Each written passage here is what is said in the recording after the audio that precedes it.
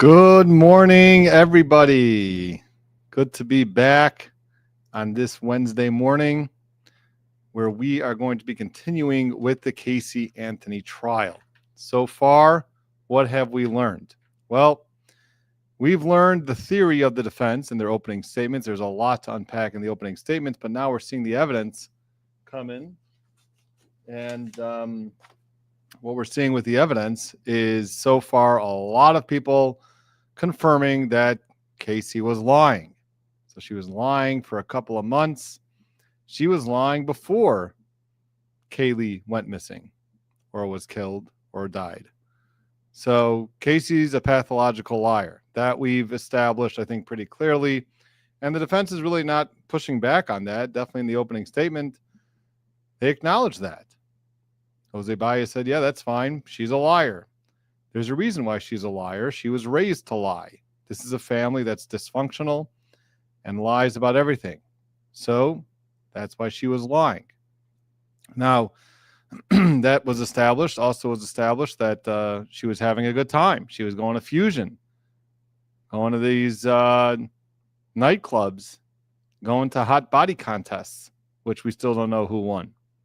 So Casey was having a good time while her daughter was officially gone, missing, dead, whatever you want to call it, right at this point of the trial.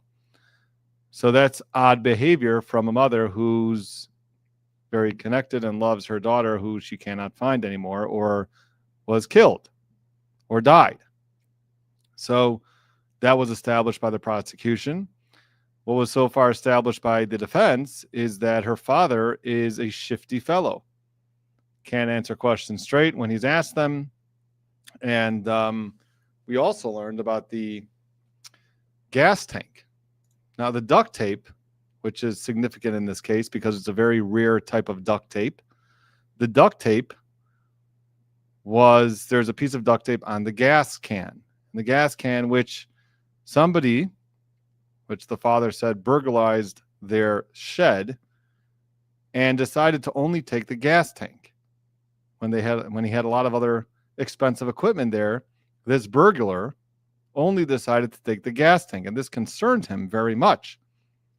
So he called the police about it, and on the gas tank, there was this piece of duct tape, which was established yesterday that duct tape got there after Casey dropped off the gas tanks by her parents. So she dropped off the gas tank, so I think it was on June 24th. And when the police came to get them, all of a sudden there was a piece of duct tape on the gas can, which seemed to never have been there before.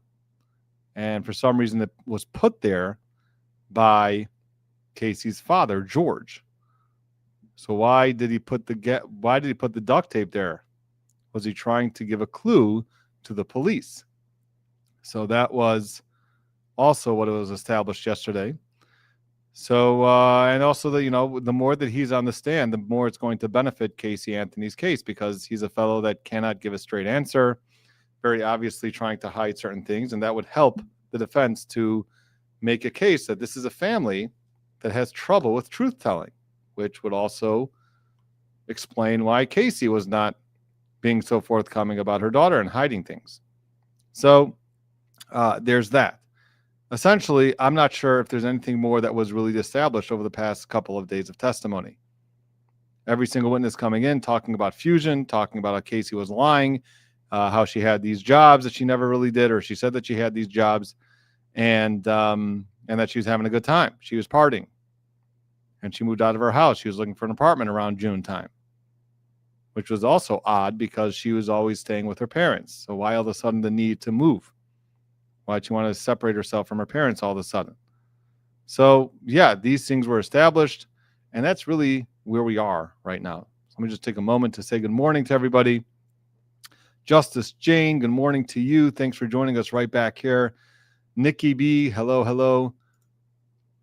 Mag in Florida, good morning all in BC. Good morning from Boston, says Stella. Another day wondering who won the hot body contest. Yes, that is one of the questions about this case that people are really wondering about. Other people's drama. Good morning, everyone. Our moderator is here at Blurry Lights. Welcome to Brother Counsel, a marketplace of ideas. Simi Sharp says good morning to Blurry Lights and the rest of us. Avon Bird Lady, good morning from Massachusetts. And by the way, Kelsey Fitzsimmons' appeal may be filed today. We'll see when it gets filed. We're obviously going to break it down. We may have to take a break for a day from a Casey Anthony trial to break down the Kelsey Fitzsimmons appeal, which I think people will be happy with. Laura Wilson, good morning, all. I'm new to this channel with this trial coverage, and I really enjoyed Brother's opinions and enjoyed the chat. Can't blame you. We do have the greatest chat here. Good morning, Max Mom. Antoinette, you are the best. South Africa watching. Thank you very much. Poetic Justice is back with us. Good morning. Everybody appreciates Poetic in the chat, that's for sure. Rebecca still wondering, are we sure there was a hot body contest, though? A lot of witnesses testified to that, so I would at this point believe that there was one. The real question is who won, which we did not get the answer from yet. Ring Creek, morning from the west coast of Canada. Hello from Denmark. Morning BC from Mexico. Laura Perez. Mass Dad wants to know who, if anyone, won the body contest. It's the $1 million question. Terry, good morning. Simi, good morning from Louisiana. Kay Paris, good morning. Glad that you're with us. Rita Schuler, good morning. Louisiana is a state in the deep south and south central.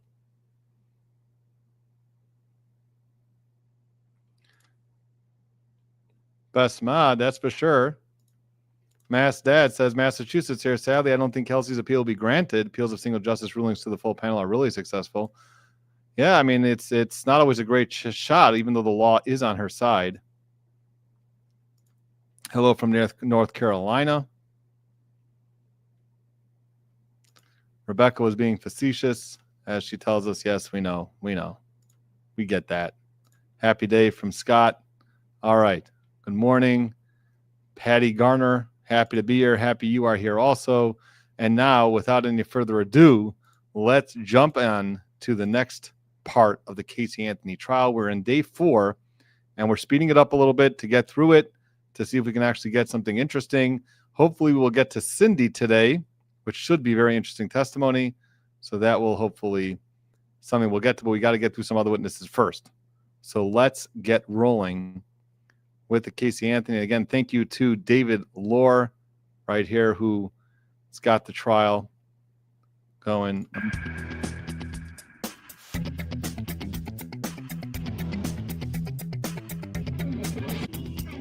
Can't get this blown up. Hold on a minute. Here we go. Full screen. Okay, who will be your first witness, Mr. George? State's first witness will be Mallory Parker. Okay. All right, let's return to jury.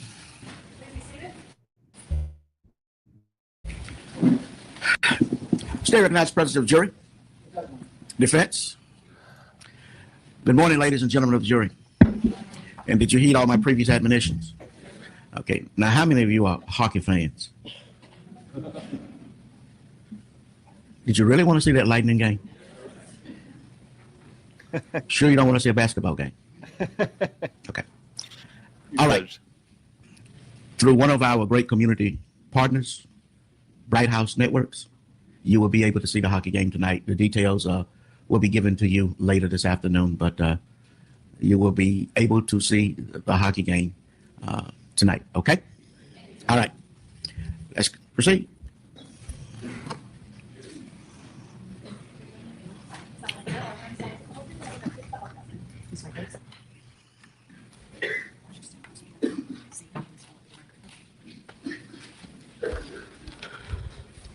Mallory Parker, Mallory, May I inquire, sir? You may. Thank you. Good morning. Good morning. Ms. Parker, how old are you? 27. Are you working now? Yes. What do you do? I'm a customer service representative. How long have you been doing that type of work? In this particular job, it's been about a year and a half now. Do you know Casey Anthony? I do. How do you know Casey Anthony? I'm engaged to Lee Anthony, Okay. And who is Lee Anthony? Casey's brother. All right. When did you first meet Lee Anthony? Late in 2006. And have you two been together since 2006? Pretty much, yeah. Was there a time when you were not? Yes. When was that? A brief period early in 2007. In June and July of 2008, were you and Lee a couple? Yes. How would you describe your relationship during this time period of June and July of 2008 with Casey Anthony? I mean, we chatted every now and then. We weren't extremely close, but we kept in touch and checked in on each other. Do you have any issues or problems or arguments with Ms. Anthony during this time period? Myself? Yes. No. How was your relationship with Cindy Anthony? Good. How were you? Are you close to her? Yes. Were you close to her back in 2008? Not as close as I am now, but we had a good relationship. How about George Anthony? Pretty much the same.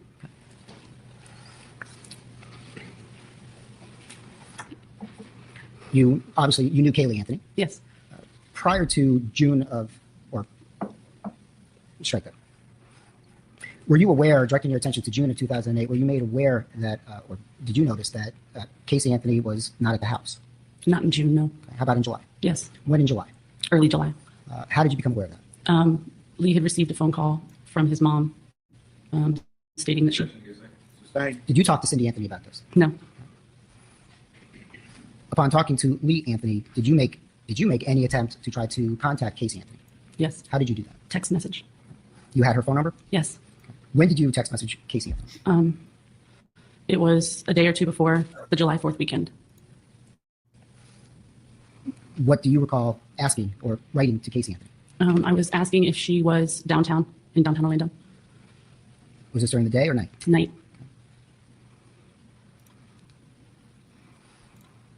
Directing your attention to July 3rd of 2008, did you make any further attempts to contact or find Casey Anthony?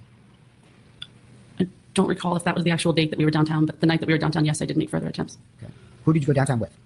With Lee and another friend of ours. Okay. Who's that other friend? His name is Danny Alvarez.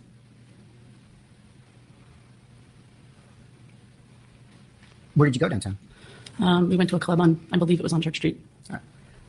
For members of the jury, can you describe what Church Street was back in 2008? Church Street it's a street downtown that has clubs and bars and restaurants along both sides for a good couple of blocks. So it's a pretty popular place to go when you want to go out and go to a bar or something like that. When you and Lee and Mr. Alvarez went downtown, did you have reason to believe that Casey Anthony was downtown? Yes. Based upon what? Lee had received information from friends or family. Did you know of a specific club? There was a specific club that we believed that she was at. I do not recall the name. Okay. Did you go to that specific club? Yes. About what time did you arrive downtown? If I had to guess, I'd say maybe 10 o'clock. All right. And when you went to that club, did you see the defendant? I'm sorry? Did you see Casey Anthony when you went downtown? No. During this time period, did you again try to contact her via telephone? Just via text message. All right. How many times did you text? I would say probably 5, maybe 6. Okay. Did she respond to those text messages? Some of them. Okay. When she responded to well, first of all, what were you asking her or telling her in those text messages? I was asking if she was downtown just to see if we could meet up. Okay. Did she respond that she was downtown? No, she never stated that she was downtown. Okay. What did she respond?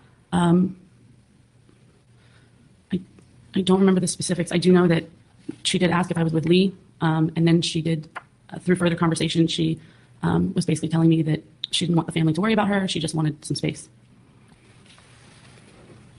Did she mention anything about Kaylee? Not directly. I asked her if she would be coming to the house over the weekend for like a family get together, and she'd be bringing the baby, and she said she would try. She would try? Mm-hmm. Thank you. Is that a yes or no? Yes, I'm sorry. How would you describe your brother's demeanor during this time period while you guys were on Church Street? I'm sorry, my brothers? I'm sorry, Lee Anthony's. He seemed very focused, but also very frustrated and concerned. While you were texting or attempting to text Casey Anthony, was Lee also trying to get a hold of her as well? Yes, sir. To your knowledge, did they actually have a conversation during the night? Yes, sir.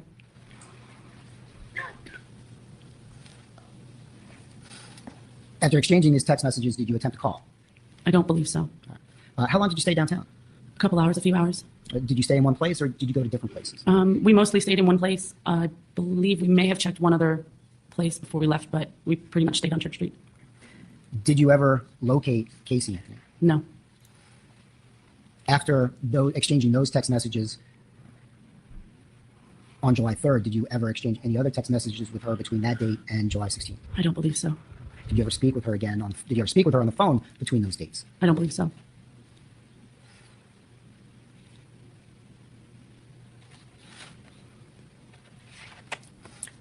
During this time period, did you spend any time with Cindy Anthony? I don't recall. How about George Anthony? I don't recall. Would you be able to tell the jury anything about their state of mind or demeanor During during July of 2008? Speculation. And irrelevant. If just a second. Sustain.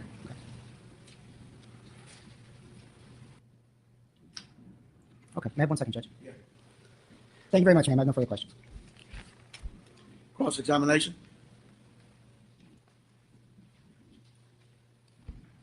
Good morning. Good morning. Parker.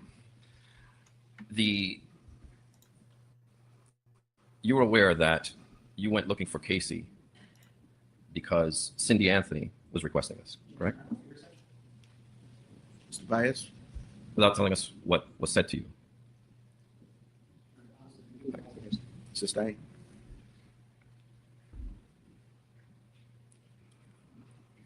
Yes, I'm looking for the right words. Now, you testified under direct that the reason you went downtown is because Lee wanted to go there, correct? Correct. And you went there at Lee's urging. Correct. And it was also your understanding that the reason both of you were going there was at Cindy's urging, correct? Correct. And not George Anthony. Correct. Now, you had an opportunity to view Casey and Kaylee together, did you not? I did. And did you ever see Kaylee running to Casey? I'm sorry, did I ever see what? Kaylee going up to Casey? All the time. And did you ever see Kaylee's affection towards Casey? All the time. And how would you describe to the ladies and gentlemen of the jury of the way Kaylee loved her mother? It was amazing.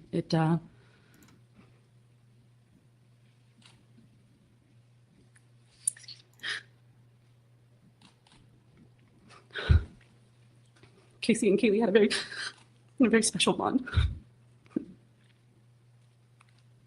And did it appear genuine to you, Mallory? It did.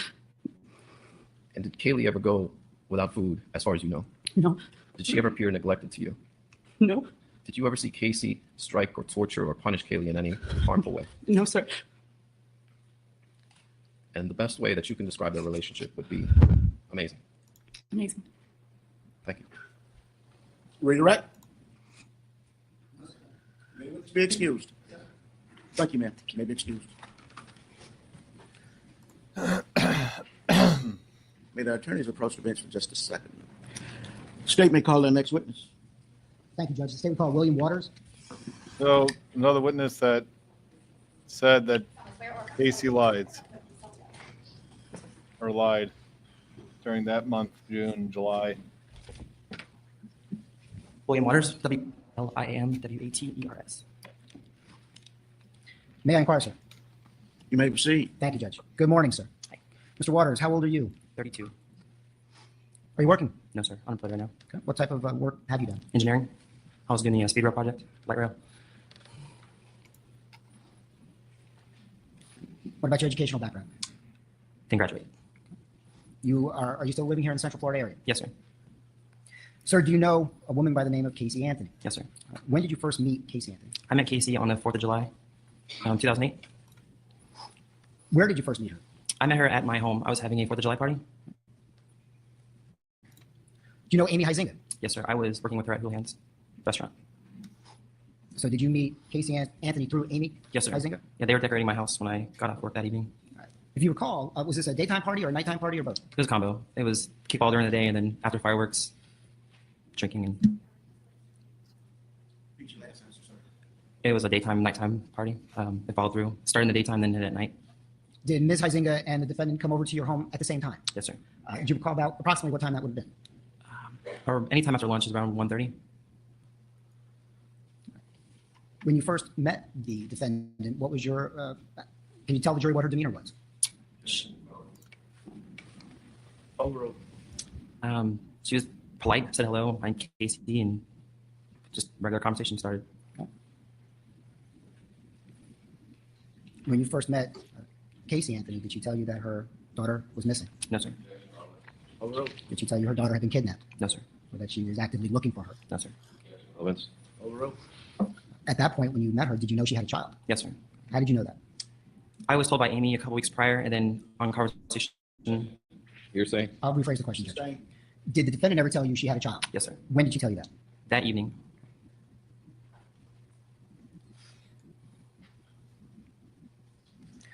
Since this is the first time you met, did you have just a get to know you type of conversation with Ms. Anthony?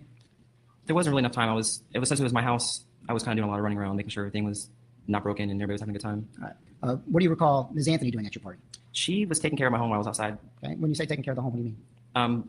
Since I'm good friends with Amy, I let them to know that, just make sure nobody leaves the front door with a laptop or, people in my home that I don't know, I'm out playing kickball. So she just pretty much took care of my home, stayed inside the whole day. Were at the time back in 2008 on July 4th, were you living downtown in Orlando? Yes, sir, Thornton Park, downtown Orlando. Is that near Lake Eola? Yes, sir, it's about 4 blocks away. You may.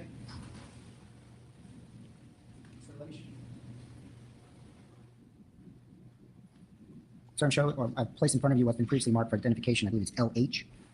Do you recognize that photograph? Yes, sir, this is the picture I took on the way to Lake Eola. The question is, do you recognize the photograph, yes or no? Yes. What is that a photograph of? It's a photograph of Casey and Amy. We would object to the witness testifying about a photograph that has not been admitted into evidence. Overrule this to that question. I'm sorry, you may finish. It's a picture of Amy, Huizinga, and Casey walking to Lake Eola.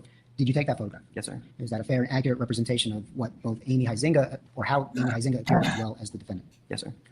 Your Honor, at this time, the state would move what's been marked for identification LH into evidence as the state's next in line. What says the defense? We would object. That's the relevance. It's cumulative, and we have additional argument.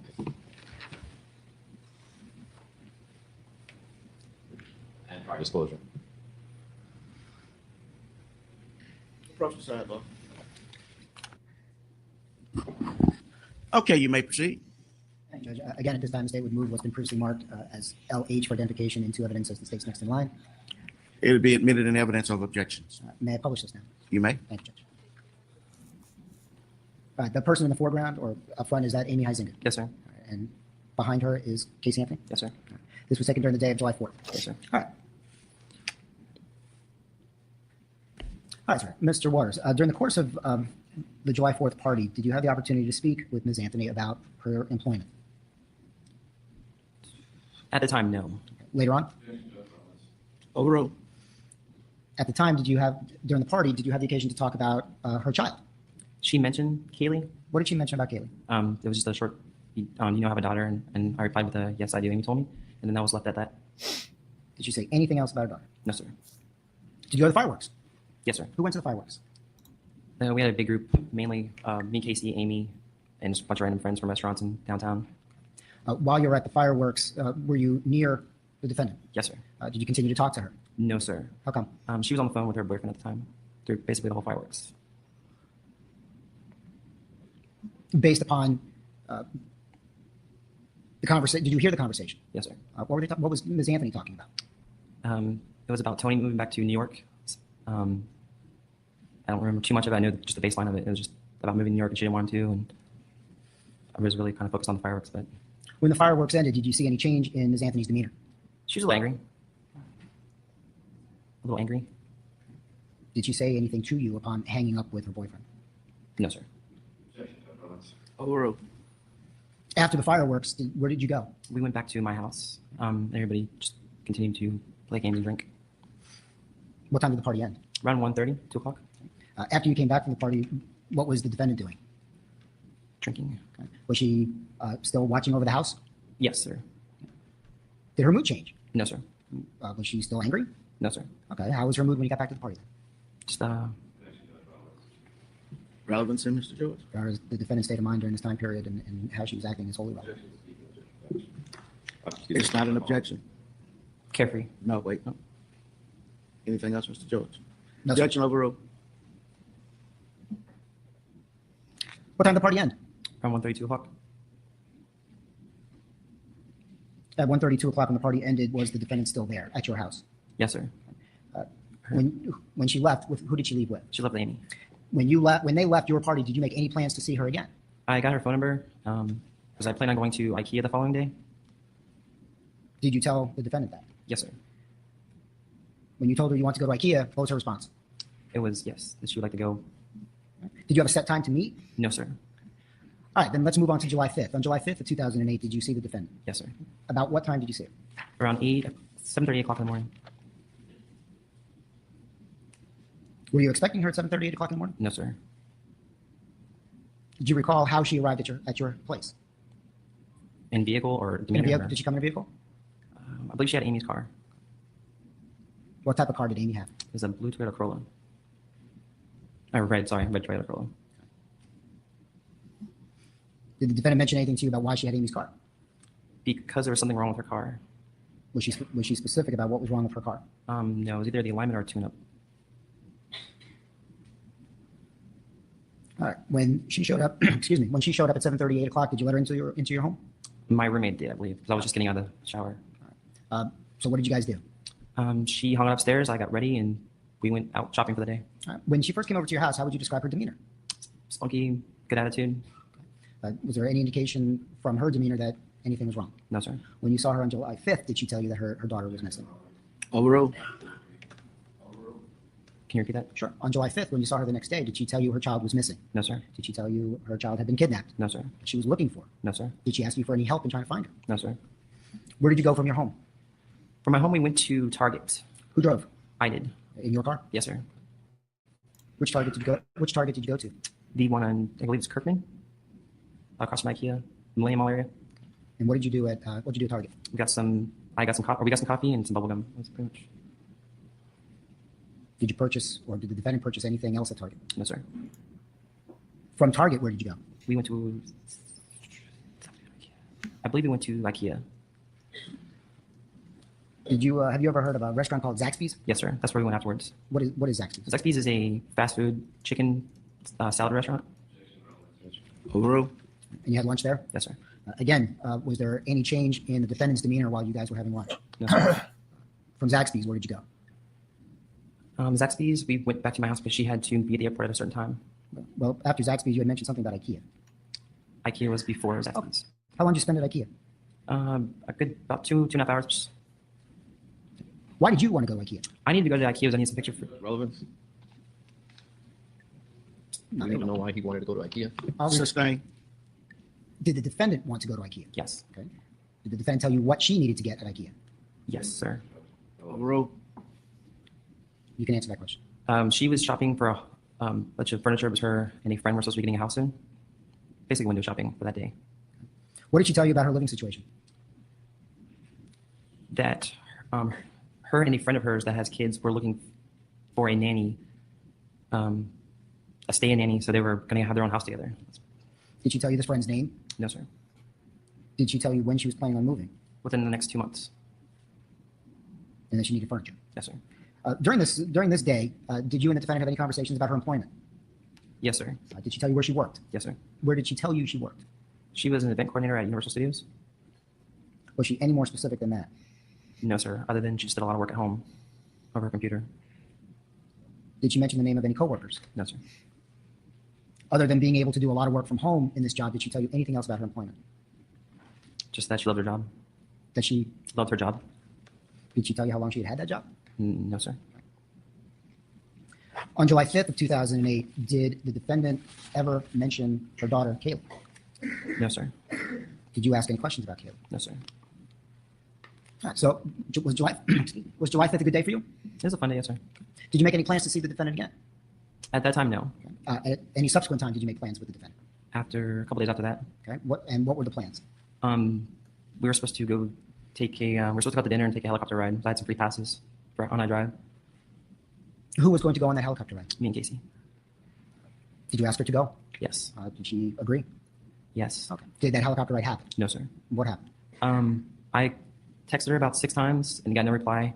And then I finally said, well, I'm here and I've got to let these people know because they're about to book the ride with somebody else. And she said she was tied up, and then it was left at that. Did she tell you how she was tied up? Something about a nana. A nana? A nana. Did you ask or did you know what a Go ahead. did you ask or did you know what a nana was? No, sir. You said this. Do you remember the date of that? No, sir. I just know it was Wednesday or Thursday. The Wednesday or Thursday after July 5th? Yes, sir. Can that be July 10th? Yes, sir. After those plans canceled, did you have any other communication with the defendant? A lot of text messaging throughout the days while I'm at work. No. Text messaging. Understood. Did you strike that? Did you ever see her again after July 5th? No, sir. Did you make plans with her to see her and they just didn't happen? Yes, sir. We were supposed to meet up a couple times while I was at work at lunch, but whatever happened at work, meetings or whatever happened, we never really hung out after that. She had meetings? I had meetings. Oh, you had meetings. Okay. Directing your attention to July 12th of 2008, did you have plans to hang out or to see the defendant, Casey Anthony? One more time, please. On July 12th of 2008, did you have plans to see or hang out with Casey Anthony? No, sir. Okay. Were you aware that she had a boyfriend? Yes. I believe you testified earlier from July 4th. Your subsequent conversations, either on the phone or via text message, was it still under your understanding that she had a boyfriend? Yes, sir. Overruled. Yes, sir. Okay. Were you interested in Casey Anthony? Not really. I was in a breakup at the time, so I really. Sustain. What's the next question, Mr. George? Yes, sir. Did you receive a text? I'm sorry, directing your attention to July 15th, did you receive a text message from the defendant? I got a text message about 1:30 in the morning. Or actually, I got a phone call from an FBI agent. Did you ever hear from the defendant on July 15th? I can't recall. That was. In any of those subsequent text messages after July 5th of 2008, up until July 15th, did the defendant ever notice you that her daughter was missing? No, sir. Overruled. I don't have any other questions, Judge. Thank you. Thanks. Cross-examination. Good morning, Mr. Waters. That's fine. I want to see if I understand. You had just met Casey Anthony. Yes, sir. And as far as you understood, that the world that Casey Anthony lived in was she had a job. Yes, sir. And in this world, she worked as an event planner. Yes, sir. And she appeared to really love that job. Yes, sir. She talked about it with enthusiasm. Yes, sir. And you realized that turned out to not be true, right? Yes, sir. Did she give you any indication that she was lying about her job? No, sir. Did she give you any indication that she didn't believe she had a job? No, sir. And part of this world also included that she was happy Yes, sir. and that there was absolutely nothing wrong in her life. Other than the relationship with Tony, no. Let's talk about that. That occurred on July 4th, Yes, sir.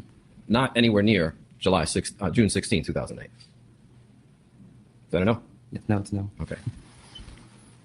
Now, in addition to that, the world of Casey Anthony that you knew was that she was going to move in with a friend, and that's Amy Heisinger, No, sir. another friend. Yes, sir. And they were going to bring their children, Yes, sir. and they were going to have a live-in nanny. Yes, sir. Because it was cheaper that way than having two different nannies take care of different kids. And she was going to pay for this nanny with this event planner job that she had.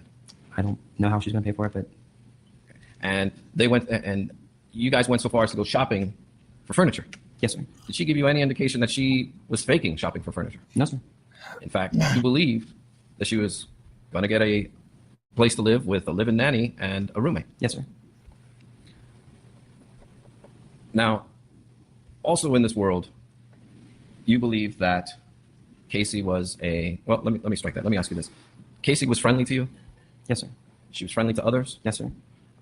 She appeared to care for people? Yes, sir. In fact, she barely knew you and she was watching your place for you? Yes, sir. And you trusted her? I trust a lot of people until you do something that's not right. Yeah, I'll trust anybody. Did she make off with one of your laptops or anything? No, sir. Okay. Now, do you have any information about June 16, 2008, when Kaylee drowned? No, sir. Do you have any information for this jury as to when Kaylee died? No, sir. Do you have any information for this jury as to where Kaylee died? No, sir. Thank you very much, sir. Redirect. Sir, if the statements that the defendant made to you about having a job and buying or getting a house with a live-in nanny were incorrect or lies, Sir, do not answer the question until you finish asking the question. Finish asking. based on your observations and the time you spent with the defendant, was she convincing? Mr. Byers, you have an objection to that question?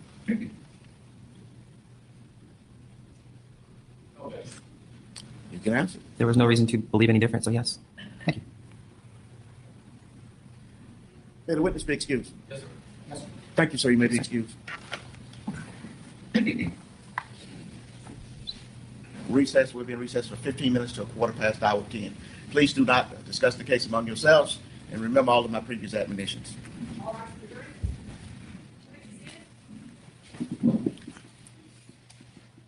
Okay, ladies and gentlemen of the jury, there are a number of stipulations that I'm going to read. Mr.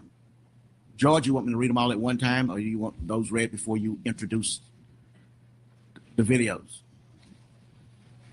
Your Honor, it might be a little cleaner or clearer if we were to do them one at a time. Okay. Then you may proceed, Mr. George.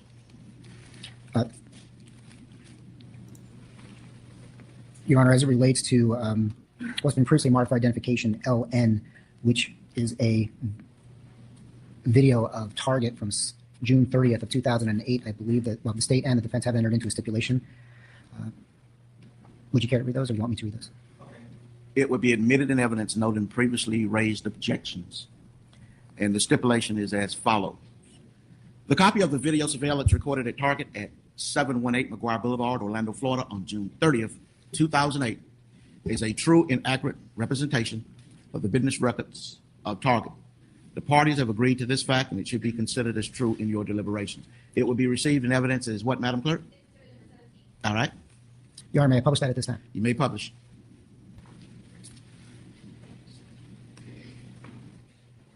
Your Honor, apparently we're having a multitude of technical issues. What I would suggest at this point is just to go through all the stipulations and have them entered, and hopefully at a later time we can Okay. publish them. No issues, because the second one may work. You want to try that?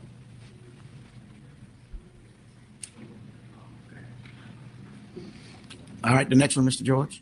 Thank you, Judge. The next one has previously been marked for Exhibit LO, states LO, which is a video from J.C. Penney, also on June 30th of June 30th, 2008. Noted in previous objections, they will be admitted. It will be admitted as states numbered. This is the following stipulation, members of the jury. The copy of the video surveillance recorded at J.C. Penney's on June 30th, 2008 is a true and accurate representation of the business records of J.C. Penney's. The parties have agreed to this fact, and it should be considered as true in your deliberations. Your Honor, I've been told that this particular video will work, so I would ask that we go ahead and publish this one. You may publish. Thank you.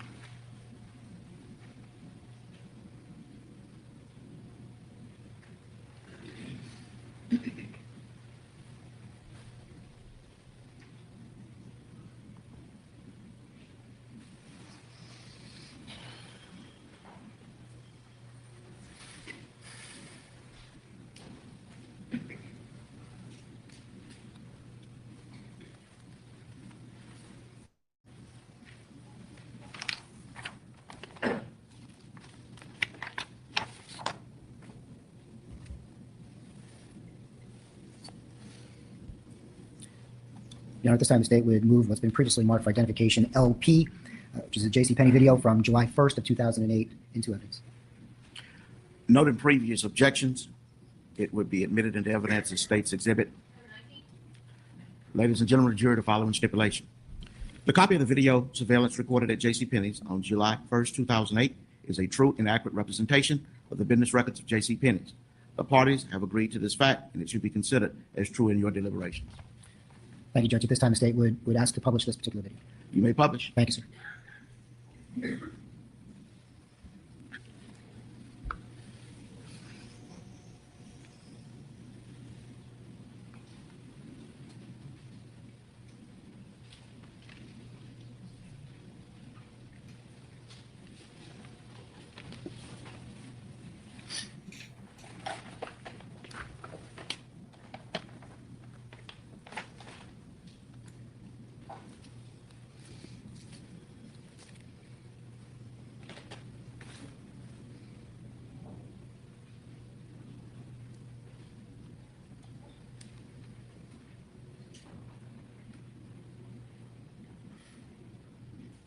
Your Honor, the state would move what has been previously marked for identification LQ, which is a video from IKEA on July 5th of 2008. As the state's next in line. Note in previous objections, it will be received in evidence as states exhibit numbered. Ladies and gentlemen of the jury, the following stipulation. The copy of the video surveillance recorded at IKEA on July 5th, 2008 is a true and accurate representation of the business records of IKEA. The parties have agreed to this fact, and it should be considered as true in your deliberations. Thank you, sir. May I publish? You may publish. Thanks.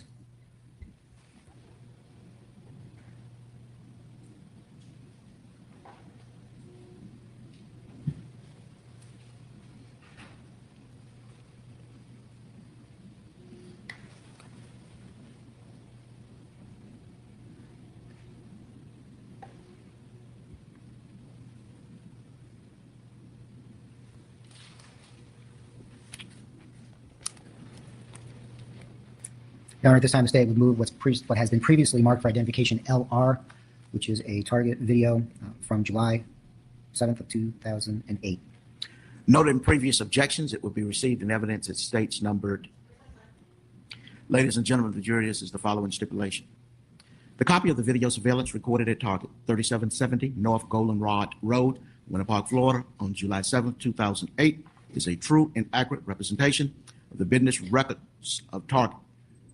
The parties have agreed to this fact, and it should be considered as true in your deliberations. Thank you, sir. May I publish? You may publish. Thank you, sir.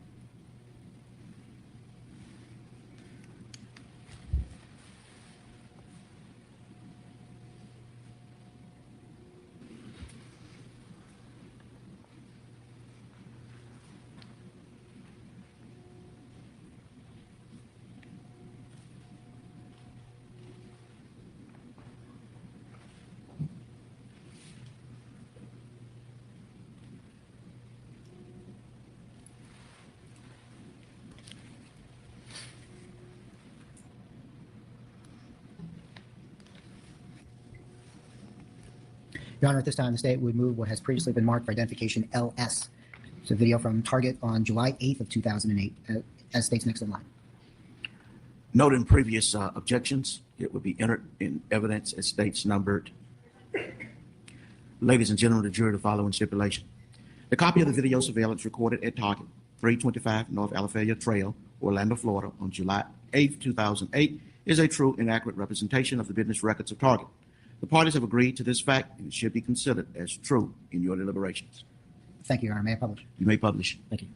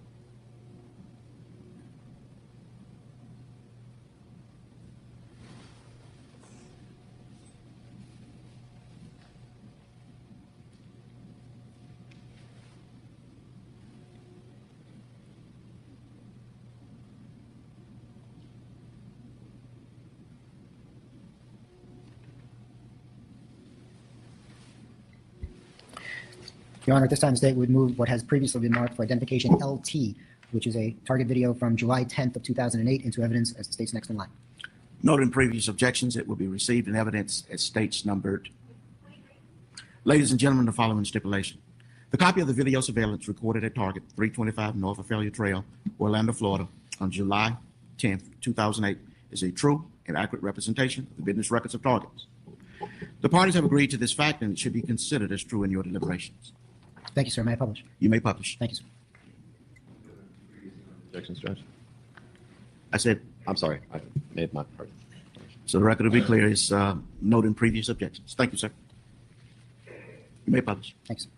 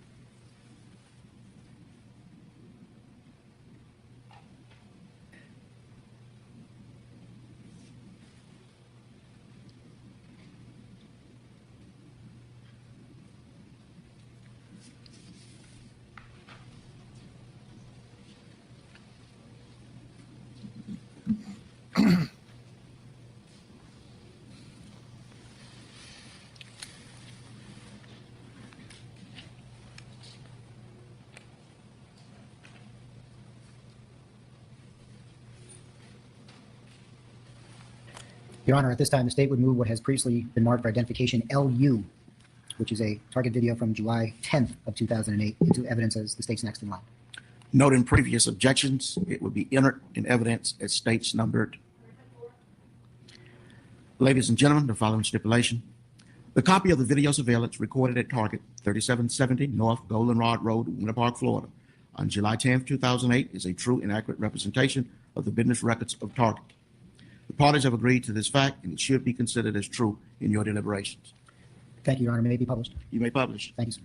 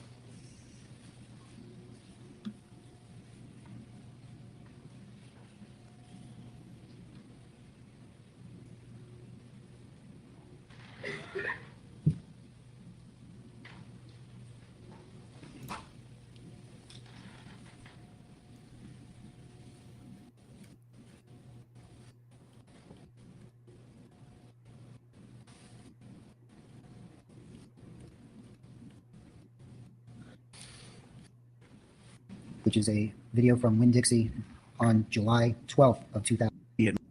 Stipulation. I feel Thank you. And now she's at Winn-Dixie. Okay. It's going all these places on June and July. All right. Glad we established that.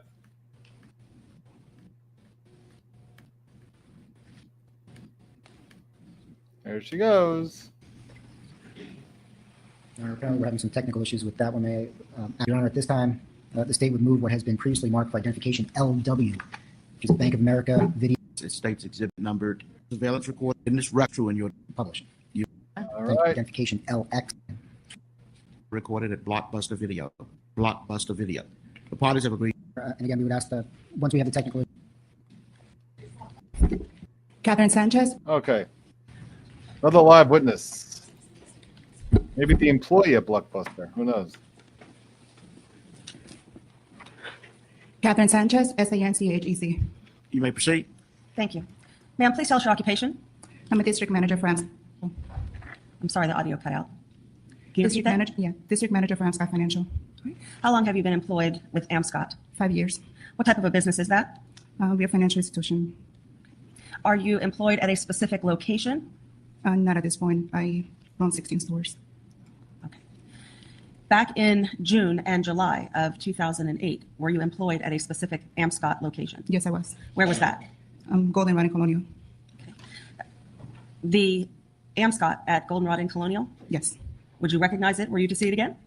Yes, the AMSCOT at Goldenrod and Colonial. All right. May I have HK for identification?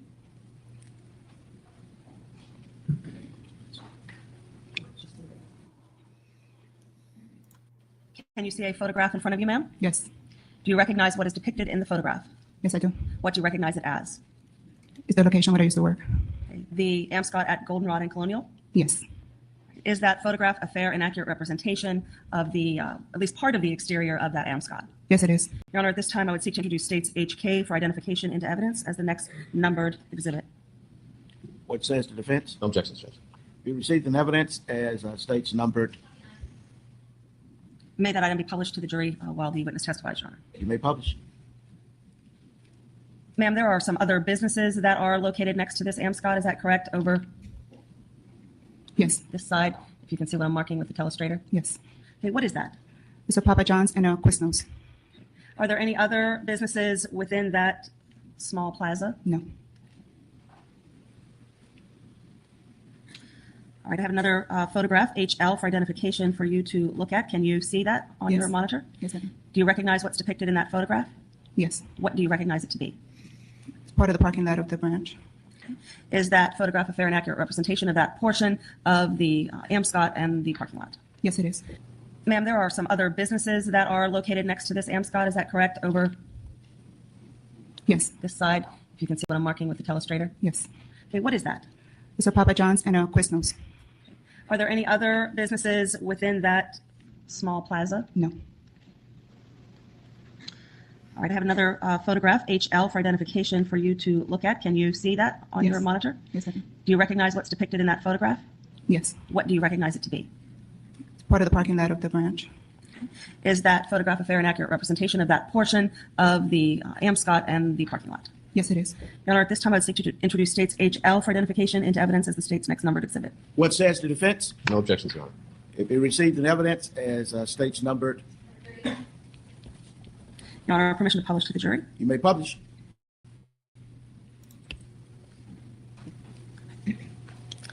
Ma'am, can you explain what we're looking at? The parking lot of the AMSCOT. Okay. What's back here behind the AMSCOT? There's a Sam's Club. And this item that I've circled in pink, what is that? The dumpster. Okay. Does your business utilize that dumpster? Yes. Do you have knowledge as to whether or not the other businesses that you mentioned, the Papa John's and the Quiznos, utilize that dumpster? Yes, I do. Can you see what's been marked as HM for identification? Yes. All right. What is it? Just more parking spaces. All right. Is this part of the front of the AMSCOT? Yes, it's actually to the side. All right. In what is now States 30 in evidence, we saw a dumpster. Is this a closer view of the dumpster as well as a portion of that parking lot? Yes, it is. Is it a true and accurate representation of what that section of the parking lot looks like at the AMSCOT where you were employed in 2008? Yes, it is. Your Honor, at this time, I would seek to introduce HM for identification into evidence. It will be received in evidence as states numbered. Permission to publish? You may publish. Ms. Sanchez, let me direct your attention to June 27th of 2008. Were you working that day at the Amscot at the corner of University and Goldenrod? Yes, What would your work hours have been that date? from 7 a.m. to 7 p.m. At any point in time on that date, did you notice a white Pontiac Sunfire at your establishment? Yes, I did. Where did you notice it to be at your workplace? It was parked right next to the dumpster. I believe you have access to the telestrator as well up there. If you could put an X or an arrow marking the direction in which the vehicle was facing next to the dumpster. All right. What is it that you've tried to illustrate for us? That's where the car was parked at. All right. Was the car parked back end in or front end into that space? Back in. Was it parked straight into the spot or was it slightly askew? No, it was parked straight. Did you see anyone at or near the vehicle? No, Did you see when the vehicle was parked there? no, On that date, June 27th of 2008, did you go up to the vehicle for any purpose? no, I didn't. Did you do anything with the vehicle that date other than take notice of its presence? No, Was the vehicle there when you left work that day? yes, Did you return to work the next day, June 28th? yes. What hours would you have worked that date? 7 to 2, Was that a Saturday? Saturday. Was the vehicle there on Saturday when you arrived Yes. for work at 7? Yes, it was. Did you see anyone get out of the vehicle? No, Did you see anyone at or near the vehicle? no. Did you go up to the vehicle on that date? Yes, I did. What did you do? I wrote down the tag number and I walked around the vehicle. Did you touch the vehicle in any way, shape, or form? No, When you said you went up to the vehicle, explain to us what you did. I walked to the vehicle to get the tag number so I can report it as an abandoned vehicle. And I also just walked around to see if there was any notes or anything that would indicate that somebody had broke down. All right. You're talking about somebody leaving a note on the windshield or somewhere visible inside the car Yes, that would indicate that they were coming back. yes, Did you see anything like that? no, So did you look inside the vehicle? yes, I did. What were you able to see, if anything, inside that you recall at this time? I don't remember much. I know it was a little messy inside. I remember seeing a blanket in the back seat. Other than being a blanket, do you recall whether or not there's any more specific description of what the blanket looked like? No, Did you try the door handles? no, Once you wrote down the tag number, did you use that information in any way? yes. I called the Orlando Police Department, non-emergency, to report there was a vehicle abandoned in a parking lot. Okay. Is that part of the policy and procedure of the AMSCOT to report cars that people don't retrieve? Yes, it is. We called before we towed the car just to ensure that it wasn't reported as stolen. Did you receive information that it had not been reported stolen? Yes, they said it was not reported. Once you've received that sort of information, do your policies and procedure require you to take some other steps to achieve the removal of the vehicle? Yes, at that moment, I notified my compliance officer, and he told me to wait one more day before I would tow the car. Okay. Does the AMSCOT, to your knowledge, have a contract with a local towing company? Yes, Johnson. Johnson's? Yes, So on Saturday, June 28th, based on instructions given to you, you did not call for the tow? no, I didn't. Did you do that on Sunday, June 29th? No, I was off on Sunday. Did you return to work on Monday, June 30th? Yes, I did. Was the vehicle still there? Yes, Since the vehicle was still there, did you take some action? yes, I did call the tow company. Did you call Johnson's Yes. as you had earlier indicated? Yes, I did. Did it appear to you that over the course of those 3 days, the 27th, the 28th, and then when you returned on the 30th, that the car had moved from its position in that spot? No, On either of those 3 days, did you see anyone get out of the car? no, Did you see anyone at or near the car? no, So once you called Johnson's, did they arrive? yes, I did. Did you go out to the car to assist them with the tow in any way? No, I didn't. Did you observe them towing the vehicle away? Yes, When you came to work on the 30th, aside from calling for the tow company, did you go up to the vehicle? no, I didn't.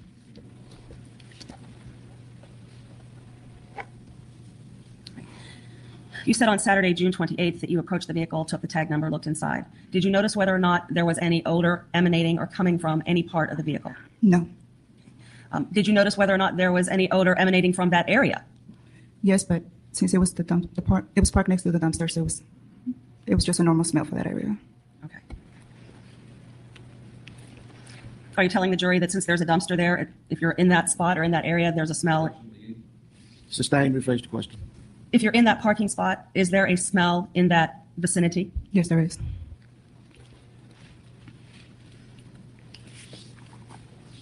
Does Amscott have surveillance cameras? Yes. Do you know if they were working on June 27th, 28th? I don't know. We don't manage that from the branch level. Is that something that you would have access to No. at the branch? No. Where would that information be obtained? Our corporate office. Did you have to sign paperwork for Johnson's Wrecker once they removed the vehicle? Yes. Did you see the vehicle again after that? No. Did anyone come into the branch while you were there inquiring about the vehicle? No. That's all the questions I have for the witness. Thank you, Your Honor. Cross-examination. Good morning, Ms. Sanchez. Morning. I wanted to ask you about the cameras that are there. Can we have? Thank you.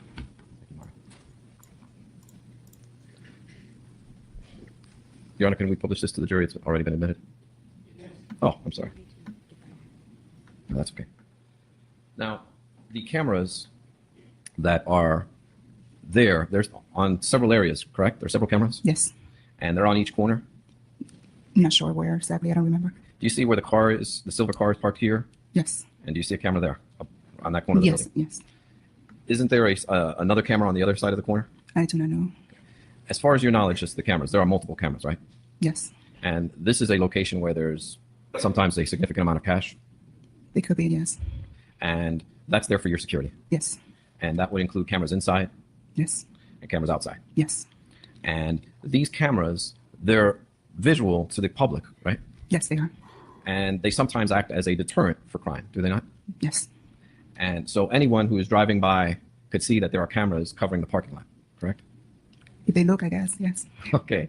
Now, beyond your establishment, the very next door neighbor is the Sam's Club, right? Yes. And there's a gas station right there, is there not? Yes, there's a gas station. And then after this gas station, there's another gas station after that, is there not? Yes. Okay. And so if someone runs out of gas, they can easily go get gas next door. Yes. Okay. They don't need a car to go there, is what I'm saying. No, it's very close. It's at walking distance. Okay. And when you went up to the car on the 28th, you smelled trash, did you not? Pretty much, yeah. There's food and everything, so yes.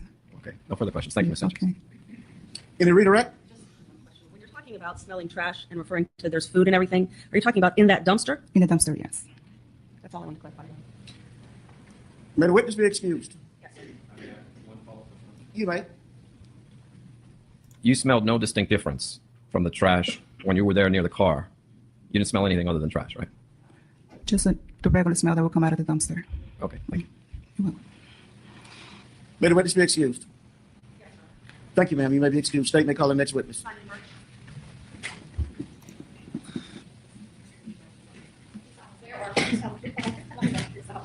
This one, sir.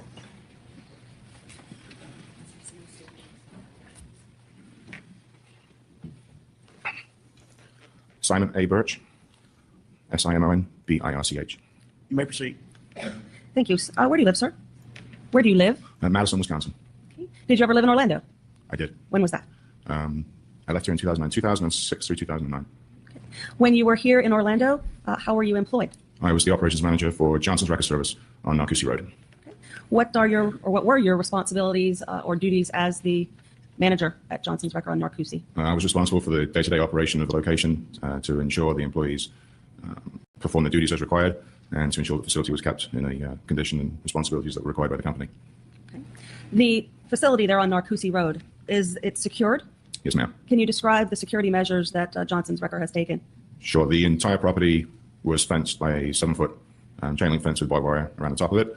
And then inside that facility was an additional fenced-in compound, which was locked and gated at both ends, again by a chain link fence with barbed wire.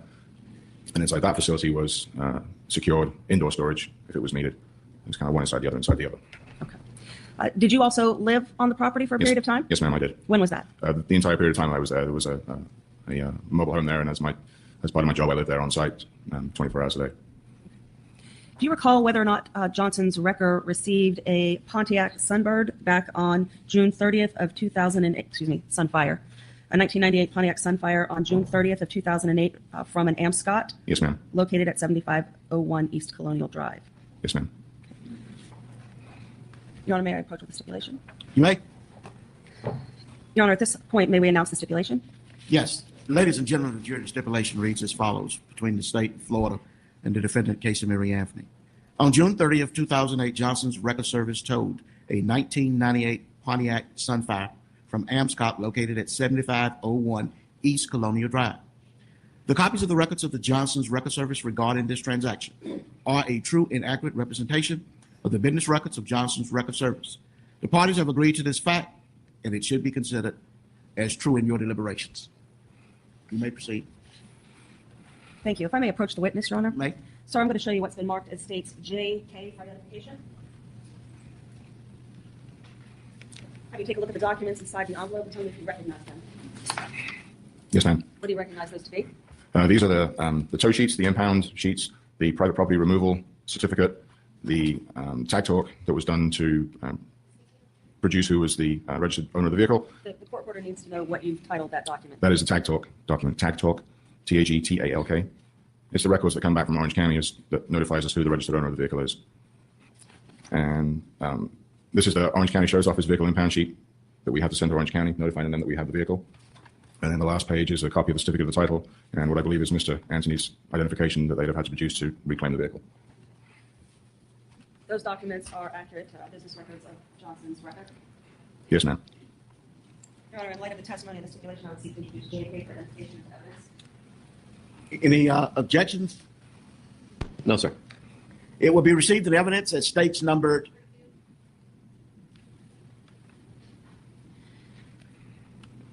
Mr. Birch, when you receive a car, or this car in particular, what action is taken by Johnson's Wrecker? What do you do with the vehicle?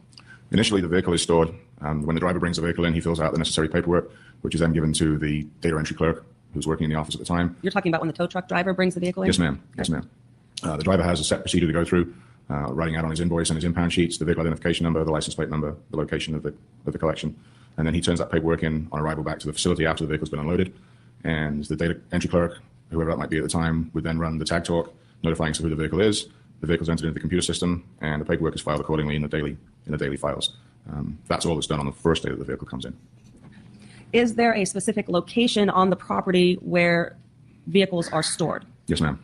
Okay. Is there a distinction made for private tows or tows that are generated by a law enforcement agency or some other reason for a tow? Yes, ma'am.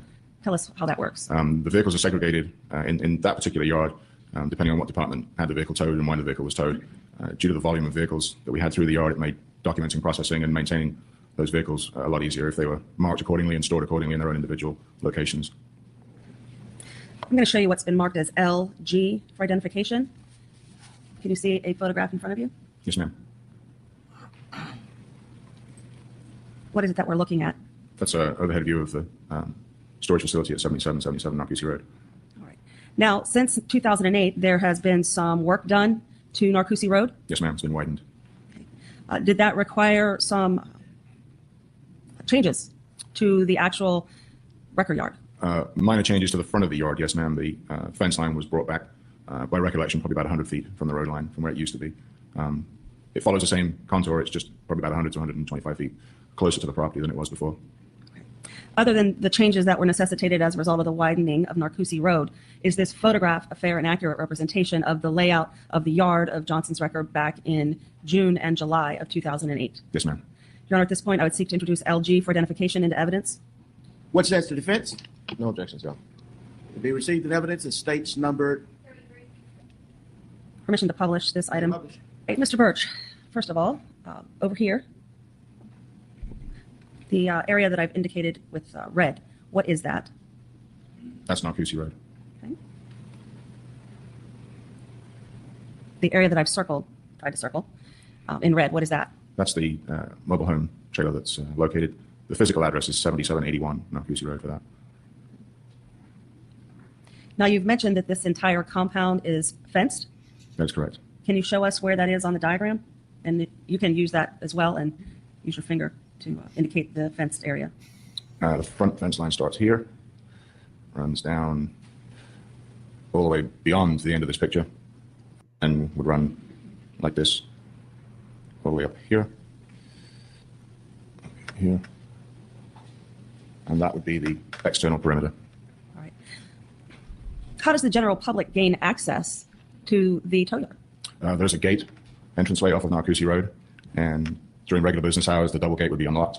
The gate entry into the yard was always kept closed even during business hours, and there was parking provided in front of the office for the members of the general public to park their vehicle, and then they'd approach the window of the office, which was bulletproof glass with a speakeasy window in the middle of it.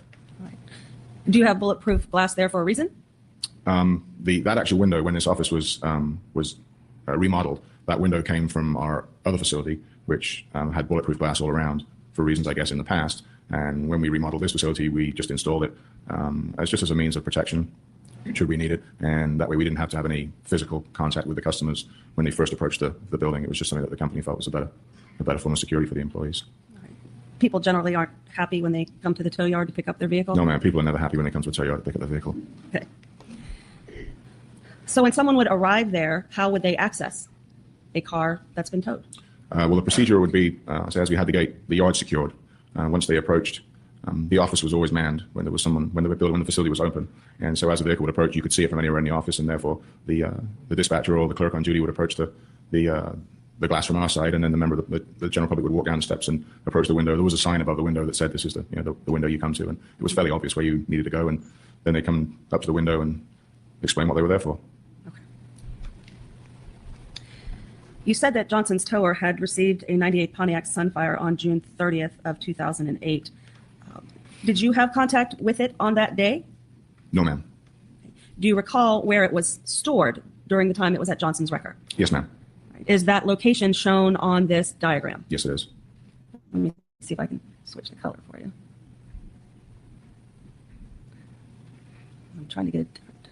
All right, try that, and if you could, with the mark, indicate where the vehicle was stored. It was stored right on the end here, a little bit closer, right there, where that shrub is now. At the time, that shrub was kept trimmed when I was there, but the vehicle was parked right there on the corner. All right. Did it stay there the entire time it was there? Yes, ma'am. How long was the vehicle on the property at Johnson's Wrecker? I don't recall the exact length of time. If I remember rightly, it was around about 2 weeks. When a vehicle is on property for that long, do you have some rules or regulations that you have to follow as it relates to the disposal of that vehicle? Yes, ma'am, we do. What would those be? Depending on why the vehicle was towed and the year of the vehicle, depended on how we dealt with it and how we processed it. The state of Florida gives towing and recovery companies the opportunity to reclaim the vehicle if it's not picked up, to recoup some of the losses involved with towing and storage. One of my jobs as the operations manager was to determine, should the vehicle reach its time limit and the vehicle would be disposed of, whether or not that would be a vehicle that we would title and resell on, or it would be a vehicle that we would dispose of by crushing it and scrapping it out. So at some point I would make the determination during the time the vehicle was on property to start the mental process of what we were going to do with it should it stay the duration of its time frame. Okay. How long is that before you all take action either to retitle the vehicle in your name or the company's name, or to dispose of it in some other fashion? Depending on the year of the vehicle, ma'am. There was a cutoff point, and I don't remember exactly what the year was, but it was either 35 days or 50 days. Is there some obligation to make an attempt to notify the registered owner of the vehicle's location? Yes, ma'am. Tell us about that. How is that achieved? On the third business day, the notification was handled by our main office. When we processed the paperwork, it was entered into our computer system. And on the third business day that the vehicle was with us, a letter would be generated to the last registered owner of the vehicle, which was the name that appeared on the tag talk. And that letter would be generated and sent via certified mail to that registered owner of the vehicle, notifying them that we have the vehicle, and as of that date, what the charges would be to pick up the vehicle and where the vehicle was located. As it relates to this 98 Pontiac Sunfire, since you indicated it was on property for approximately 2 weeks, did you take any steps to evaluate how that vehicle should be disposed of? Yes, ma'am. What did you do? Normally on the third day of a vehicle being on property, third or fourth day, I would start paying a little more attention to it. We had quite a high turnover of vehicles in and vehicles out, so it didn't behoove me to pay a lot of attention to a vehicle unless it sat for a few days. And I can't be specific, but around about the fourth or fifth day that we'd had the vehicle, I went up to it and gave it a cursory external inspection to determine what condition it was in, as to whether or not should the vehicle last, the duration it would be worth our while titling the vehicle and going through the expense of getting keys and whatever else would be necessary to make the vehicle sellable. I would look at the external condition of the vehicle, around the vehicle, underneath the vehicle, through the windows of the vehicle, look at the interior. I was not permitted to enter the vehicle, and the vehicle remained locked because it wasn't our vehicle, and therefore at that time it wasn't. We were not allowed to gain entry to the vehicle. Okay. So my inspection was limited to a visual external and through the glass of the vehicle. I take from your testimony that you didn't have the keys to No, the ma'am. vehicle. Okay. Did you make an independent determination that the doors of the car were locked? Yes, ma'am. Just by pulling the handle? Yes, ma'am. Do you recall at the time you made this cursory evaluation of the vehicle, after it had been there for 3 or 4 days, whether or not you noticed any odor emanating or coming from the vehicle in any way? As I was looking around the vehicle, there was nothing really noticeable at all until I put my hand up against the glass to shield the sun and look through the windows. And at that point, I did notice a fairly strong odor emanating from the vehicle, yes. Now, how long total have you been in the towing business? With the exception of a 2-year hiatus in the mid-90s, it's been almost 30 years. And during that 2-year hiatus, what job did you have? I was the operations supervisor for waste management in Madison. What is waste management? They're a refuse and recycling company. Garbage? Yes, ma'am. Would it be fair to say that you've been exposed to a wide variety of odors? Yes, ma'am. Okay. Have you ever had the opportunity in your 30 years as in the towing business to come across a vehicle in which there had been a dead body? Yes, ma'am. Tell us about that experience. I couldn't be specific as to how many, 6, 7, 8 times maybe in my career have I had the misfortune to either tow or process or be involved with a vehicle that's had some kind of long-term fatality in it, as opposed to traffic fatalities, which I've been to, unfortunately, hundreds and hundreds. But a long-term, yes, it's been several occasions. All right. In 2008, was there a vehicle on another part of this property that was stored after an individual had committed suicide in it? Yes, ma'am. And that those remains had not been found for several days? Yes, ma'am, that's correct. You had the opportunity to smell that odor of that separate vehicle? Yes, ma'am. You had talked about being in the waste management business. Having experience in that, did you become familiar with the varying odors of all manner of garbage? Yes, ma'am. Okay. How about items that people would leave in their car that after they were arrested, where the car had to be towed or they broke down? Sure. Tell us about the range of experiences that you've had with items left in cars. Towing for many law enforcement agencies over the years. I've towed or been around numerous vehicles that have been towed for DUIs or from breakdowns that people occur on the way back from shopping, from the restaurants with food left in the car. Been exposed to multiple different scenarios of pretty much anything you can imagine being left in a vehicle. Most people don't expect their vehicles to be towed, and therefore day-to-day life goes on. People get injured in accidents on the way back from the grocery store, and they wait a week to come and pick up their groceries that were in the car that they left in the aftermath of the accident. So there have been many different scenarios.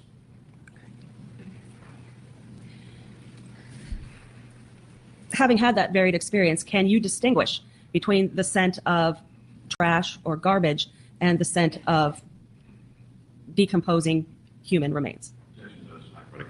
Overall? In my opinion, and my experience, the smell of decomposition is unique in comparison to the smell of rotten food or rotten garbage or anything else.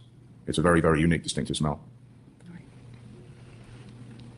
When you smell that, do you, in your opinion, know the difference? Yes, ma'am. You said that when you did your cursory inspection and put your hands up to the glass to shield the sun, you noticed an odor. Yes, ma'am. At that point. Were you able at that juncture to make any connection as to whether or not that was garbage or something else? It was an odor consistent to what I smelled in the past when it comes to decomposition. The car is fairly well sealed, so without being able to enter the vehicle, the strength of it was a little minimal, but it was still there. The instant flash in my mind was, whew, I know what that smells like. But looking in the vehicle, noticed nothing to trigger anything. And at this point, it's just a car in the yard. Okay.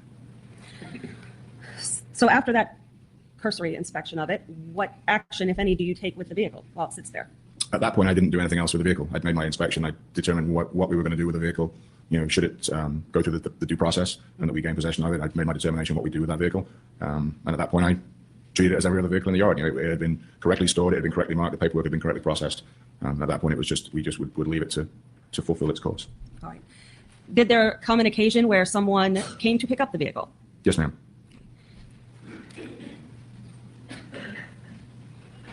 Do you yourself recall when that was? I believe it was July 15th, if I'm correct. Okay. Would you like to review the records of Johnson's record? Yes, please. May I approach the witness? Right. Yes, ma'am, July the 15th. Yes, ma'am, 2008. Do you recall who came to pick up the vehicle? Yes, ma'am. Who was that? It was Mr. and Mrs. Anthony.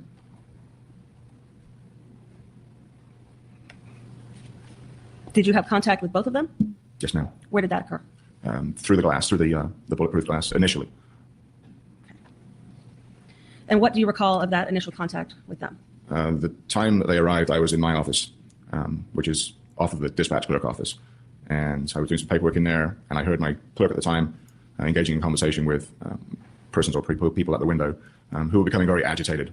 And one of my duties there was to ensure, obviously, that the safety of my employees primarily, but also that when confrontation occurred, that I would try and keep that confrontation to a minimum. So I came out of my office, and my clerk turned to me and kind of gave me the look and said, "Hey, can you help me out here a little bit? I've got some customers that are a little bit unruly." So I approached the bulletproof glass and spoke to Mrs. Anthony, and she was very agitated, very upset, as is quite common. Wanted to know why it was so expensive to get a car picked up. Why hadn't we notified her right away when we had her car? Genuinely being, I wouldn't say belligerent, but Jeff definitely agitated about the situation, which was pretty normal. Were you able to answer those questions? Yes, ma'am. We looked at the calendar. As I said, we were required to send out a certified letter. And we looked at the date that the vehicle came in the calendar and realized that the date that the mail would have gone out, combined with the days of the week, that there was a pretty good chance that that letter went out and would have been stuck in the mail during the 4th of July holiday and then the upcoming weekends. And I believe they said they were out of town for a couple of days, and then it wasn't until they got back that they had to go and sign for the letter and so on and so forth. So at that point, it was determined that we followed due process, and it was just a roll of the dice, I guess, with the dates and the holidays that it took that long for the letter to get to them from our perspective. Once you answered whatever questions or concerns that they had, did you proceed to go to the vehicle with either one of them? Yes, ma'am. May I have a moment?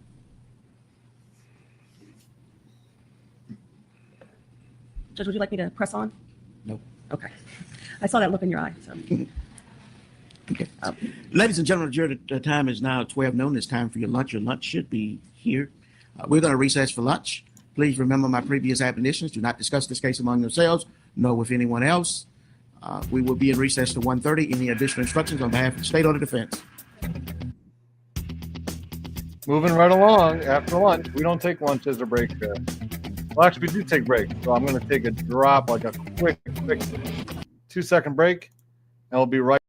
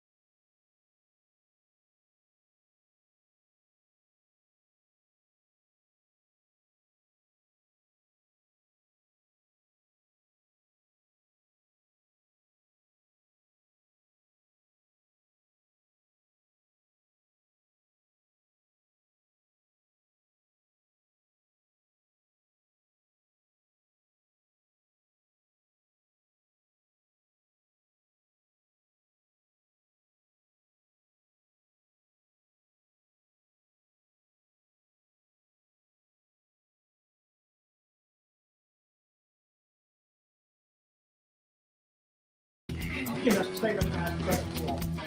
Does the state recognize the presence of the jury? And does the defense? Okay, members of the jury, did you heed all of my previous admonitions during the lunch hour? Okay, you may continue with your direct examination. Thank you, Your Honor. Mr. Birch, I think where we left off was me asking whether or not you proceeded to the vehicle with either Mr. or Mrs. Anthony. Yes, ma'am. Before we get to that, when your business sends paperwork to the registered owner, does that paperwork include some instruction on what they need to bring with them? I believe it does, ma'am, but I wasn't responsible for that. Okay. But I believe, yes, it does. Do you know that some people or all people bring proof of ownership Yes, ma'am. of the vehicle Yes, ma'am. and their driver's license or other form of identification? That's correct. Okay. Is payment to be made in cash only? Yes, ma'am. Do you have knowledge as to whether or not the letter instructs how much per day the fees will accrue if the vehicle is to remain for an extended period of time? I believe it notes the daily storage fee, yes. Okay. Do you recall what the daily storage fee was at Johnson's Wrecker in June and July of 2008? Either $20 or $25 a day, I believe. Now, which of the Anthonys did you go to the vehicle with? Mr. George Anthony. Okay. The map, the aerial, which is it's LG, but it's been introduced into evidence as is still on the display. If I could have that cropped.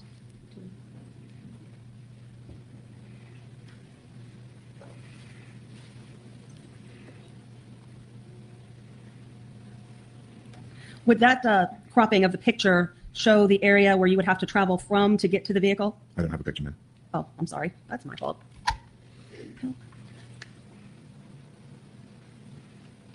Yes.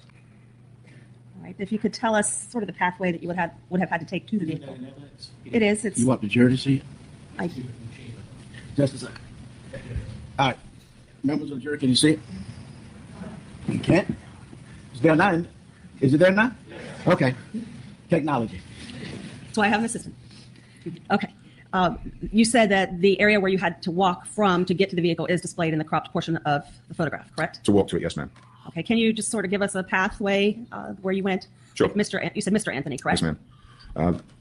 The back entrance to the office comes out here, and then you walk alongside the office to the main gate, which is locked or closed here, where you open it enough to let someone walk through, and then you escort them back down through here, through a side gate right here, which is also closed, and then walk across the front of the enclosed buildings here to the vehicle here. All right. Just takes a few seconds to walk over there. Yeah, 15 seconds, 20 seconds. Okay. Plus, however much time it takes to Open the unlock gates. Yeah, the gates are not locked during the day; they're just merely closed. Okay. But the gates are visible from all four corners of the office, to be honest. All right. Did you walk in silence with Mr. Anthony back to this vehicle? No, ma'am. All right. What do you recall occurring? When I opened the gate, I asked who was coming back, and Mr. Anthony said he would. And the first thing he did was apologize for his wife's outbursts. He said they were under a lot of stress, and he apologized profusely. He was very calm, very humble. And I said, that's fine. We're used to it, and we see it day in, day out. So I didn't give it a second thought. And he made some comment to the fact that his granddaughter hadn't been seen for a long time. She was missing, and his daughter wouldn't tell him where she was. And he was just, in my opinion, at the time, venting. And I said, I'm sorry, and I didn't engage in conversation. I didn't pry. I just let him vent. Say, almost everybody that comes to that yard is not having a good day, and I'm not going to make it worse by aggravating them. So you just let them vent. And he mentioned it. He said something to the effect of, "We'll probably get divorced over this." And again, I didn't respond, but he was definitely apologetic, and you could see he was troubled. But nothing that I really. You just listened. Yeah. Okay. So once you got over to the vehicle, what were your observations? Well, I asked Mr. Anthony if he had the keys, and he said, "Yes, I have them here." And my full intention was he'd get in the vehicle and start it up and drive it out of the yard. I would imagine as I walked across the yard, I would have indicated how to drive out of the yard, because driving out is a different path from when we walk out. And that was policy that we'd instruct the customer as we were walking. We'd point them in the direction of where to drive. So that would have come into the conversation just because that's what we did every time. And Now, I expected him to get in the car and drive it away. Okay. Aside from the keys, did you observe whether or not Mr. Anthony had any other items with him? No, ma'am. So once you get over to the car, what happens? Mr. Anthony opened the car and got in the car and attempted to start it, and the car wouldn't start. As he opened the door. All right. I was going to say, did you have any observations, whether that be sight, sound, or smell, as the door was opened? Sure. As the door was opened, the smell came out very intently. It was almost like you were releasing it into the atmosphere, and it was very potent. It was eye-opening once the car door was opened.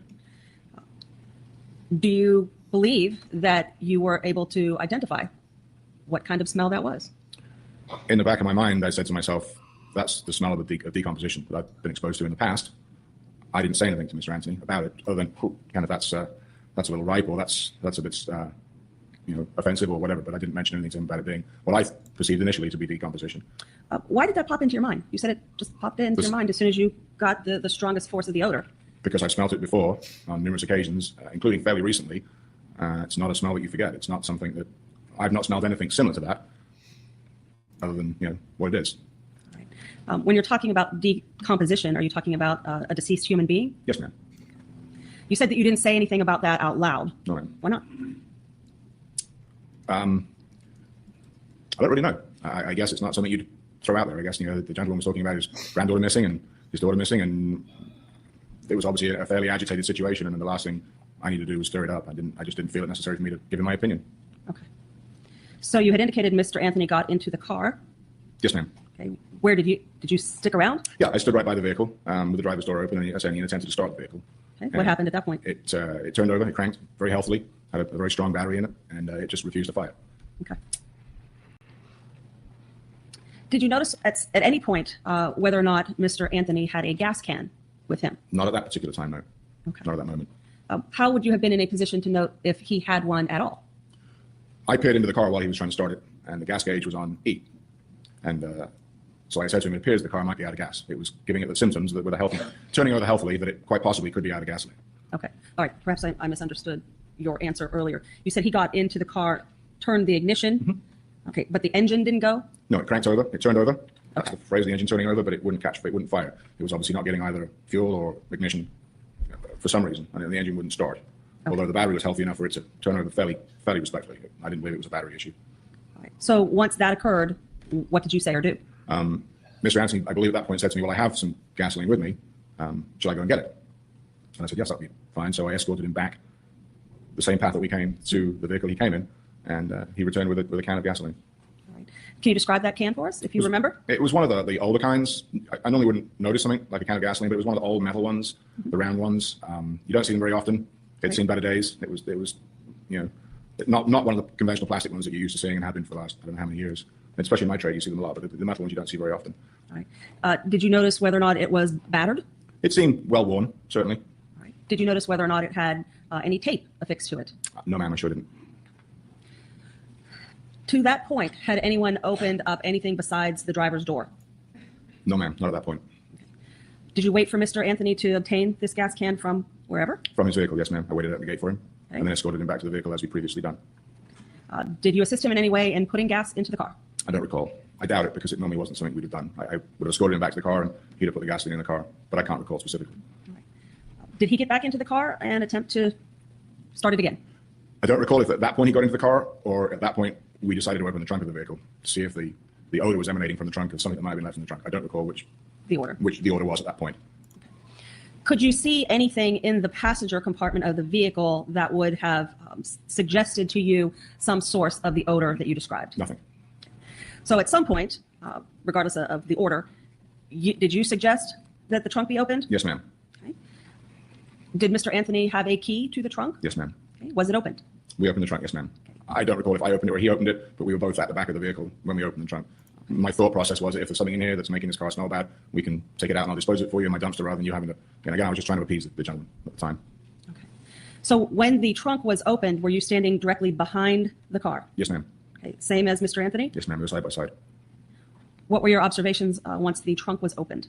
The odor that came out of the trunk was even more strong than the odor that came out of the vehicle when we opened it. There were a few flies that flew out, and we both looked in the trunk at the same time. I noticed a white standard kitchen garbage bag in the trunk of the vehicle. Okay. Just one or more than one? Just one, I believe. I remember rightly. Okay. Do you have any recollection of items other than a white garbage bag being in the trunk? No, ma'am. Nothing that stood out.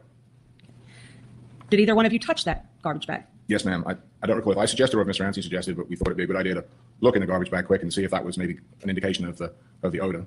And at that point, the two of us standing side by side, one or either of us opened the top of the bag up and peered inside.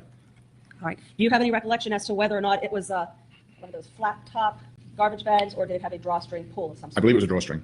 Okay. Was the string drawn and tied to your recollection? That I don't recall. Do you recall who actually opened it? Not specifically, no. We were both involved in it together, and I couldn't tell you if I pulled it open or if he pulled it open. Again, at the time, I was just trying to appease and not really paying. Okay. Do you have any recollection as to what you saw inside that garbage bag? I remember seeing what I thought was a pizza box and some papers, nothing to indicate to me that there was any foodstuffs of any kind of amount in there. The bag was very, very light. It didn't weigh, it didn't feel heavy. It didn't feel like there was maybe a half chicken in there or anything like that, or it was quite light. And it appeared that it was just mainly maybe regular household refuse in there that maybe you would take out of a kitchen. Okay. Did either you or Mr. Anthony put your hands in the bag and sift through every item at that point? Not really, no. No, it was just a general observation that it appeared that there was nothing at first glance in there that would have created this smell. And I offered just to dispose of it for him. Right. Did you make a statement of any sort to Mr. Anthony about whether or not the bag was the source of the smell, in your opinion? No, ma'am. Did he make any statement to you that you recall about whether or not the bag or any item in the bag was the source of the smell? No, ma'am. So what happened to the bag? I took the bag out of the trunk and I walked across to the short distance to the fence line, if you wish me to. Okay, let me. To that fence line right there. And using my left arm, I threw the bag over the fence. And I'm right-handed, and I threw it with my left hand, and it's a 6-foot fence with chain link on top of it. And it was no effort, and it landed on the other side like you'd expect a bag of paper to land on the other side. All right, you up and over and landed. Yeah. With the intention of when Mr. Anthony drove out in the vehicle, I'd go around and retrieve the bag and place it in a dumpster, and my job would be done. I'd have taken care of his problem for him. Okay. Did he get back into the car Yes, at ma'am. that point? Yes, ma'am. Okay. Was that the end of the conversation between the two of you? Pretty much. Again, he thanked me, and the car started, and he drove it out of the yard in the direction that I told him to drive. And I walked back out the way that we come in, and the gate was still closed at this point as per protocol, and I waited for him to drive up the driveway. And I met him at the gate and opened the gate, and again he said, "Again, I'm sorry. I apologize for the aggravation when we came up here, and I appreciate your help." And he pulled out of the fenced-in area so I could close the gate, and I walked back into the office. And when I went back around in the office, I could see him and Mrs. Anthony conversing outside, and then she got into one car, and he stayed in that car, and they drove away. All right. Did you go back to the bag at some point? At that point, yes, I went back, and I recalled that I had to go and pick the bag up. I'd temporarily forgotten about it, and I went and picked the bag up and went and put it in the dumpster. And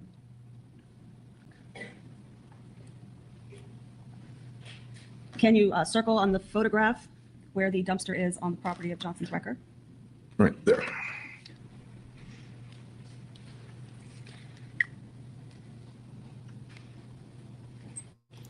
Was that the last you saw of the bag? Yes, ma'am. Thank you, Mr. Birch. Your Honor, I have no other questions of the witness at this point. Cross-examination. You may proceed. Mr. Rain, good afternoon. Good afternoon, Mr. Birch. Good afternoon, sir. Now, by law, you're required to send out a notice of, I guess, on the 4th day of the car being at your tow yard. Is that not correct? Yes, sir. And you testified that the Anthonys had informed you that, well, I guess you had assumed because of the 4th of July holiday, it would have been in the mail that weekend. That was the assumption we came to, looking at the calendar and the weekends and the holiday, because I'm not aware of when those letters are generated and when they're sent out. But at the time when we were discussing it, it was a way to I guess, justify when they got the mail. And it seemed to be a conclusion between us that was the reason why. And then they told you they have been out of town for a couple of days? I believe so, yes, sir. Okay. Now, you also testified that as you were walking to the car, Mr. Anthony informed you his granddaughter was missing. Was to that effect, yes, sir. And the car, once you immediately got there, you noticed right away that it was human decomposition. When the vehicle door was opened, the smell that I was already aware of through observing the vehicle days earlier became more intense when we opened the vehicle. And that is a smell that is, to me, reminded me of human decomposition, yes, sir. And Mr. Anthony then got in the car and tried to start the car. Yes, sir. And I know you testified earlier that he had first gotten gas. Is that correct? No, sir. No. Okay. He got the gas. We went back to get the gas in after the car wouldn't start. Okay. He attempted to start the car first. Did you open the trunk before he put the gas in or after? Like I said, I don't recall the order that went in. It was all at the same, similar time, so I don't recall that order precisely. Okay, I wanted to be clear about that because I thought I heard you testify that first you put in the gas, then you open the trunk. No, so we tried to start the car first. It cranked and cranked and cranked, indicating it might have been out of gas, and then we went back and got the gasoline. Now, if I showed you your deposition, would that refresh your recollection as to whether you actually opened the trunk first before he put gas? Sure. Okay. I'm referring to page, for counsel, page 35, lines 14 through 20. May I approach the witness, Your Honor? You might.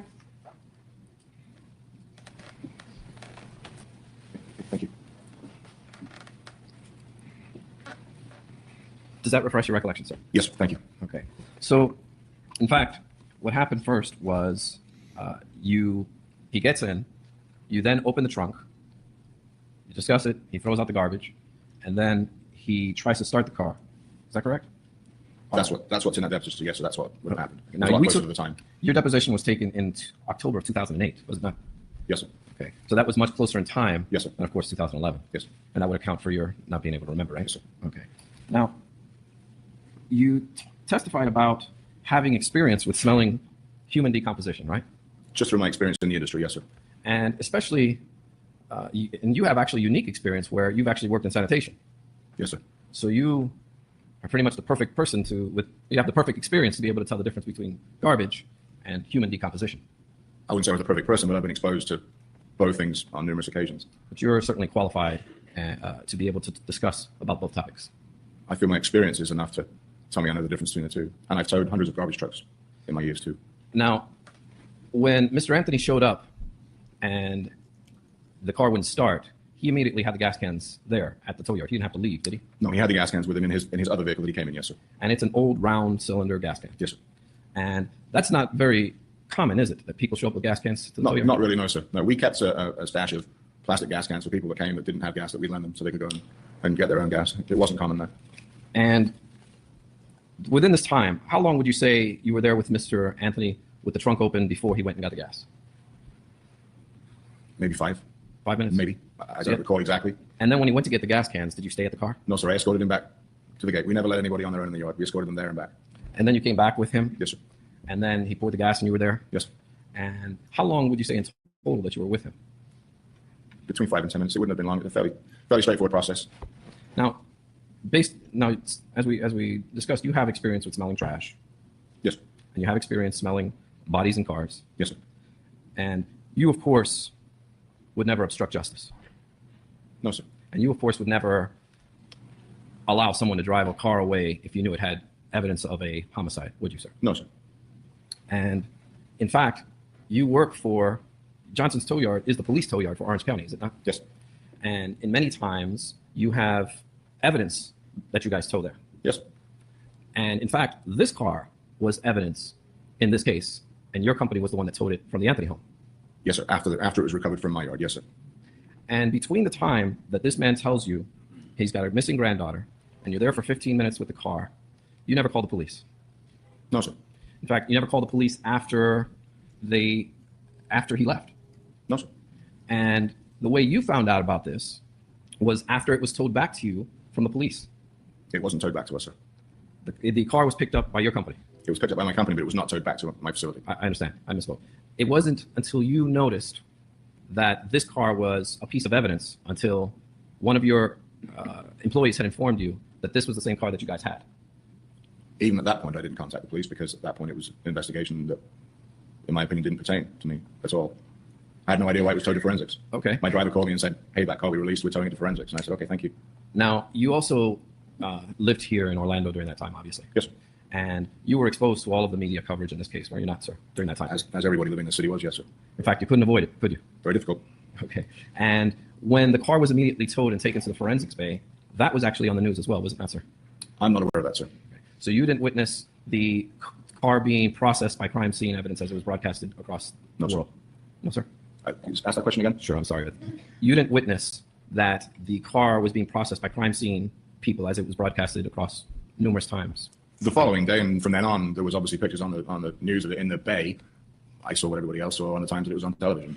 Right. So Yes. you saw it immediately after, not that day, but Yeah, whenever it was first broadcast, I'm sure, or within it was, like you say, it was very hard to ignore it. It was on every news channel.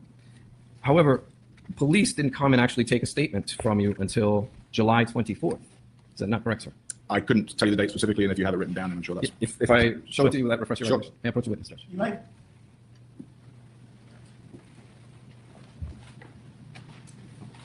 Thank you.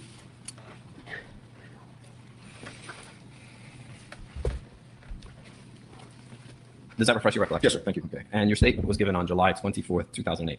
Okay. Yes, sir. 9 days after you had this experience. Yes, sir. And 8 days of media coverage about the car. Is that correct? Yes, sir. And the entire country knowing about a missing child. Sustained. You knew there was a missing child on July 24th, 2008? Yes, sir. And you knew that it was being broadcasted that there was a foul odor in the trunk of the car, Yes, sir. and that it was a significant issue in this case. Yes, sir. And the major source for your business was the Orange County Sheriff's Office at the time, was it not? It was a substantial portion of it. Yes, sir. In fact, it's a contract that you had with Orange County Sheriff's Department, was it not? Yes, sir. Now, I'd like to go back to your interaction with Mr. Anthony. Your form letter, I guess it's a form letter that you send out every four days? Yes, sir. You don't actually, you just insert the names? Is that how it works? Yes, sir. You don't exactly put down how long, in fact, you would never put down how long a car was at a specific property, would you? We would have no idea, sir. Exactly. Yeah, we would not know. And Mr. Anthony actually informed you that it was there for 3 days, did he not? He did, sir. He mentioned the fact that it had been at the Amscot for 3 days. It was something he mentioned in conversation. I didn't divulge or react. It was just something that came up in conversation. And so he knew the car was at Amscot for 3 days, according to As far as I'm aware, yes, sir. Yeah.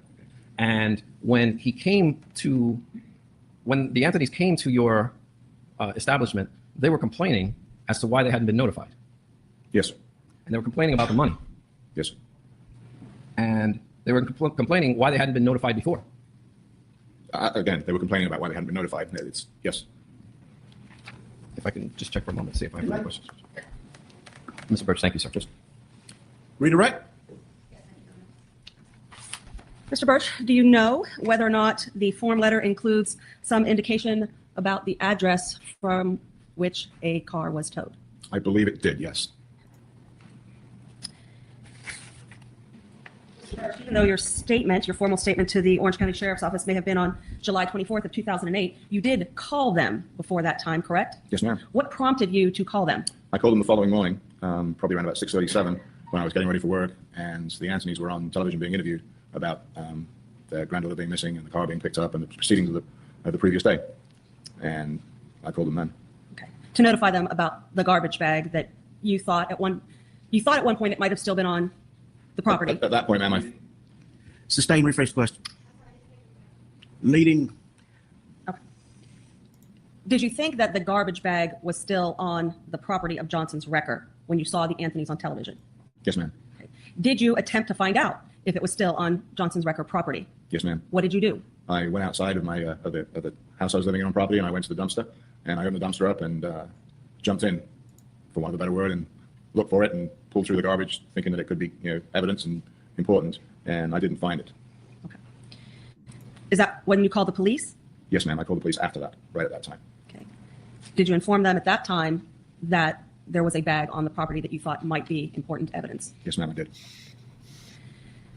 You said that after Mr. Anthony left, you eventually went back, got the bag, and put it in the dumpster. Fairly soon. I mean, I didn't leave it there for more than a couple of minutes.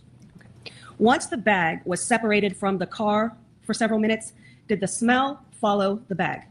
It didn't appear to. Move to strike. Overruled. Thank you. I have another question. Any recross as to those issues and those issues alone? Mr. Birch, I want to show you what is listed as Defense Exhibit N, just as a calendar. I'm sorry?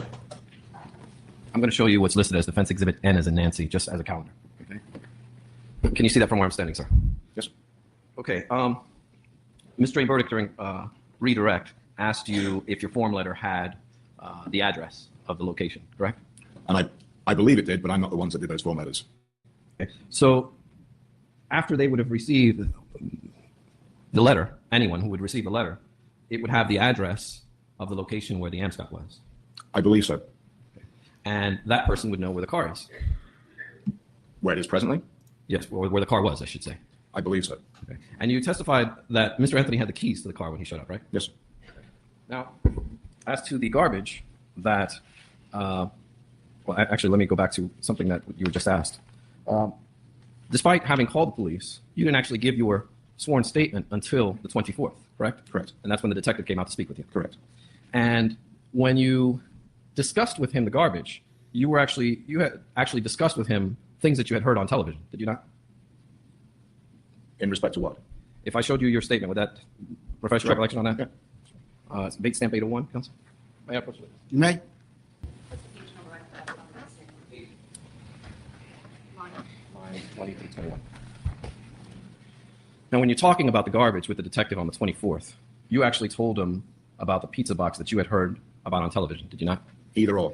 I'm sorry? Like it says in the statement, I'm aware that it was there. And as I said earlier, did I categorically say I can remember seeing it in there? It's in my memory banks. It was one of those situations where at the time it wasn't really necessary to process that cleanly. But what you're telling the detective as you're describing to him what was in the trunk, in the garbage, you're telling him of something you saw on television. I told him I thought possibly at the time, again, the time process had gone on, and remembering whether you see one item in a garbage bag at the time that really wasn't that, to me, wasn't that important. Right. I believed, I was having recollections in my mind that it was there, but like I said to the detective at the time, it could be in my mind because I've seen it. Right. I'm not questioning your memory at the time. What I'm asking you is, as you're having this conversation with him and trying to recall things, you are recollecting what you remember? Yes, sir. And what you remembered seeing on television? And trying to separate the two. Yes, sir. Yeah. Okay. And this is basically what you're talking to him about. Yes, sir. Comparing it to what you saw on TV and if that helped you remember. No, sir. What I said to him was, I'm fairly sure I know that there was a pizza box in there, but I can't tell you if I know that because I categorically saw it myself, or if it's because something that's been, that I picked up, having been exposed to it elsewhere.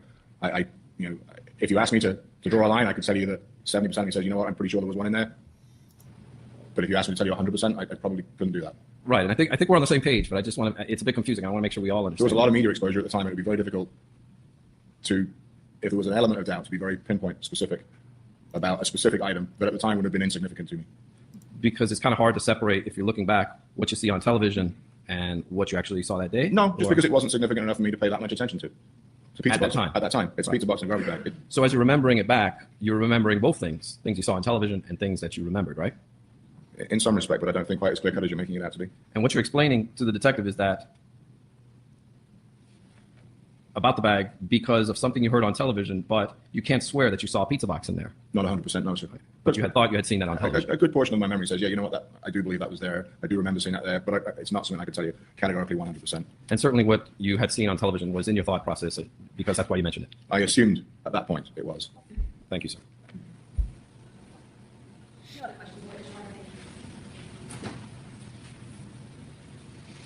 Okay, may the witness be excused.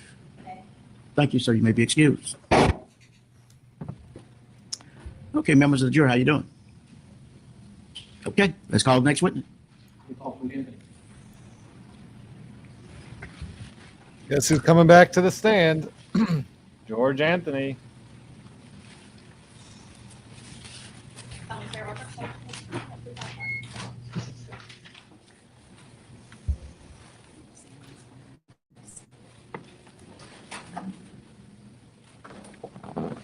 George A. Anthony, George, middle initial A, Anthony. You may proceed, Mr. Ashton. Thank you. Good afternoon again, sir. Good afternoon, sir.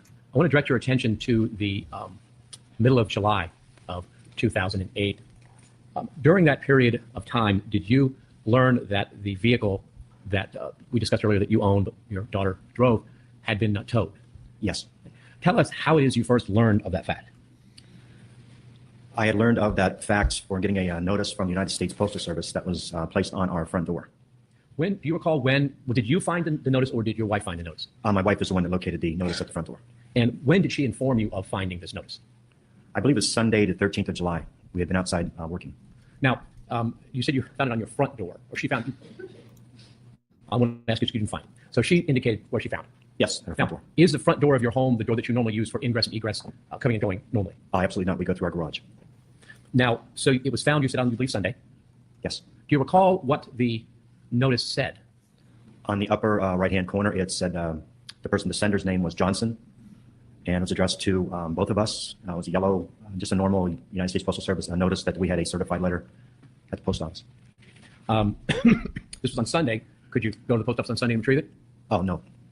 And at the time you saw it, did you have any idea of what it was or what the certified letter was? No, because I had looked at the name. I didn't recognize the name of anyone that I knew.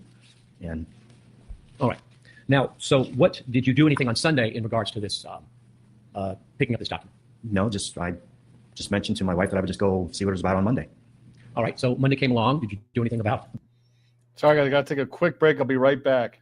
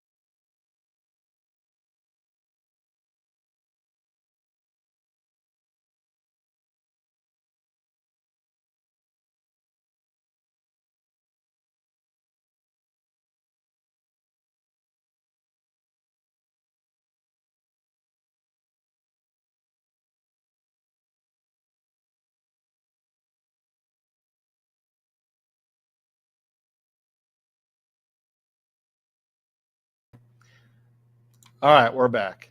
Back on Monday. No, I could not because I just had started a new position with another company and had some work issues to go take care of, and I decided I'd go ahead and do it the next day. Was this the job that you talked about going to the interview for on the 24th? Yes, I had gotten Got a job. position. All right. So you didn't go on Monday. On Tuesday, did you have a chance to go and follow up on this letter? Right. That Tuesday morning, I woke in. My wife went to work. I had a couple errands to run, and I decided to go to the post office. And overall, all right. When you went to the post office, were you able to collect the certified letter? Yes. Pardon me. Approximately what time was it that you were able to collect the letter? Sometime right about noontime. Right. When you opened the letter, what was it? Well, on the envelope itself, I saw Johnson's Towing Service, a local address addressed to my wife and I, and opened it up and noticed that there was our vehicle had been towed. Do you remember whether the off the top of your head, whether the letter said where the vehicle had been towed from or when? I do remember something about an address and being towed on the 30th of June, 2008. All right, but you don't right now remember the address. No, I don't. Okay. So you get the letter. What goes through your mind when you get this letter saying that it was towed on the 27th? Well, 30th, I'm sorry.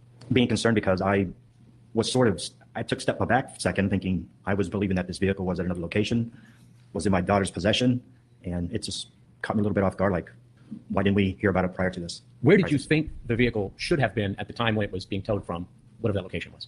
The last I knew, it was in my daughter's possession, and she was possibly in Jacksonville, Florida with it. And was that something that you were told by your wife? Yes. All right. So you got the letter, read it. What did you do next?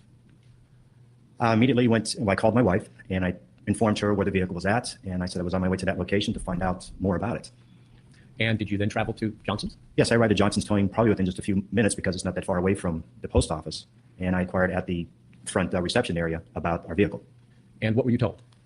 That it was a normal procedure when a vehicle's towed. This letter gets sent out. I was a little upset about this charge of over $500.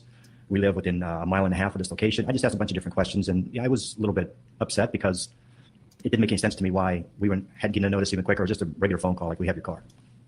Was that because it had been, I guess, a little over 2 weeks that the car had been sitting at the record service? Right, and considering how close it is to our home, it just would seem like a courtesy. All right. So what did you do next? I reached out to my wife and explained to her how much it was. And she said that, okay, she says, I'll go ahead and stop at the bank. We'll get the money and we'll go and pick the vehicle up.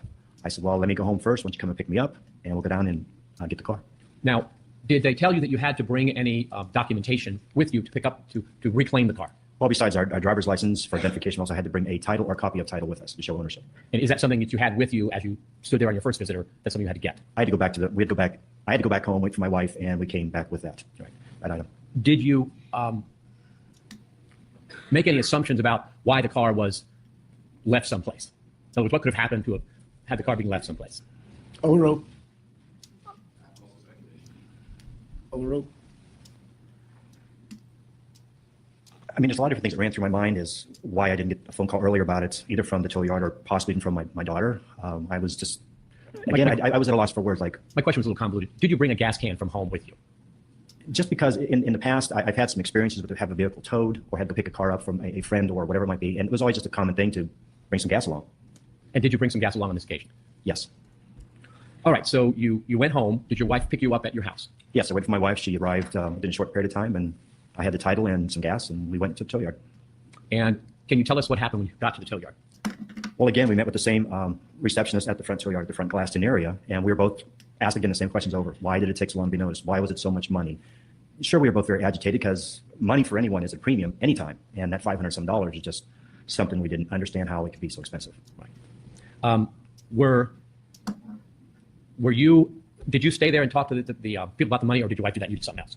Both of us, to a point, did. I do remember a gentleman coming to the front glass area with the receptionist lady, and basically was starting to handle the transaction with us. And I remember we came of some kind of agreement that we would pay a certain amount. It wasn't that exact amount that he had first requested to make us happy, or just possibly just to get us out of there.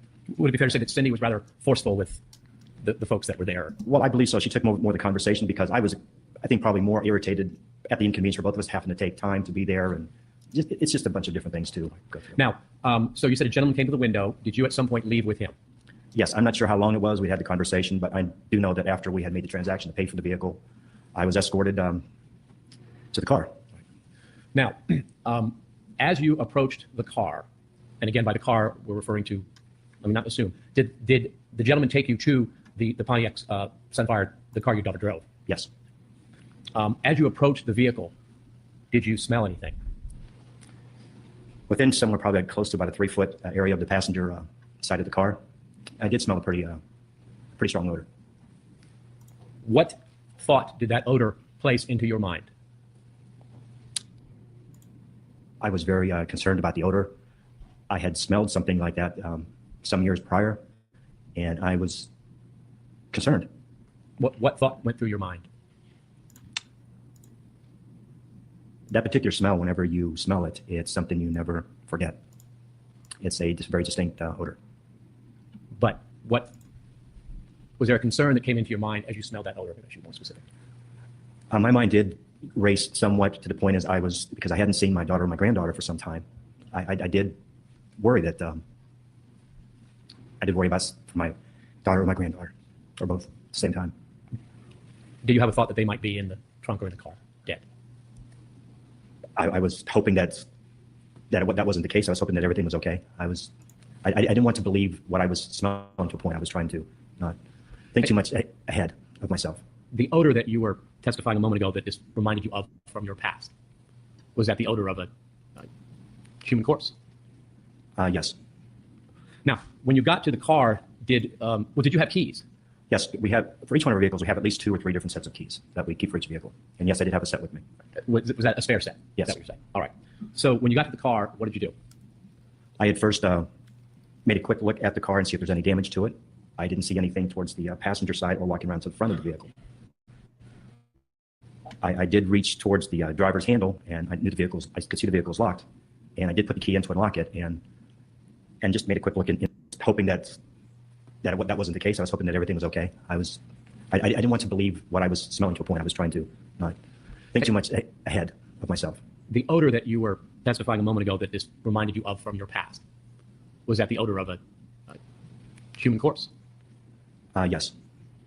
Now, when you got to the car, did you have keys?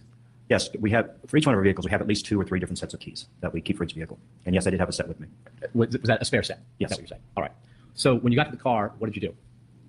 I had first made a quick look at the car and see if there's any damage to it. I didn't see anything towards the passenger side or walking around to the front of the vehicle. I did reach towards the driver's handle, and I could see the vehicle was locked. And I did put the key in to unlock it, and just made a quick look inside the interior of the car, the front seats, the back seat. When you opened the driver's side door, was the odor more intense? Yes. Now, looking inside the car, did you see any blood or any indication of anyone having been injured within the car? No. Did that make you feel better? It relieved me a little bit to know that I could not see anything in there as far as my daughter or granddaughter inside. Yes. Did you then, either you or the gentleman you were with, use the keys to open the trunk? Before we even did that, if I might tell you what I did. Sure, go right ahead. I did reach over to the passenger side window, and I did roll it down, and I did try to start the car almost immediately at that point, and it would turn over very quickly. And I do remember it was either myself or the gentleman in tow yard at the same time talking about the car turning over, and I said, well, looks like it's out of gas. I think he said it probably at the same time. Okay. All right. And what did you do then? Got out of the car, and I went back to the trunk of the car. As a matter of fact, as I'm walking back, I'm still looking for any kind of damage on the car at all. And I unlocked just prior to me unlocking the trunk, I don't know if I said it in a high whisper or just a real low tone voice, but I just said, please God, don't let this be Casey or Kaylee. By that you mean in the trunk? Yes. And when you opened the trunk, what did you find? I opened the trunk, and towards the left side of the rear tail light, and right there, I saw a white bag, and inside the bag I saw a pizza box. I observed maggots myself, a Arm & Hammer plastic container that's liquid for clothing, and there were some other items in there. I did not touch it. Now let me ask you a question. When the trunk was opened, was the garbage bag opened such that you could see these items without removing it or opening it? Oh, slightly. I mean, it wasn't pulled exactly tight. I mean, probably within maybe a 2 or 3 inch circumference. I'm just going by what memory that I have of that. Now, at some point, did someone remove the bag from the trunk and open it more to kind of look at what was inside? All I remember is the tow operator, the gentleman who was with me, he stated to me, he said, oh, this has got to be the smell of your car. And he reached inside, and he's the one who grabbed it and pulled it out. Now, when you opened the trunk and there was no body in there and there was garbage there, how did you feel? Relieved, looked up, thank God. I felt more relieved that what my senses were telling me wasn't true. I mean, it wasn't the worst that I was thinking. You didn't find the body in the trunk that you were expecting? No, I didn't find my granddaughter or my daughter there, so I was very thankful. So at that point, the gentleman, you said, removed the bag of garbage. Now, you've given us a description of what was in the bag. You said there was a pizza box and an Arm & Hammer bottle, but how were you able to see that through a 2 or 3 inch opening? Well, because the bag itself was like a white or vanilla color. It was almost transparent, and I could see the makings of a pizza box. In fact, I could see the Z and the A on pizza. Okay. And the Arm & Hammer is very distinctive because it's a yellow container. I think it's like a 64-ounce container or something. I've used that size before. I mean, I knew of that product. You sort of see it through the translucent plastic. Yes. All right. So, no, but you did not actually pick up the bag, correct? I never touched the bag. So you don't know how heavy it was or anything? No, sir, I do not. Do you recall what the gentleman did with the bag? After he had reached in and made the comment again about this being the smell, or he believed that was the smell, he walked over towards a dumpster, and as far as I know, he tossed it in there. I wasn't really observing him about how far it was or anything like that. I know he's the one that tossed it away. Now, after he... okay, so he tossed the trash out. What happens next? I remember going back to our other vehicle we'd driven, that my wife and I had driven in, and gotten gas. Came back, put gas in the car with the tow operator with us, or with me. Started the car. I remember it starting to rain that day, kept the windows down a little bit, and drove it to where my wife was at the front gates, and probably within a few minutes, we left. Now, when you put gas in the car, got back in and drove it, the garbage bag was already out. Is that correct? Yes. Was the smell out? No. The smell was still very strong. Did you have to go to an extraordinary efforts to be able to drive the car and stand the smell? I drove pretty much home, which, like I said, which is in a mile, maybe. The smell at all? Do you recall? I don't know if I commented at that point. All I remember is telling her, I says, we need to get this car home. I just want to get out of here. I just was in an emotional state at that time. I just wanted to get going. I just wanted to leave that area. Now, let me ask you sort of a preface question. We talked about on the 24th that you indicated, I believe, that you weren't all that concerned about Kaylee being missing on the 24th. Was your emotion in terms of your concern about Kaylee and maybe Casey greater on the 15th when you were dealing with the car? Were you more worried? If you're talking about me going back to the 24th of June till July 15th, oh yeah, my feelings got a little bit more strong because I had not seen Kaylee since the 16th of June. The last time I saw Casey was the 24th of June. And I had a lot more concern about not seeing them. Do you recall when you were walking with the tow truck manager, the gentleman that escorted the car, commenting to him about, Kaylee or Casey or your concerns? Do you recall if you did? We probably had some conversation. I don't remember the exact extent of it. I probably did mention something about my daughter and granddaughter. I probably did. That conversation I do not exactly remember today. If you don't, that's fine. So, when you got home, approximately what time of day was it? I would say roughly maybe 2 o'clock or shortly thereafter. So when you got home, what did you do? Well, my wife followed me home. I immediately pulled into our garage and opened up the sunroof on the car, the windows, the hood, the trunk. Why did you open all the windows and trunk and the sunroof? To air the car out, to try to diffuse that, that smell. Plus it was raining outside. I couldn't leave the car outside in the rain. Sure. All right. So you opened the car up to try and air out this smell. Yes. What else did you do? Had some conversation with my wife about why the vehicle was there, why we haven't talked to Casey, worrying about Kaylee. There was just a bunch of different things that we talked about. Also being worried about going to my new job. I mean, it's just a bunch of different things that we conversed about. Now,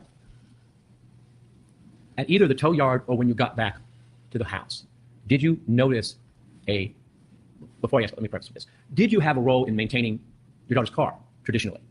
I was the one who washed all the cars and vacuumed them during, basically I usually did it on a weekend for all of our vehicles. Even when my son used to live with us, I did his car too. So would you regularly, prior to June 16th, obviously the last time you saw Casey, but prior to that, would you normally have maintained the car, vacuumed it, cleaned it, all that kind of thing? Oh yes, changed oil, rotated tires. That was my thing to do. That was dad stuff. Yes. Now, when either at the tow yard or when you got back to the house, did you notice a stain on the spare tire cover in the trunk that you had never seen before? I noticed a slight circular type stain about where the spare tire was at. I mean, it was slight, but I did notice something, and yes. And you said it was a slight stain. I mean, how visible was it? Was it fairly subtle, or? It was somewhat subtle. I mean, it wasn't anything like it was black or anything like that in color. I mean, it was something subtle that I could see. It was just probably about the size of a basketball. I'm just roughly guessing on size. And if you can help us out, did it look like there had been some liquid spilled on it or fluid spilled on it, something like that kind of stain, or like a? I didn't finish the question. Mr. Anthony, before you answer the question, don't answer it until I tell you to answer. Finish your question, Mr. Ashley. The rest of the question was, or was it something that looked like something like a powder on the surface? Bias, you have an objection? Yes, I would object to leading. Objection number 2, you may answer the question. If you can, sir. To me, it was just a circular motion. I mean, I'll say it was just almost like a circle size, like it's like basketball. As far as it being, couldn't really say for sure. All right, fair enough. Now, the interior of the car, you told us you looked into it, you also drove it. Did the interior of the car appear to be in a normal condition? Oh, absolutely not. The car was messy inside. Maybe by your standards. Let me just show you a couple of photographs. If we could have, let me see if this is going to work here. Apparently my controller is not wanting to function. Okay, well, I think I've got it. Hold on. Let me see. Okay. All right, thank you. It is working now. If I could have states of identification, I.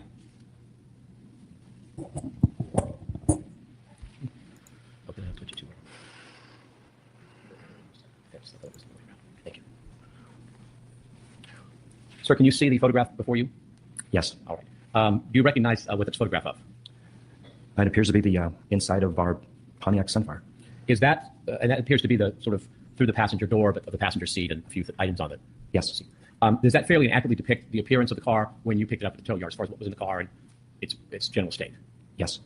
This time you want to move that in State's Exhibit I for identification. What says the defense? No objections. It will be admitted into evidence. It states numbered.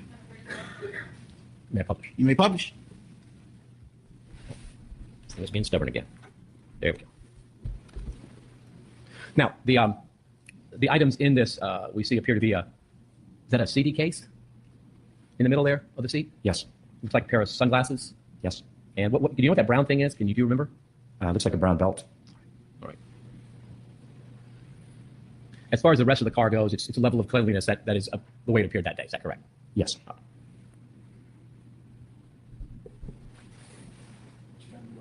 Yes, please. Unpublished. Thank you. All right. If we could go to State's Exhibit J. All right, sir. Do you see State's Exhibit J on your screen? Yes. And you recognize this as a photograph of the back seat of the Pontiac Sunfire? Yes. And does that fairly accurately depict the appearance of the back seat when you picked it up from Johnson's record? Yes. This time you want to move into State's Exhibit J for identification. What says the defense? Objections, Judge. It would be admitted as states numbered.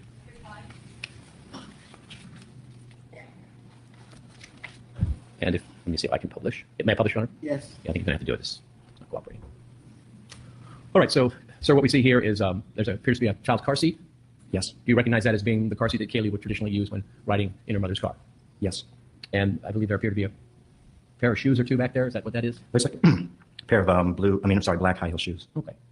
And again, in terms of relative cleanliness, that's how it appeared that day. Is that correct? Yes. Now, in addition to the garbage bag that was in the trunk, do you recall either from your view at the tow yard or when you got it home if there were other things in the trunk? At this time, I can't remember what else might have been in the trunk. I really don't remember. So when you got the car home, did you then go to work? Probably within maybe a half hour to 40 minutes. I know my schedule generally started at 3 o'clock, and Cindy was concerned because of my new job. I was concerned too, and it was a sort of double-edged sword that day for me to go into work because I didn't want to leave, but at least wanted to make an appearance anyhow at work. So yes, I did go to work. Did Cindy indicate that she was going to take any action based upon finding this car and all the facts that you told us? What was her plan of action, if she stated one, for the rest of that day? No answer. Yes. What was that plan? That she would try to get a hold of Casey. No further questions at this time, subject to recall.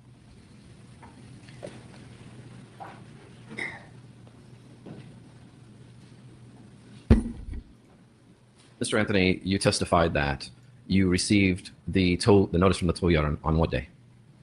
It was found at our front door on July 13th. Your Honor, may I have the witness stand down? Yes.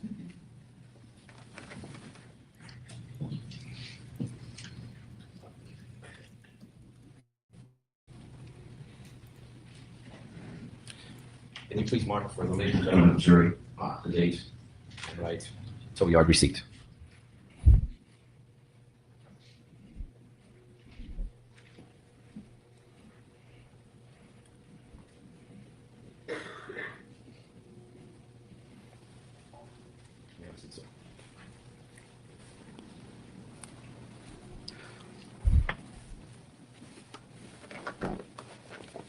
Now, you heard Mr. Birch testify that the receipt was sent out.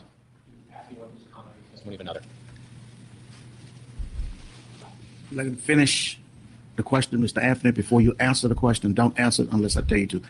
You may finish the question. Yes, I'll rephrase it, Judge. Okay. Mr. Anthony, you're aware that the letter was sent from the tow yard company around the 4th of July. Is that correct? Question, sir. I presume it was. I'll say yes. Okay. So that would have arrived more or less at your home on July 7th. Speculation, and I do have an additional objection. Bench. As to the speculation, it'll be sustained. You testified that the tow yard is a mile and a half from your home. Roughly, yes.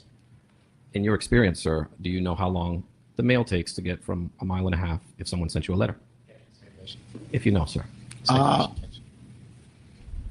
Overall, he can say how long it takes him to get mail. I have no idea how long it would take. I can't answer that honestly. I don't know. You have no idea. You can't assist the ladies and gentlemen of the jury in telling how long it takes to get a letter from a mile and a half away? Objection asked and answered. Sustained. Now, this was not noticed, and you testified that Cindy's the one that found the letter, or the notice, I should say. Yes. And where exactly was this notice placed? The notice was placed at our front door. So, where exactly on the front door, if you can explain? I didn't see her exact location, but I'm thinking that it was placed possibly in the crease of our screen, our front glass door, and our inner door. And the entire week of July 6th through the 12th, you never used your front door? No, sir. We do not use our front door for, that's not our main entrance. And you also could never see that notice from the street? No, sir. Okay. And were there any other documents or papers on the door? No. Just that one piece of, I guess, orange piece of paper? If I'm not mistaken, it's like a yellowish in color, real light vanilla yellowish in color. Okay. United Postal Service. And it is you who usually gets the mail, right? Yes, we have residential mail delivered down the street. And Cindy works pretty early. She leaves the house early and comes home later in the early evening hours, correct? 5, 6 o'clock, I believe that was her general schedule. And you're home all day and leave roughly around 3 in the afternoon? No, about 2 or 2:15, right around there. Okay. You testified that your work was 10 minutes away? At the time this started to occur, I just had finished up with one position, and I had started working for another new company. And generally, you pick up the mail? The mail, if I might answer your question and just give you a little bit of information, that I have no control over what time the mail service is delivered. Sometimes it can be delivered in the early afternoon. It might not be till later in the afternoon. I have no control over that. I didn't ask if you had control over it, sir. I asked you if you generally pick up the mail. Yes. Now, have you ever gotten one of these notices before? Oh, numerous times over the years. Okay. And have you ever had problems with the post office as to them failing to deliver things to you? Not that I can remember, no. And this entire week, after you weren't home, or were you home that week during the day? I should ask you that first. If I'm not mistaken, I believe my wife was on vacation that week, or we had spent some additional time together away from work. Right, as far as going to the front door every day, I don't do that. You spent the night, every night, at 4937 Hope Spring Drive between July 6th to July 12th, correct? I believe so, yes, I'm sure we did. And that entire week, if it had arrived earlier, well, let me strike that. That entire week, all you got is one notice. I don't remember all the mail that we got for that week. My question to you, sir, is that entire week, all you got was one notice that your car was towed. Yes. You didn't get a notice the second day saying, hey, you haven't picked up this. This is your second notice from the post office, did you? Not in evidence. The second notice was sent. Sustained. May I rephrase the question, Judge? You may. You never received a second notice from the post office. Sustained. Are you aware if a second notice ever arrived at your home? No. Are you aware if a third notice ever arrived at your home? No. Are you aware if you received something that said final notice? In fact, not in evidence. Sustained. Are you aware if you got any other notices, sir? Assumes a fact, not in evidence. Overrule this to that question. I'd like to ask me that again, since there was... Are you aware if you received any final notice at your home? Are you aware if you got any other notices? I'm sorry, Judge. Are you aware if you received any other notices at your home? No. So the only notice that was delivered, as far as you're aware, to your home that entire week was one notice? Yes.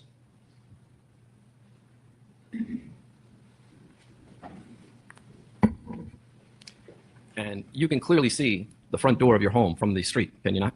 Yes. It's not backed off in a corner or anything.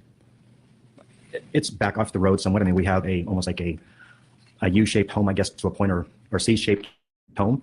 Our front door is back a little bit, set in. You can see the front door if you're standing in your driveway, can you not? Basically, yes.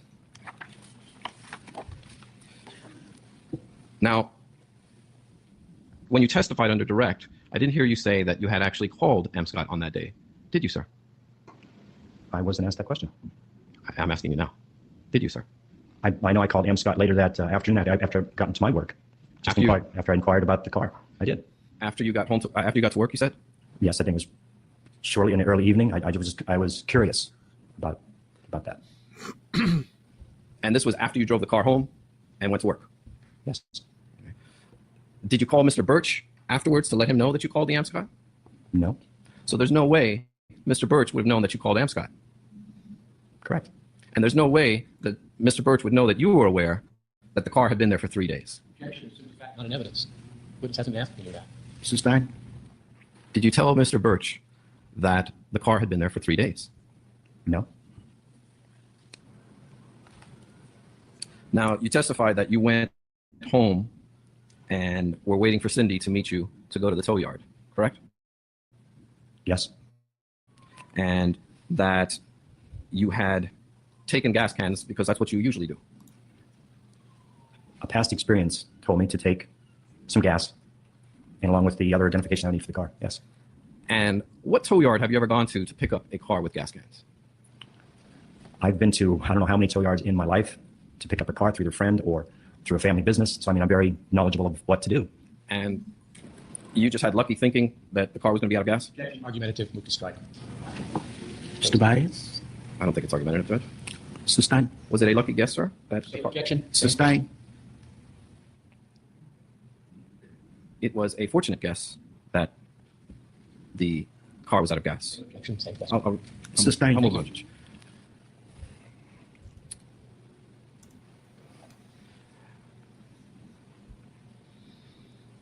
Did the gas can that you took to the tow yard have duct tape on it? I don't remember which gas can I took with me. I don't. Did you take the round cylinder gas can that was 20 years old with you? I don't remember which gas can I took, sir. Okay. So because you don't remember that, you certainly don't remember if at that point in time you didn't, that gas can didn't have duct tape on it at that time. Sir, I don't remember what gas can I took My question to you, that particular day. my question to you, sir, is at that point in time, you have no recollection as to whether on June 15, 2008, that gas can, the round cylinder for 20 years that you've had duct tape on it. Would you like to repeat the date that you just told me, July sir? 15, 2008, when you went to the tow yard with the gas can. Do you know if the round cylinder gas can that you've had for 20 years had duct tape on it? I don't remember what gas can I took with me, sir. I'm not asking you which one you took with you, sir. I am asking you, did the round cylinder gas can that you've had for 20 years have duct tape on it on July 15, 2008? Ask and answer to the best of his ability. Mr. Stein? Your Honor, I think the witness said he doesn't recall which gas cans he took. I'm asking him a That's the separate question. precise problem. He said he doesn't know which one he took, and you asked him for a particularized gas can. Correct. And I'm asking him at that time. And he said he didn't know which one he took. Now, you hadn't spoken to Casey since June 24th, correct? The last time I saw Casey was June 24th, yes. My question to you was, you hadn't spoken to Casey since June 24th, 2008. To the best of my recollection, yes. I don't know if we would text or anything at that particular time. I don't know. I don't remember. But the last time I saw her was the 24th of June. I talked to her. As far as you can remember, it had been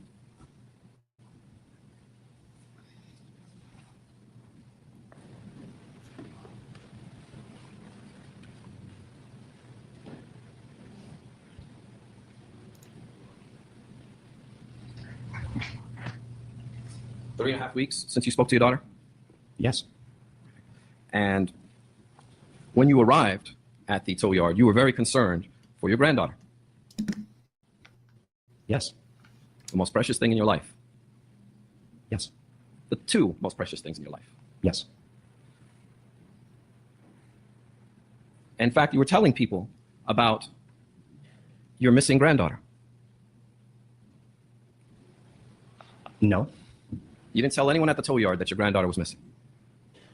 If I'm not mistaken, through maybe some small conversation or whatever I talked to the tow operator was, I hadn't seen my granddaughter or my daughter. I did not know my granddaughter was missing, sir, at that time. You told people at the tow yard that you were concerned for your granddaughter's well-being. I believe, sir, that I've said is I hadn't seen my granddaughter or my daughter. Yeah, I'm concerned for them, yeah, because I haven't seen them. And you were concerned about their well-being. Yes, sir. And you were telling people this at the tow yard. I can only think of one person that I told, and that was the tow. Remember when he got out of the car and he's like, "Oh, I hope that it's not Casey or Kaylee." He said that on direct examination. And when he got out of the car, first thing that he thought was, "Oh, I hope that smell is not Casey or Kaylee." The manager that was there. And that was before you ever got to the car.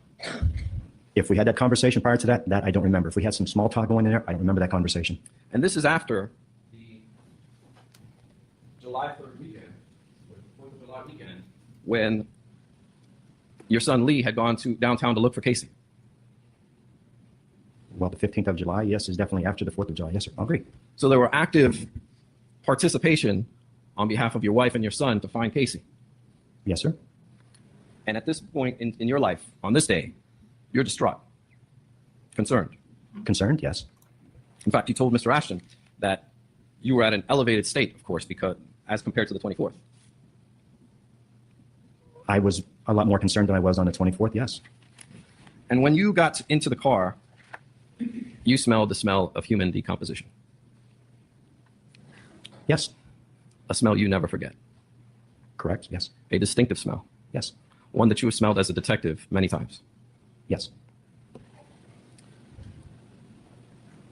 And when you got in that car, you asked, before you opened the trunk, you asked Mr. Birch to walk around with you and open the trunk with you. I did not ask him to come around to the back of the car, no, sir. Do you recall giving a statement to law enforcement on July 24th, sir, of 2008? I've given statements, yes, to the Sheriff's Department before, yes. Page 23, Counsel. Lines 20 and 21.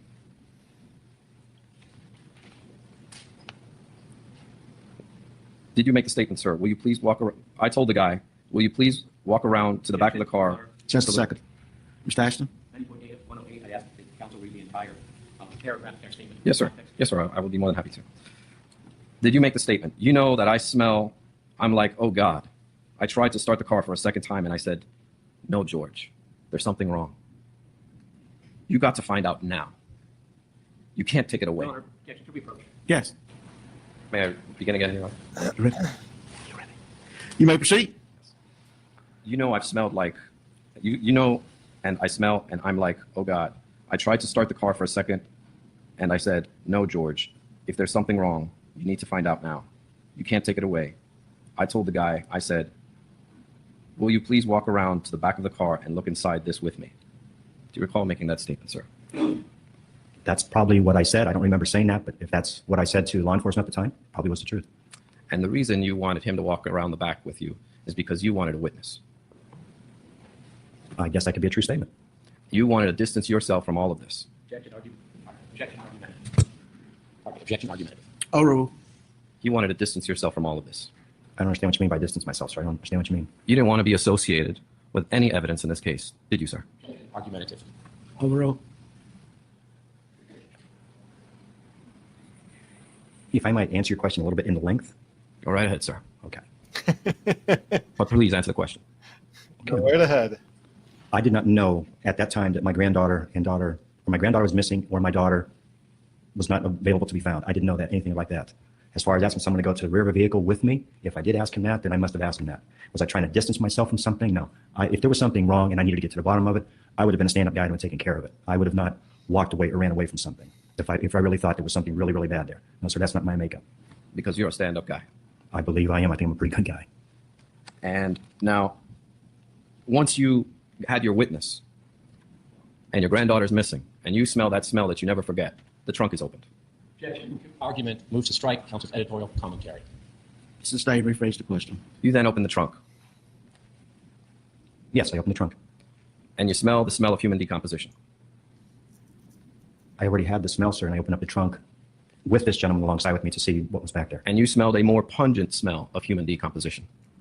To be honest, at that point, all I found, sir, in the back of the trunk of the car was a bag full of garbage. Let me go back for a moment. Prior to you opening that trunk, you said a silent prayer. I probably did. And you said, under your breath, lightly audible, oh, please don't let this be my Casey or Kaylee. Yes, I already said that. Yes, sir. And then you smelled an even stronger smell of human decomposition. Sir, I already had smelled it prior to getting into the car and inside the car. My question to you, sir, is you smelled an even stronger smell of human decomposition at that point. What are you referring to, sir? I'm trying to answer your question. Once you opened the trunk, sir, you smelled an even stronger smell of human decomposition. When I opened up the trunk, sir, I just answered your question. I'm going to answer it a second time. All I found in the back of the trunk of that car was a bag with was a plastic bag with garbage inside of it. That's what I found, sir. I'm not asking you what you found, sir. I asked you if when you opened the trunk, you smelled an even stronger smell of human decomposition. No. It got weak. No. I'm sorry? Sir, I've already answered your question. I don't know how many times I've answered in the most popular and polite way that I can. I'm not going to get upset over that with you, sir. If you're trying to trick me, you're not going to trick me. I know what's in the back of that car, and I know what the tow manager pulled out. My question to you, sir, is Answered you. Is it your testimony that when you opened the trunk of that car, the smell of human decomposition was not stronger?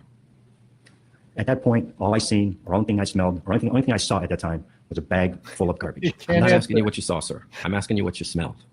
And if you... Come on. Mr. Ashton can't help you, sir. Question. No. Question. It really calls for a yes or no answer. When you opened the trunk of that car, did you smell a stronger smell of human decomposition? I'm going to answer again for the fourth time. Okay. Now, I missed it. What was the answer? you talk now decomposition. I'm going to answer again for the fourth time. No. Oh, no. Okay. Now, you talked about how your experience as a detective allowed you to recognize the smell, correct? You're the one who brought up my experience, sir, not me.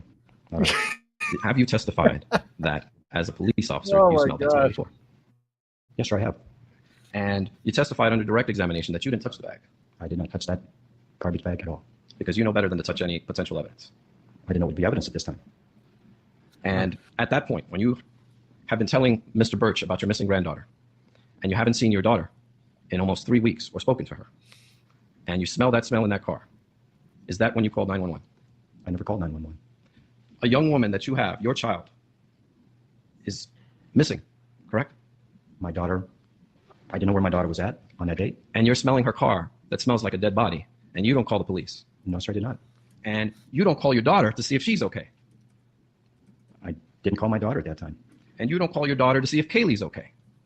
I didn't call my daughter to inquire about her or Kaylee at that time. I did not. And as a detective, you know that if you smell a dead body in a car, that's a potential crime scene.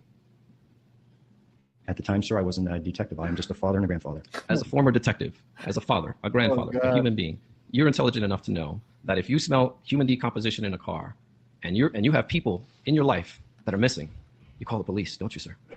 Argumentative. Overruled. Question asked and answered. Overruled. We can answer the question.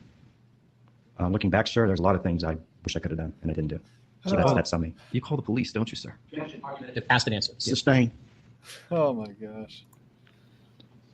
You are familiar enough with evidence to know that if you move that car, that you may be destroying potential evidence, don't you, sir? If that would have been viewed as evidence at that time, all I was thinking about was getting that car out of the tow yard. That was my objective at that time, and finding garbage in the back seat and in the rear, in the trunk area of it. Did you understand my question, sir? Yes, sir. I understand it. Can you please answer it? You'd like to rephrase it and ask me again? I'd be more than glad to answer it. You, as a former police officer, know that if you move that car, you're destroying potential evidence. If I would have thought it was evidence at the time, probably. I didn't believe it was evidence at the time. And you are no longer concerned about your missing granddaughter. I was always concerned about my granddaughter, her well-being, where she was at, and my daughter. And you then drive the car home. Yes. You air it out. Yes. And you go to work. Yes. And you don't call the police from your home. I did not. You don't go to work and call the police. I did not. You don't tell any of the other security officers at your job, you know, that car smelled like a dead body and I haven't seen my granddaughter in 30 days. Answered. Argumentative. Sustained. You don't tell anyone about your granddaughter being missing at work, do you, sir? Asked and answered. Argumentative. I haven't asked that question. Overruled. I didn't mention anything about my personal life to anyone at work. I didn't at that point. Now, on that same evening, the police arrived at your home. Yes. And that's as a result of your wife calling the police. Seeks the scope of correct. Sustained. Since we're talking about the smell of the car, that evening you immediately told law enforcement of the smell, did you not? Sustained. Judge, I would cite Blue v. State at this point. Sustained. Did you have a conversation? Did you ever go after this day to law enforcement to have a private discussion with law enforcement about this car, about the smell of this car? I don't know if I did or not. I know the car was at our home and towed from our home. On July 24th, the same statement we had discussed previously. Did you go there and did not want your wife or your son to know you were meeting with law enforcement? Seeks the scope of direct. Overrule at this point.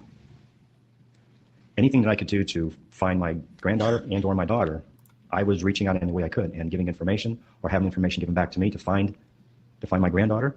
I didn't see anything was wrong with that. So the answer to my question is yes, sir. You did meet with them secretly? I don't know if the word secretly or we contacted each other some way or whatever, but sure, I'd do anything I could to bring my granddaughter home. You told them you didn't want your wife or your son to know you were there, didn't you? The scope of direct. Sustained.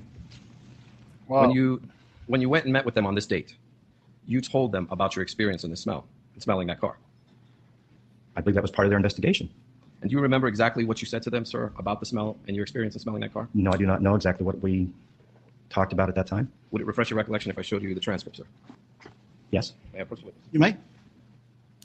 I'm showing the witness, page 23, lines 2 through 4.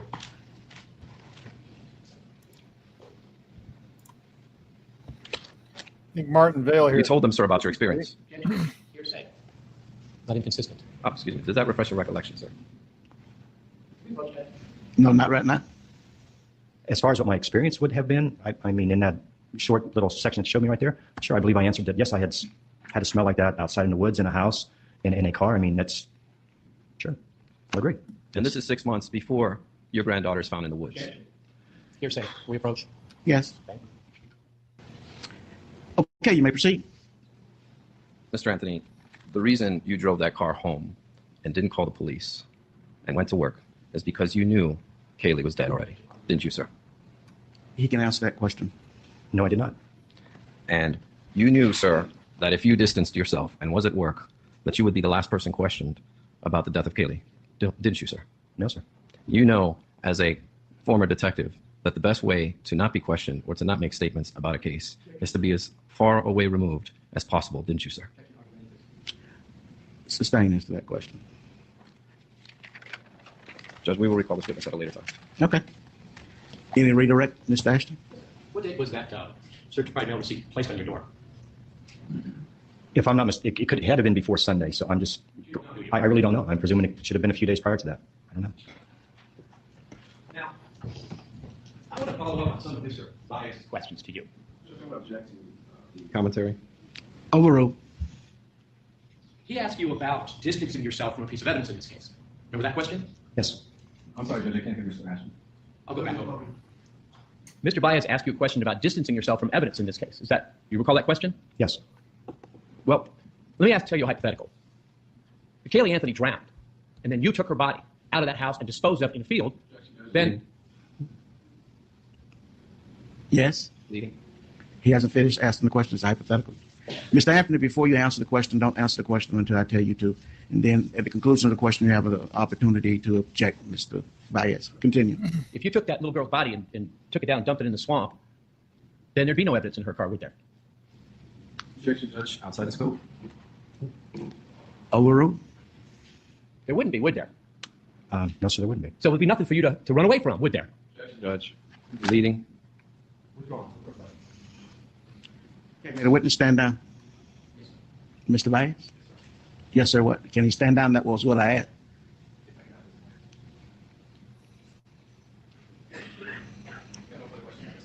Okay, Mr. Anthony, you may step down. Oh, we're going to take a quick, very brief break. We'll be right back.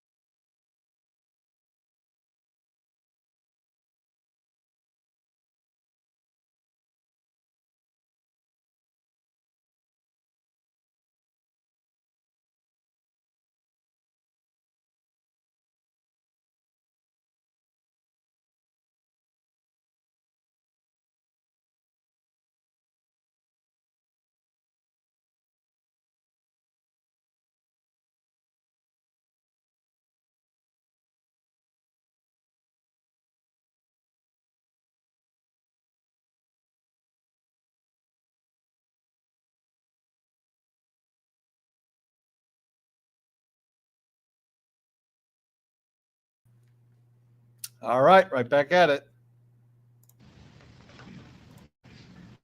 Back to Tony Lazzaro.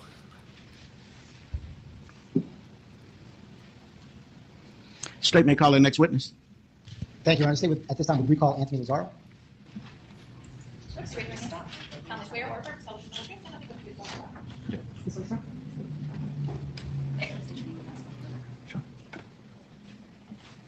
Anthony Lazzaro, ANTHONY LAZZARO. You may proceed, Mr. Joel. Thank you, Judge. Good afternoon, Mr. Lazzaro. Afternoon. Does L7 tone mean anything to you? Yes, sir. What is that? That is an AOL instant messaging. The L7 tone, is that a particular name? 7's a lucky number. L should be my abbreviate my last name, and tone is a DJ name. All right. So is L7 tone you? Yes, sir. All right. Did you ever have instant messages with Casey Anthony? Yes, sir. And when you had those instant messages with her, what was her name? Casey O'Marie. May I approach the witness, Your Honor? Yes. Mr. Lazzaro, I'm showing you what's been previously been marked for identification, LZ. Do you recognize what that is? LZ, yes. The documents the pages that you're holding, do you know what it is? Yes, sir. What are they? There's a conversation between me and Casey. All right. Can you? Well, between multiple conversations. Okay. On various dates? Yes, sir. Have you had the opportunity to review those messages? Yes, sir. Are they a true and accurate copy of the actual instant messaging that you and the defendant had between April 29th of 2008 and June 12th of 2008? Yes, sir. Your Honor, at this time, the state would move what has been previously been marked for identification, LZ, into evidence as the state's next. What says the defense? We would object and ask to be heard on that. Significant amount. She cannot hear you if the microphone is not on. It's on, sir. Okay, can you hear, Madam Court Reporter? I'll just speak loud. Sorry. We would object and ask for. We have additional argument on the matter. These cover an extensive period of time, and I think the court. Approach the sidebar.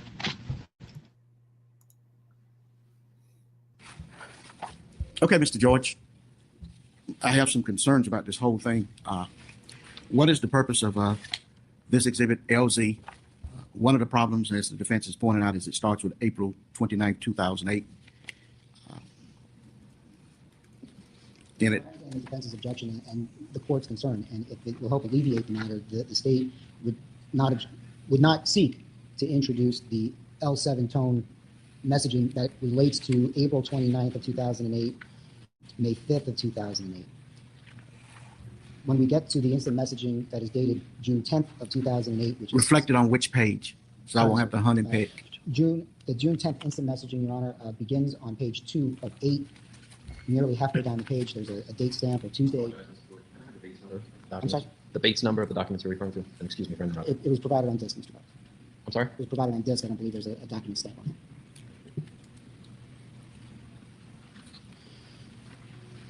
Okay, you're talking about June 10th, 6 days before 2008. 2008. This conversation reflects Okay, so they're talking about the portions that I would seek to publish. Portions of the Have to do conversation with Mr. Lazzaro wishing to come over whether and it's published see or Anthony's not. home. We'll move on. Back to the witnesses. Mr. May.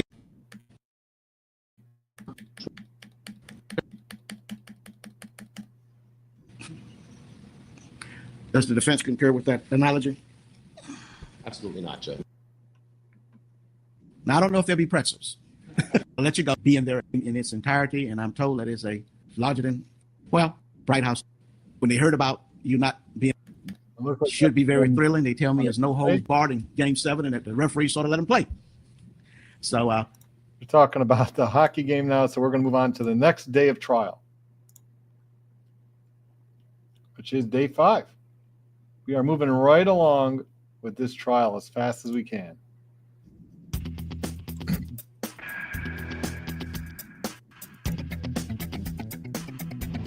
Thank you to David Moore.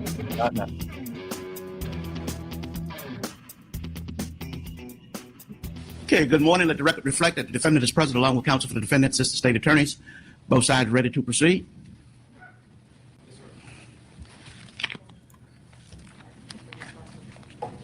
Who will be the state's first witness, Ms. Birdie? I believe Mr. Lazzaro is still on stand. Okay. Good morning. Okay, let's return to jury.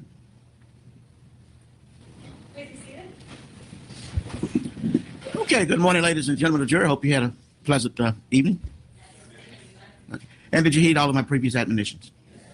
Okay. State may proceed. Mr. Lazaro, good morning. Good morning. Mr. Lazaro, do you see something on your screen? Yes, sir. All right. From that picture, do you know what that is? What that is a picture of? Yes, it's an orientation sheet from Full Sail University. All right. Can you go up a little bit? There you go. All right. Sir, on that photograph, it's a registration paper from where? Full Sail University. What was the purpose, or what would be the purpose of that piece of paper? When you're first a student, to register for your first classes, get your badge, to get in and out of school, and just, I guess, introduction to the school. Do you see some handwriting on that piece of paper? Yes, sir. Do you see your name on that paper? Yes, sir. What other names do you see if you do? Cameron. Okay. At the top, there's some wording as well. Can you see that? Yes. What does that say? That is the current address. Well, not the current address, but the address that I was staying at with Cameron. Okay. Is that your handwriting? No, sir. Do you recognize that piece of paper, though? Yes, sir. All right. Other than it being kind of crumpled and a little dirty and torn, do you recognize, does that document with the wording and the handwriting appear to be in the same condition as when you saw it, the lettering anyway? Yes, sir. All right. Was that in your apartment? Yes, sir. All right. Thank you. You can take that. So, well, the last you testified, you were in New York. I believe you testified that you left for New York on June 30th. Is that correct? Yes, sir. When did you return? July 5th. While you were away, did you stay in contact with the defendant? Yes, sir. Would that be on a every other day or a daily basis? Daily basis. Would it be more than one time a day? You can say that, yes. Okay. And you returned on July 5th? Yes, sir. When you returned on July 5th, did you fly in? Yes. Who picked you up? Casey did. In whose car? My car. When you first were reunited with the defendant, was there any change in her demeanor from when you had left her? Just happy to see me. From from when she first picked you up at the airport, do you recall what you did? Went back to my apartment. Did you later go out that night? Yes, sir. Where'd you go? Buffalo Wild Wings. And what was the purpose of that? I believe there was a UFC match, and she wanted me to meet her friends. What kind of match? UFC. What is that? Ultimate Fighting Championship. Did you meet some of her friends? Yes, sir. From July 5th until July 15th, did she stay with you? Yes, sir. Did she stay with you every night? Yes, sir. Was there any change in her behavior from July 5th to the 15th? Was it any different then than it was since before you left? No, sir. Overruled. You may.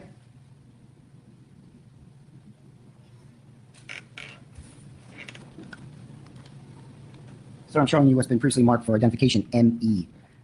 Do you recognize that? Yes, sir. What is it? It is a receipt to Blockbuster. Does your name appear anywhere on that? Yes, sir. Is there a date on there at the bottom? Yes. What date is that? Date is. This is 6/18. Does it say 16 or 18? This is 6/18/08. Okay. Is that your receipt, or was Yes, that your receipt? Yes, sir. Does that appear to be in the same condition as when you first saw it? Yes, sir. Thank you. Does it say on that receipt what you rented? Jumper and a drink. There's a relevance and a 403 argument that needs to be heard, Judge. Let me see the receipt.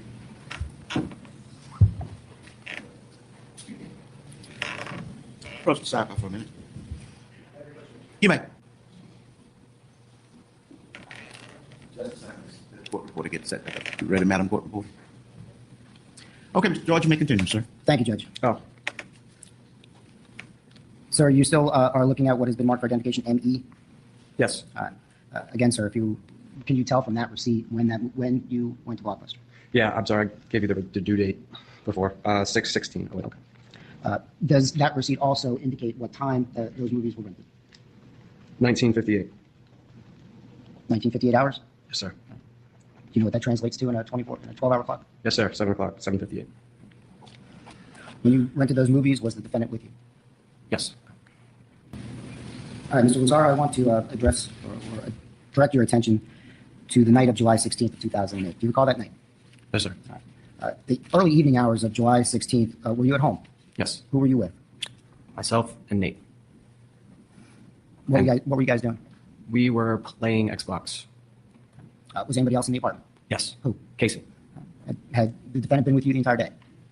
Outside of school? Yes. I believe Mr. George is talking about the evening of July 15th. I'm sorry. I misspoke. We were talking about June before. I meant July of 2008. Yes, sir. All right. You, Nate, and the defendant are home. Yes. Was there anything going on that night? Yes, the All-Star game.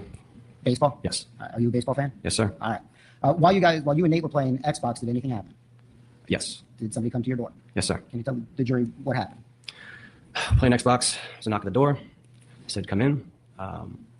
Lady was at the door. Her name was Amy Huzenga, which is Casey's friend. And they looked at each other and they walked out. Did you hear the defendant say anything before she walked out of the apartment? Not that I recall. Okay. So they walked out. We went back to playing our video game. Shortly after, the door flung open. Casey came running in. Her mother was now standing at the door. Let me stop you there. Had you ever met the defendant's mother before? No, sir. Okay. I said, politely come in.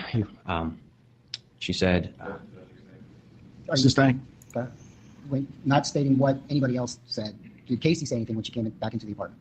they were yelling at each other. What do you recall the defendant saying? Well, her mother said, get your stuff. You're saying? Just Mr. Lazar, just testify as to what you heard the defendant say while inside your apartment that you could hear. No, I'm coming back. What did you do? Sat there in shock. How long were they in the apartment? Not even a minute. Other than the defendant saying, no, I'm coming back, did she say anything else in your presence at that time? No, sir. What happened then? They left. When they left, did you attempt to immediately call the defendant? No, I figured maybe it was something that they had to work out, and maybe I'd hear from her. Who was the next, or what was the next? Who did you next hear from? Well, then I realized I called her phone. Then I waited a while, and then I called her phone and realized that her phone was still at the apartment. So, and I don't have her house number. So I looked to see and call Amy because I saw that she showed up at the door, and she told me. She's not going to tell me. I'm not going to say yes. Okay. Did you speak with Amy? Yes, I did. All right. Subsequent to that, did anybody come to your house, to your apartment? Yes, sir. Well, who first came to your apartment? The deputy. From the Orange County Sheriff's Office? Yes, sir. When the sheriff's deputy came, and again, without talking about what the deputy told you, did you say anything to him? No, sir. Did you give him anything when he came to your apartment? Yes, sir. What did you give him? Her cell phone. Did you give the deputy anything else? No, sir. That first time when the Orange County Sheriff's Office deputy came to your apartment, how long was he there? As long as it took to give him the cell phone. And then he left? Yes, sir. And after the deputy left, did you receive any phone calls from the defendant at that time? No, sir. After the deputy left, did anybody else come to your apartment? Yes, sir. Who was that? Well, the deputy came back again. How long after the first one? Was it the same deputy? Yes. How long after he had left the first time did he come back? Not long after. Within the hour. And again, without telling us what the deputy told you, did you say anything to the deputy, or did you give the deputy anything? I allowed the deputy to search my apartment. Was it just one deputy? Yes, sir. Did he search the apartment? Yes, sir. Did he leave with anything at that time? No, sir. How long was he there? Half hour. Right. He leaves. Yes, sir. He leaves. Did anyone else come to your apartment that night? Yes, sir. Who? Lee Anthony.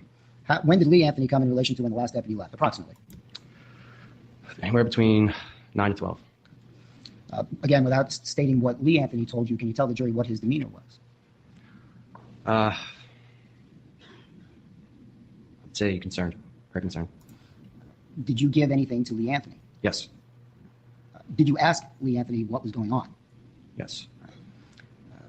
When he told you what was going on, what was your reaction? Well, backtrack a little bit. He, before the deputy first came to get the phone, I received a phone call from Lee. Right, so I already knew at the point when the deputy came. Okay. Did you have to give him directions on how to get to your place? Sir? Did you have to give him directions on how to get to your place? No, I believe he got it from the police. Okay. Did you give anything to Lee Anthony? Yes, sir. What did you give to Lee? Bag of clothes, Casey's, and I believe a laptop. Were these items that he had specifically asked for? I believe so. You say a bag of clothes. Are you talking a garbage bag, or was it a duffel bag? Duffel bag. Did you pack that bag? No, sir. Did Lee pack that bag? No, sir. Was it just the way it was? When the deputy came to search the apartment, he was looking for any kind of clues, and he grabbed the bag and brought it to my kitchen table. Okay. Did the deputy pack the bag? No, sir. All right. Were there any other items that you took from the apartment and put in the bag? No, sir. And did you give or allow Lee to leave your apartment with that bag? Yes, sir. As well as the laptop? Yes, sir.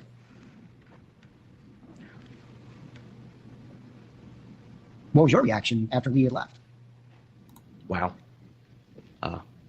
In light of everything that's happened within those couple hours, I was pretty taken back. So you were surprised? Yes, sir. After Lee left, did you have any other visitors to your apartment that night? No, sir. Did you continue to attempt to locate or at least contact the defendant? No, sir. At some point, let's move on to the 16th of July of 2008. Did you receive any contact from the defendant? Yes, sir. How so? Through a text message.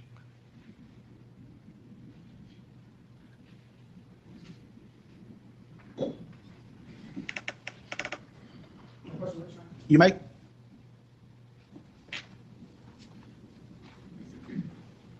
So I'm showing you what's been marked for identification LY. If you want to take a moment and look through that briefly. You have a chance to look at that? Yes, sir. Do you recognize State's Exhibit LY? Excuse me? Do you recognize that exhibit? Yes, sir. What is it, sir? It is a text message conversation between myself and Casey. Do you recognize the defendant's phone number? Yes, sir. Do you recognize that conversation via text that you had with her on the morning of the 16th? Yes, sir.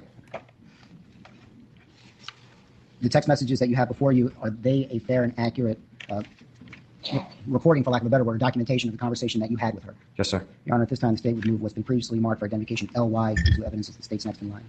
What stands to defense? No objection, Judge. Be received in evidence as states numbered.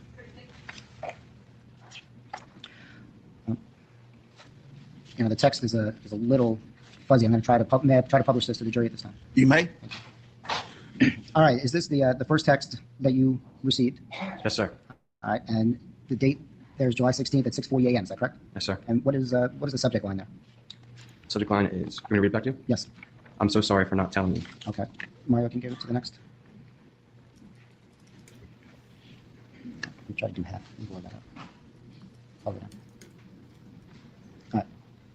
And what does she say to you here? I'm so sorry for not telling you what happened. We obviously need to talk. I need you, and I love you more than you know. Did you, Mario? Let's go to the next. Now, is this the first question you answered? Yes, sir. Where's Kaylee? Yes, sir. Let's go to the next one. And her response at, I honestly don't know. and what did you respond? I don't know. Pause. Are you serious? Question mark. What was your mood at this time? Upset. Are you angry? Very angry. Are you also worried? Yes, sir. Let's go to the next one. At the top there it says, I don't know, are you serious? When did you find out? Is that you? Yes, sir. Okay, and what did she say in response to that? I've been filming reports all night. Keep going.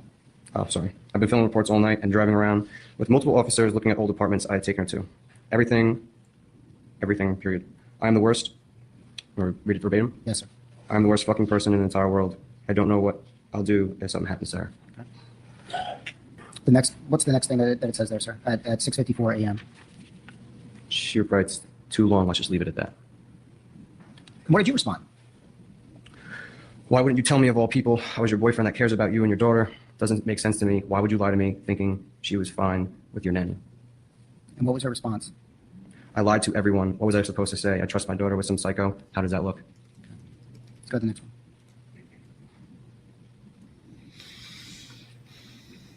Okay, at 7:02 a.m., you respond. What did you respond? What is IDK? Oh, you want to go to 702? I don't know what to say. I just hope your daughter is okay. IDK means I don't know. Okay. Well, I don't know what to say. I just hope your daughter is okay, and I'm going to do whatever I can to help your family and the cops. And after saying that to her, what is her first response back to you?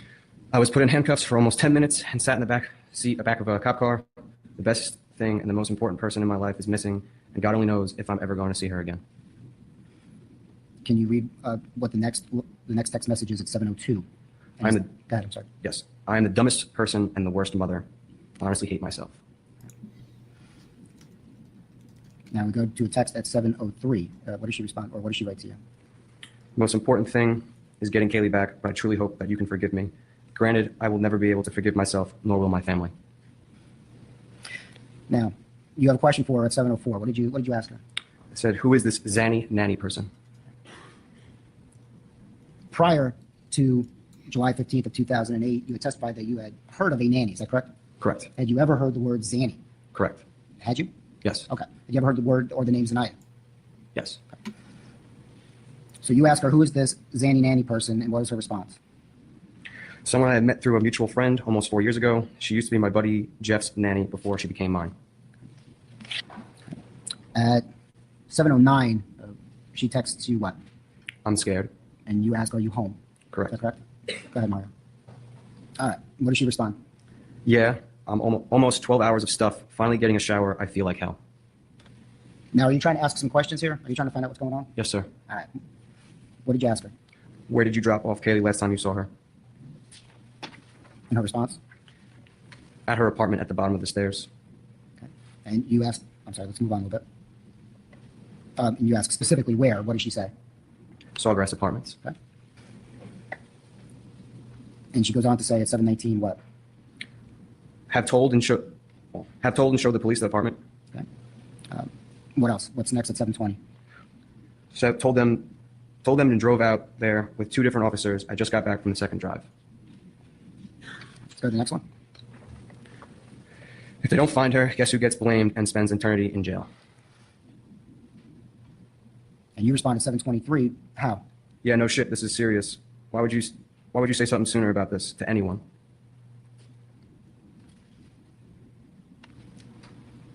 Did you respond to that? No. 7:24. What do you say? Oh, and why are you texting me and not calling? Let's keep moving on. July 16th at 7:24. What does the defendant text to you?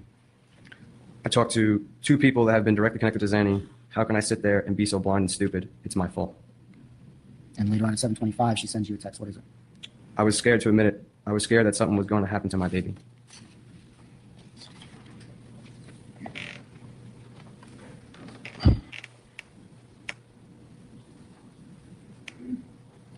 After the exchange of those text messages, did you speak on the phone with Casey Anthony? Yes, sir. Was it immediately after those text messages? Yes, sir. Did you call her or did she call you? I called her. When you called her, what did you say to her? Where's Kaylee? Was that the first question? Yes, sir. What was her response? I don't know. What was your attitude? What was your demeanor? Angry. Why were you angry? Lied to, betrayed. It's hard to explain everything at once. Kind of came out all at the same time. Yes, sir. When she said she didn't know, what did you say to her, if you recall? What's that? What did you say to her after she told you, I don't know? How do you not know? How do you not know where your daughter is? What'd she say? I just don't know. It's basically a conversation that just wasn't going anywhere. Were you getting more At that point, angry? I was very irritated. Did you have class that day? Yes, sir. Did you ask her any more times about Kaylee? I had to go, after a while of asking and going nowhere, When you say going nowhere, what do you mean by that? not getting an answer, just getting, I don't know every time.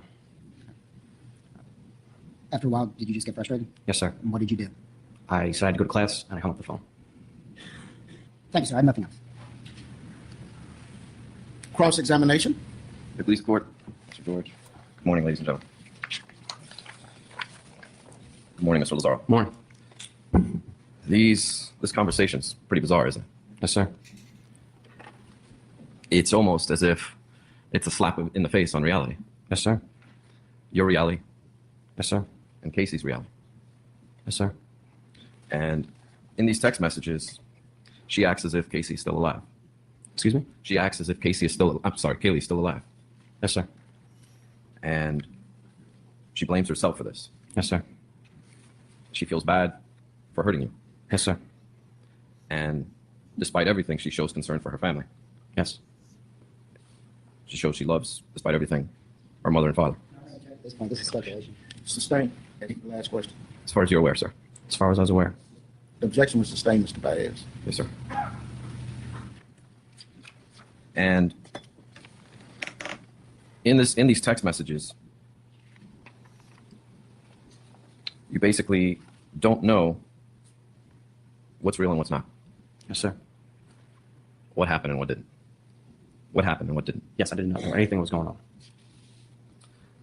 And I guess the last question I have for you is the very first page that you were shown, I guess that was the full sale receipt? Correct. That was from garbage, right? That was placed in the garbage? Yes. and I'm not sure if I had asked you this previously, but the dumpster at your apartment complex is located in the front exit, is it not? Yes, sir. And you live further back in the complex, Yes, sir. or lived. Right. And in order to take the trash, you would have to either walk from the front of your apartment all the way to the front exit, or of course, if you're driving, put it in your car. Correct. I have no further questions. Redirect. May the witness stand down. Yes, sir. Thank you, sir. State may call the next witness. Cindy, Anthony. May the witness bring the bottle of water. Yes, she might. All right, here we go for Cindy. It should be interesting.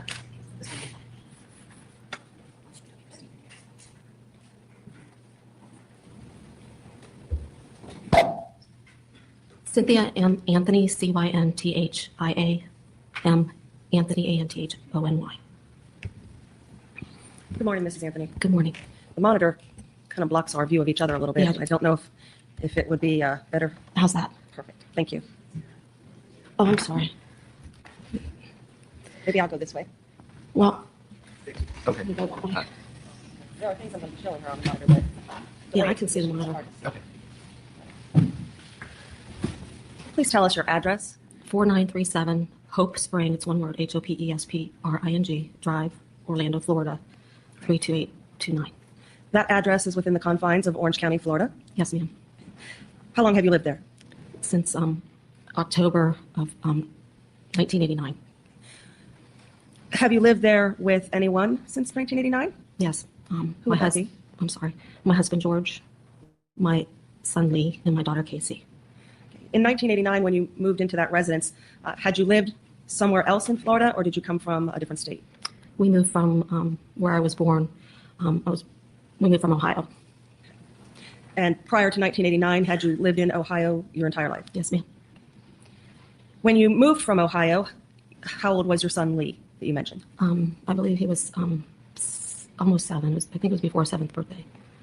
And you also mentioned your daughter Casey. How old was she at that time? She had turned 3 in March of that year, so about 3.5. When you moved from Ohio, were you immediately employed? I didn't realize I had to wait a month for my temporary license for Florida. I had my Ohio nursing license, so for the first month, I applied immediately, but it took a month before I could get my Florida permit, so I started working around November.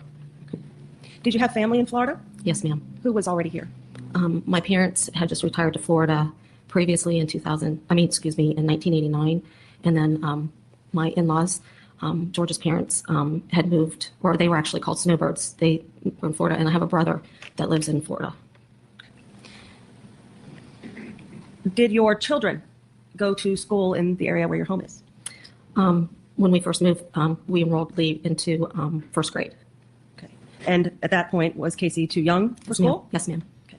Is there an elementary school in your neighborhood currently? Yes, ma'am. What is the name of that elementary school? Hidden Oaks Elementary School. Did either of your children attend Hidden Oaks Elementary School? Hidden Oaks was actually completed the year that Casey started kindergarten. Lee had previously attended Rio Pinar, which is not too far away, but we had to drive him there. And so when Hidden Oaks opened, when Casey started kindergarten, I believe Lee was in 3rd grade. I'm sorry, it was about 3rd grade when they started at Hidden Oaks, which was right in our subdivision. How far is Hidden Oaks from your house? It's, if you go down to the end of our street on Hope Spring, it comes to Suburban, and then Suburban dead ends on at the school. So it's just right around the corner from our home. As far as miles, I don't know. I've never measured it. Did your children either walk or take their bikes to that school? Yes, ma'am. If you're walking from your home to Hidden Oaks Elementary School, how long of a walk is it, even if you don't know the exact distance? Maybe about 5 minutes.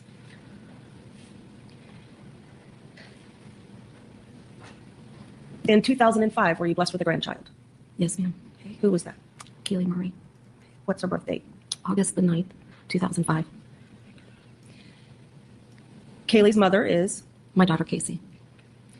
How long before Kaylee's birth did you know Casey was pregnant? I found out on June 30th that Casey was pregnant of 2005. And how did you find this out? I was working, and it was almost close to my quitting time, and Casey had come up to my work, and she told me she had something very important to tell me, and she didn't want to tell me. At that time, I didn't have an office. It was more like cubicles where I worked, and there was this partition, so she wanted to talk to me in private, so I had the luxury of, being able to step outside whenever I wanted to. So Casey and I actually went and sat in the car and spoke. Now, prior to this discussion that you had on June 30th of 2005, had you been to a wedding? Yes, ma'am. My brother, the youngest of my three brothers, was getting married. This was his second marriage, and we had planned a trip to Myrtle Beach for his wedding, and he got married, I believe, on June 8th of 2005. You attended the wedding with Casey? Yes, we did. Now, at that time, did you have any suspicion that she was pregnant? At that time, my suspicion was not, I really wasn't suspicious of her being pregnant up until the day of the wedding. Casey was having some female issues. Is this something that she told you? Actually, she had always had issues with her periods. Okay. So in the months preceding June of 2005, did you and Casey have some discussion about her menstrual cycle? Yes, ma'am. Can you tell us what that was? Casey and I were pretty much on the same cycle, and we would always compare bloating, headaches, all the typical, female conditions associated with it. And bloating was huge with me and Casey, and sometimes we would actually joke about it, talking about whether or not we looked like we were pregnant. Okay. Are you talking about having a little belly as a result of whatever these premenstrual symptoms were? Yes, ma'am.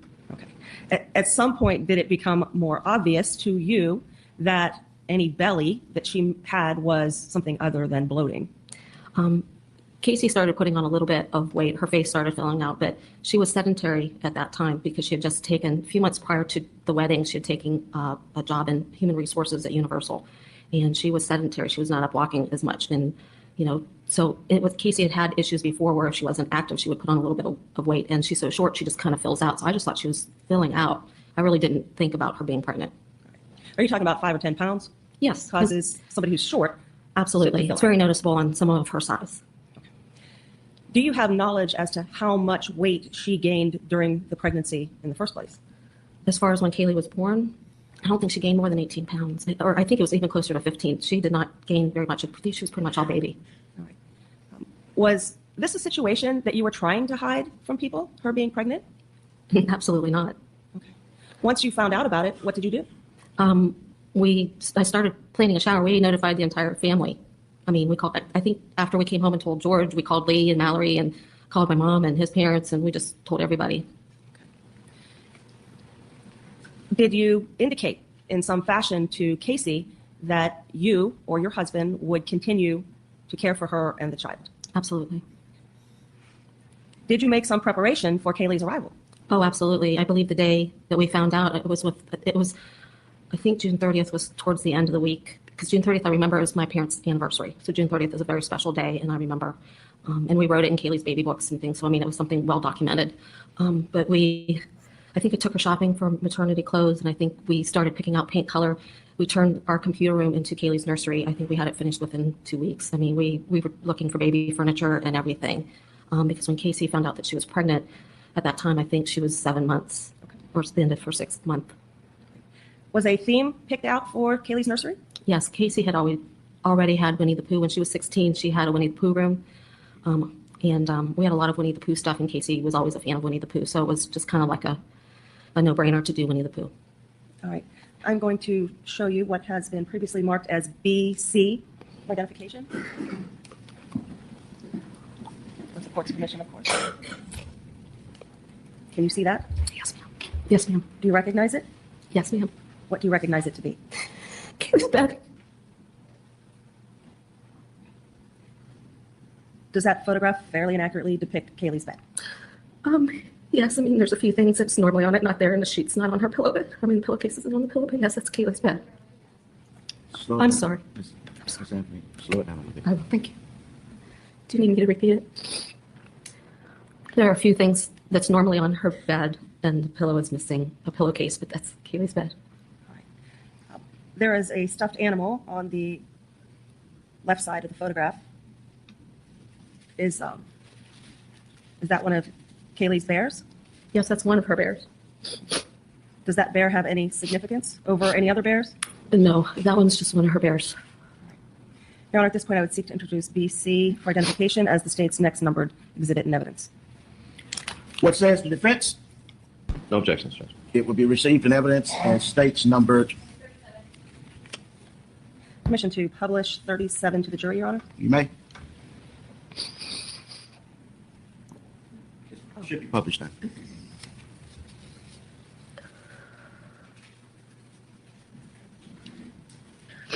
Was this poo theme repeated elsewhere in the room besides Kaylee's bed? Yes, ma'am. Did you have Winnie the Pooh curtains, Yes, ma'am. sheets, Yes, ma'am. baby blankets? Yes, ma'am. So you can go to the next one. Now, you said that you all turned a computer room, or what was a former computer room, into Kaylee's nursery. Yes, ma'am.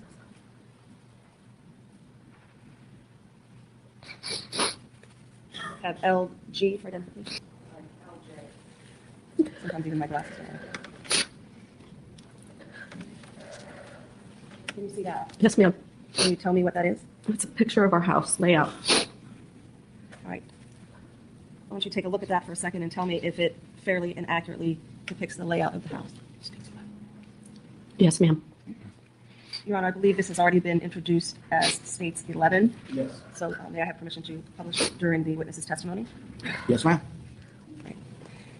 Mrs. Anthony, if you touch the screen, you will be able to indicate where certain items are. The room that we've been talking about, is it appropriately designated on the diagram? Yes. Can you point out to the jurors where that is? Right below it is another room right here. What kind of a room is that in your home? Well, when we did Kaylee's room, that was Lee's bedroom. All right. Lee, your son lived in the house at the time of Kaylee's birth? Yes, ma'am. What is that? What's the function of that room now? Now it's just a spare bedroom, and we put our computer things in there. How about the next room labeled Casey's room? Is that appropriately labeled? Yes, ma'am. This area right here, what would that be considered? To the left is our living, and then to the right is our dining room. Okay. That's an all-in-one great It's room? like an L shape. What is the room off of the dining room? Our kitchen. Across the living room, is this appropriately marked as the master bedroom? Yes, ma'am. There's a patio designated to the back. How do you get to the patio from the interior of the house? Either through the master bedroom or through the living room. Right. Can you mark on the diagram where you would make that sort of entry? The master, right here, there's sliding glass doors, and right here, there's sliding glass doors in the living room. All right. Is there any other way to get to the backyard aside from going through the patio? Yes. Where else would that be? From inside the house? Yes, ma'am. From the kitchen, there's sliding glass doors right here. Are there any door or window bars on the sliding glass doors to prevent intruders from coming in or out? We just have the lock on the sliding glass doors.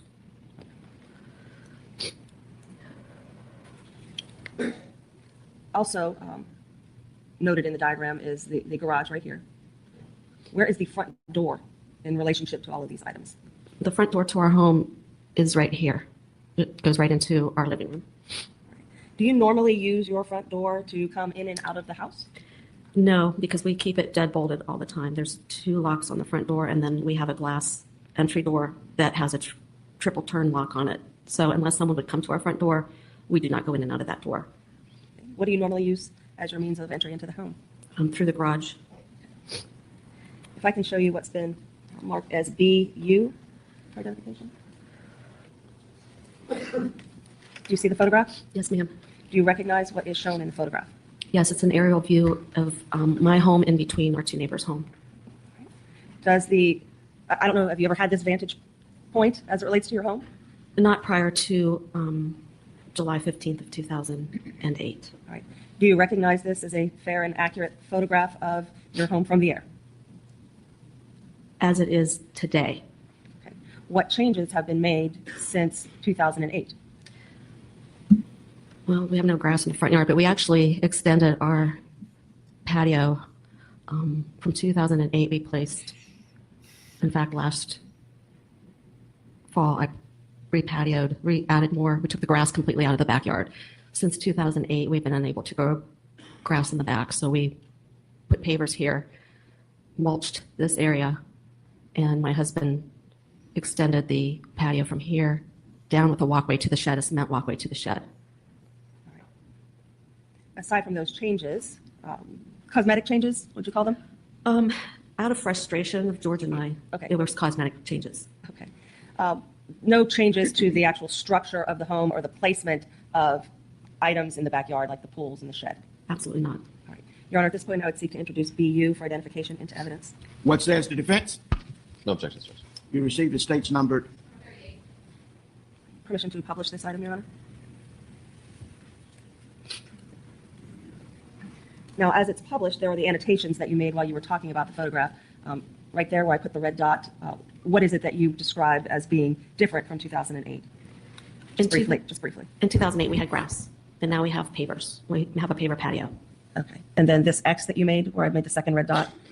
We had grass, and we put bark chips and stepping stones. All right. Just to limit the amount of maintenance that you have to do with that grass? Yes, and also for an area for our 2 dogs to relieve themselves. Okay. And then you have a line heading to a structure on the side of the house. Was that concrete? Yes, it is now. It used to be lava rock and bark chips. We did that because George used to keep his, at that time, George was keeping his lawn equipment in that shed, and he had to pull it through the mulch, through the chips, and it became difficult. So that was something we had intended to do in 2008 and never had a chance. So he went ahead and concreted it last year. All right. There are 3 sheds on your property? Yes, ma'am. Can you tell the jury from this aerial view where those are? Our main shed, well, actually, we use them all now as main sheds because they all serve a different function, but this one's our largest shed, and then this one and this one are the same size. Okay. Is your entire side and backyard fenced? Yes, ma'am. All right. So the only way to get to your backyard from the front of the house would be how? Through this gate right here, because this gate right here is locked and totally blocked. There's the shed is right up against that, and we did that on purpose so we wouldn't have anybody, come in that way. So there is a lock gate right here. All right. How do you lock it? On the inside of the gate, there's a latch, and then we have a padlock on it. What is this item on the right side of your yard? This item right here with the green roof is Kaylee's Playhouse. Okay. And this item, And you that's just our- described for the record. That is our above ground swimming pool. Okay. How long have you had the above ground swimming pool? Since 2002. If I may have AN. AN is a Nancy for identification. I'll have to unpublish.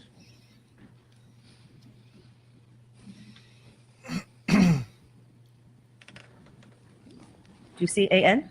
Yes, ma'am. Do you recognize it? Yes, ma'am. And what do you recognize that to be? The front of our house in 2008. Your Honor, this has previously been introduced as States 1 in evidence, if I may publish it while she You may. discusses it. All right. You said this was the front of your house in 2008? Yes, ma'am. Okay.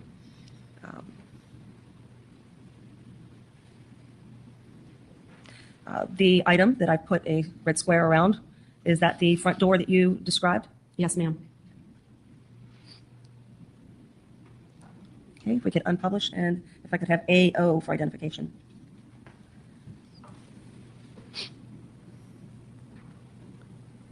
Do you recognize what is depicted in AO? Yes, ma'am. What is that? That would be, if I'm facing my home, it would be the left-hand side of my house, facing the only gated entranceway to my backyard, and that was taken in 2008. Is that a fair and accurate depiction of the condition of the home in mid-July of 2008? Yes, ma'am.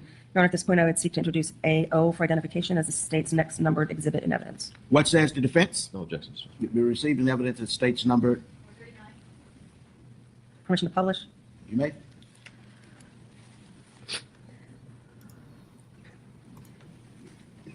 What is this item that I've placed an X on? That is our garage door. If I could unpublish that one and have AP for identification.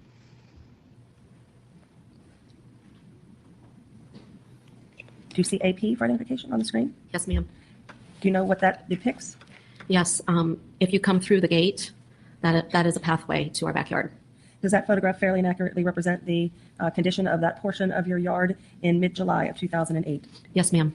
Your Honor, at this point, I would seek to introduce AP for identification into evidence as the state's next numbered exhibit in evidence. What says the defense? No objections, Your Honor. You received an evidence as states numbered.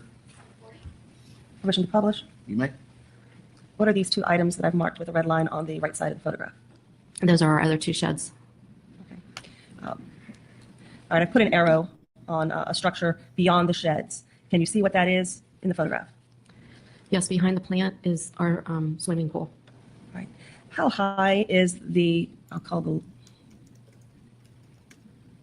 what I will call the lip of the pool, the top edge of the pool off of the ground? Somewhere, it's a little bit over 4 feet. It's under 5 foot. All right. How tall are you?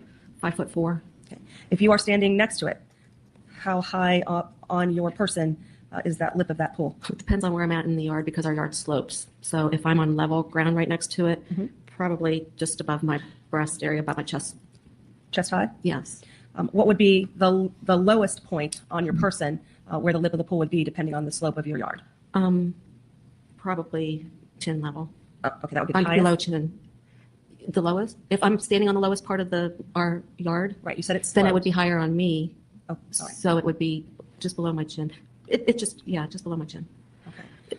The reason being is because beyond the pool, there's almost a foot difference, a step down. Once you get around the corner, there's a step down.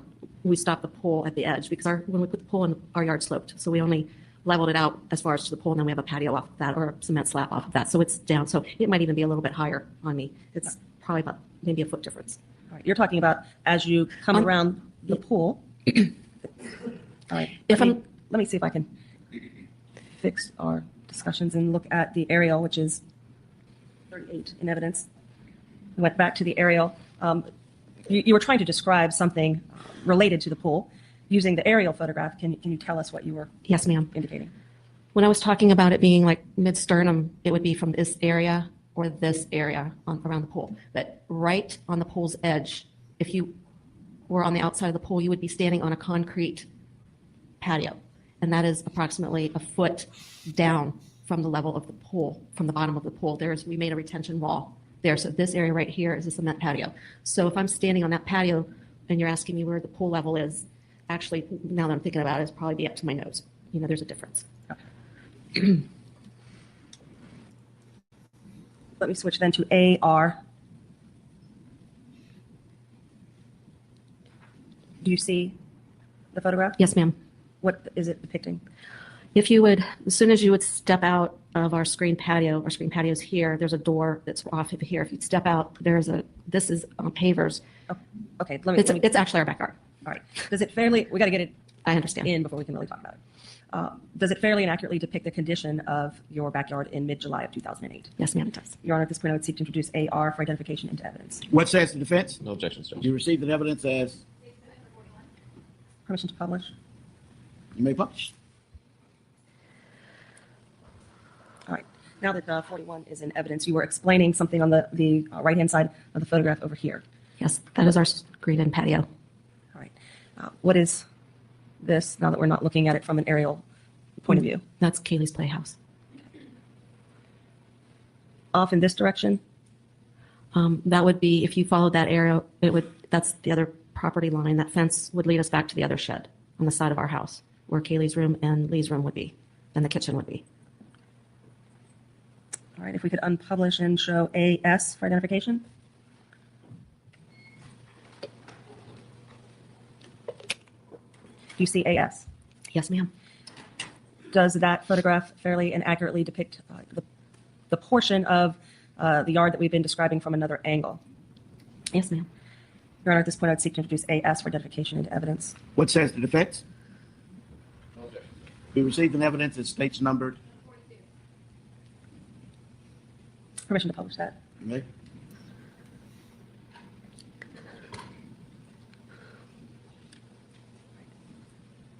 Mrs. Anthony, the items that are shown in this section of the yard, what are those?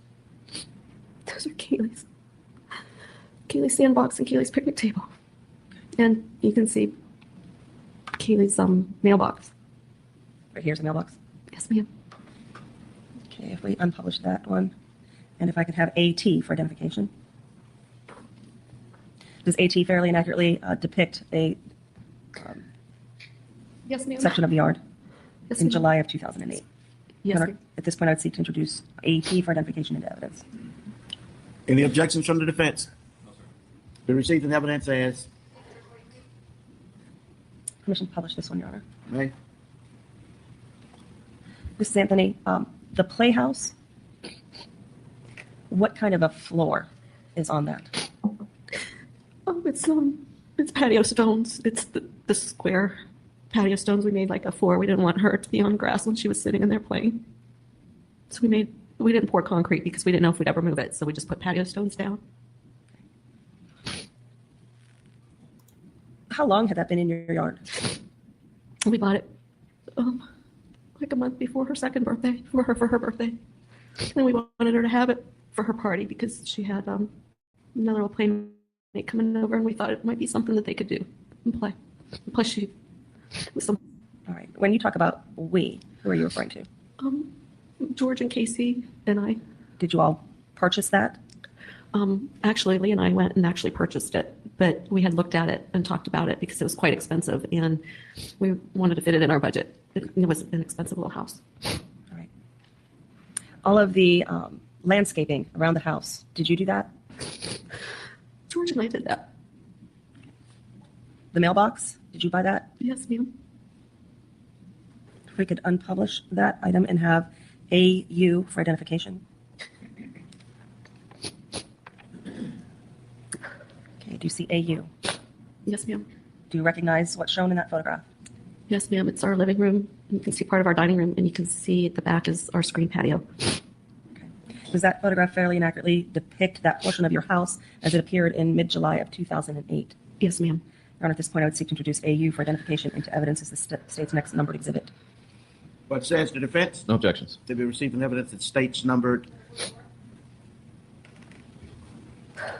Permission to publish that item.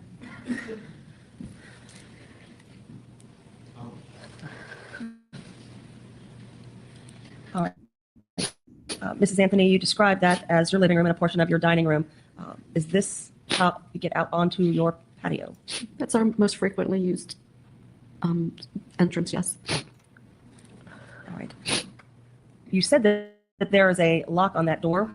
Where would that appear on the door? Right there. Okay. If we could zoom into that portion of the photograph, let me get rid of the annotation. All right. What kind of a lock is that? It's a latch. It goes up and down. I'm sorry. Do you need a second? Take a recess. Thank you. Oh. Okay, ladies and gentlemen of the jury, we're going to take a recess to a quarter till the hour. I'm going to ask you not to discuss this case among yourselves. Please remember all of my previous admonitions. We'll be in recess. Let the record reflect that the defendant is present along with counsel for the defendant, Assistant State Attorney. Let's return Ms. Anthony to the stand. Okay, let's return the jury.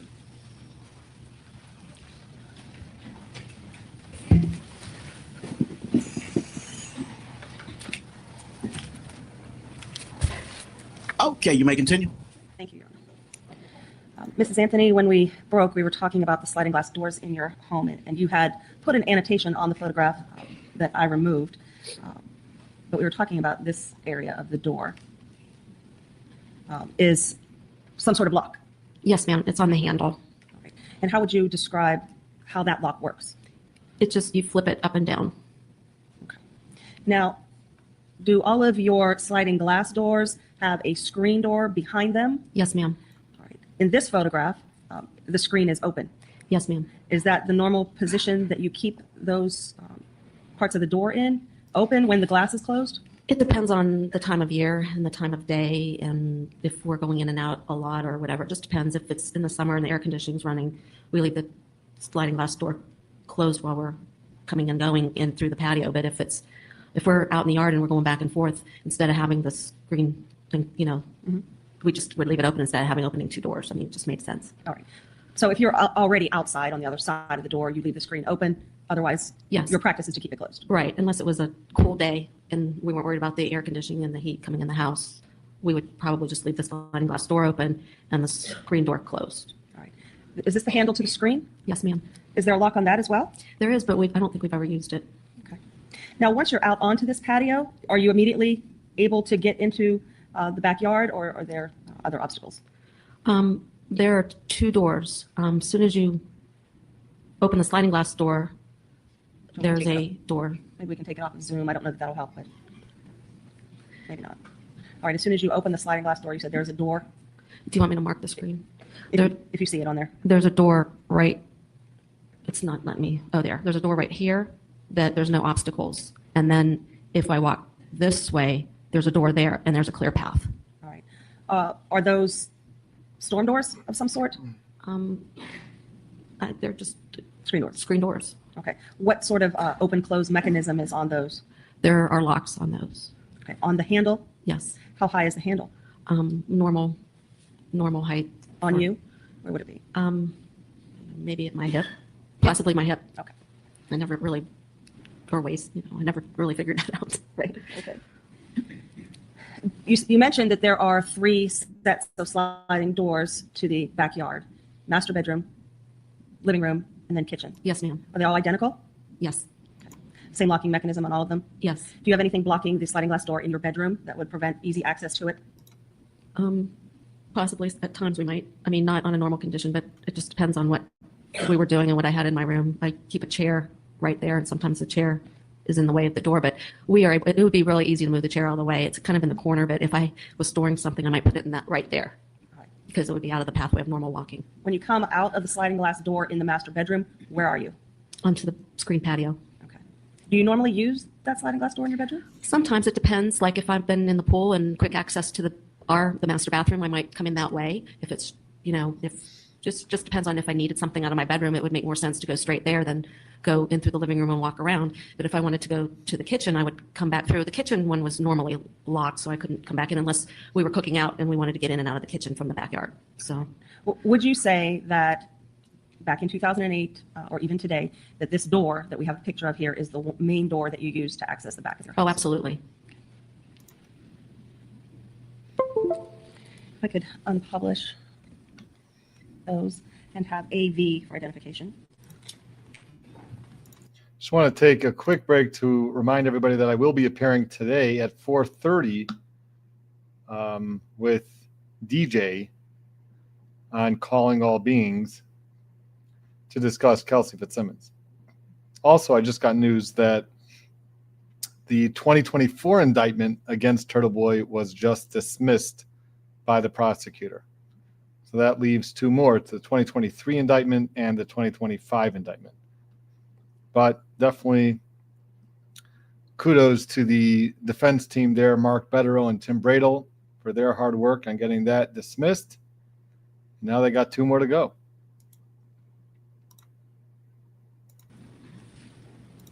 Do you see AV? No, not yet.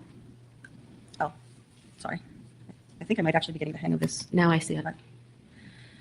All right. Do you recognize that as an accurate photograph of a portion of the interior of your home as it existed in mid-July of 2008? Yes, ma'am. Your Honor, at this point, I would seek to introduce AV for identification into evidence as the next numbered state's exhibit. What says the defense? No objections. We received an evidence that states numbered. All right. Permission to publish that, Your Honor. You may. Ms. Anthony, can you tell us what we're looking at in 45 in evidence? If you would come through our front door, as soon as you come in, we have a little foyer, and if you would look to your right, like, if you were coming into my front door and you look to our right, this is the wall to the living room, and then this hallway leads to the bedrooms and a bathroom. All right. This blue line here? Yes. Whose room is that? That's Kaylee's. What steps did you take to childproof your home since you had a toddler in there? Casey went out and purchased doorknob devices where you place over the doorknobs that you would have to squeeze and turn. I had a difficult time with them.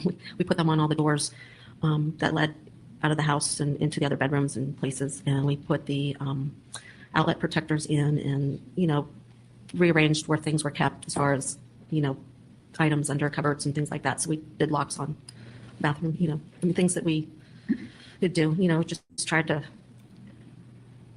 the normal toddler things. Okay. Now, in June of 2008, Kaylee was how many months old? 34? Sound accurate? Yes. All right. And I imagine at that age she's pretty mobile, obviously. Yes. Where did she sleep? Almost all the time in Casey's room. Occasionally she would take a nap in her room. It just depended on, at that time it was all in Casey's room or an occasional nap in her room. Was she verbal? Absolutely. Just a few words, complete sentences? How would you describe her ability to communicate? Depending on what she wanted to tell you, she could do a paragraph. She could tell you a story. Okay. Was her language easy to understand? Sometimes you don't get kids that anyone can understand, but they're close relatives. Once in a great while, I might have to ask her what she was talking about, but you learn your child's speech, and being around Kaylee all the time, I pretty much knew what she was going to say. Or what she said, I'm sorry. Now, Kaylee lived with you from the time she was born. Yes. Correct? Yes. You had mentioned when she was born that Lee was in the house for a period of time. Yes, ma'am. Did Casey also live with you her entire life? Yes, ma'am. Okay. To include the entire time that Kaylee was with you? Yes, ma'am. Was there ever a time after Kaylee's birth, but before mid-June of 2008, that Kaylee was away from the home for overnight, 2 nights, 3 nights, any extended period of time? No, I would always see her. I saw her just about every day. She might spend the night, but I would see her the next day or prior in that day. I don't think I ever went more than 24 hours without seeing Kaylee. Your birthday is at the beginning part of June. Yes, ma'am. Correct? In June of 2008, your birthday, did you take vacation that week? Yes, ma'am. Okay. Do you remember the dates? I'm not sure if we left Monday or Tuesday of that week. And if I saw a calendar, I could give you the date. I know my brother's wedding was, I think, Thursday or Friday, whatever the 8th of June was. Okay. We left a few days prior. I've moved to 2008, June of 2008, not 2005. Oh, I'm so sorry. I'm so sorry. I was thinking of 2005. Okay. Yes, in 2008. I usually would take my birthday week off, and I was off. However those dates fell. The week. Yeah, I think my birthday was like on a Thursday, so I finished the Friday normal business hours Friday before my birthday, so I had the entire week of my birthday off. Did you spend it with Kaylee? Not as much as I wanted to, but for the most part, I did. By the time of Father's Day, which was June 15th of 2008, did you have Kaylee with you? As far as on Father's Day of 2008? Yes. Okay. What were your plans that day? For Father's Day, George had to work, and he was going to go in early, I believe, and the kids had plans, so I just decided to take Kaylee up to see my father in Mount Dora, visit him in the nursing home. Now, when you're talking about your kids having plans, you're referring to Lee, Anthony. Yes. And Casey, Anthony. Yes. Did you think that either one of them were working that day? I believe that Casey was working that day, and Lee had already moved out, and he and Mallory probably had something to do. All right. Since he's not in your home, you didn't keep tabs on his day-to-day. No, we weren't business. planning. No, I'm sorry, no. All right. You indicated that George, your husband, had to work that day. Was it his regular 3 to 11 shift? Yes, ma'am. So you went to Mount Dora with Kaylee? Yes. Do you remember the time frame that you were there? Mid-morning to probably 2:30, 3 o'clock in the afternoon. Okay. Between that time frame, that's about a 50 to 55 minute drive to Mount Dora, and I believe we arrived in Mount Dora just before noon, 11:30 or so, and then we left my mom's home somewhere around 2:30, I believe, somewhere around in there. All right. While you were at the nursing home visiting your father for Father's Day, did you take photographs and video of Kaylee? Yes, ma'am, I did. Okay. If I could have LK for identification, please. Can you see LK for identification? Yes, ma'am. All right. What do you recognize that photograph to be? That's our Kaylee. When was that taken? That was Taken on the 15th of June, 2008. Okay. At the nursing facility? Yes, ma'am. Does that photograph fairly and accurately depict Kaylee Marie Anthony on June 15th of 2008? Yes, ma'am. Your Honor, at this point, I would seek to introduce LK for identification into evidence as the state's next numbered exhibit. What says the defense? No objection. It'll be received in evidence as states numbered. Permission to publish, Your Honor. You may publish.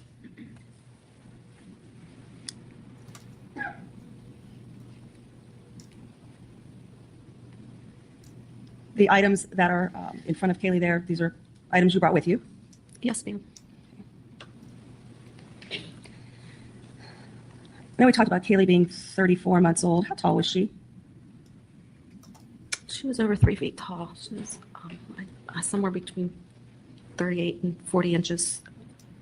She was over, above my waist. Sorry? I'm sorry. She was over 3 feet tall. She was somewhere above my waist level. The top of her head? Yes. Just above your waist Yeah, level? I think she was somewhere between 38 and 40 inches. Okay. And how much do you believe she weighed at that point in time? I can't remember.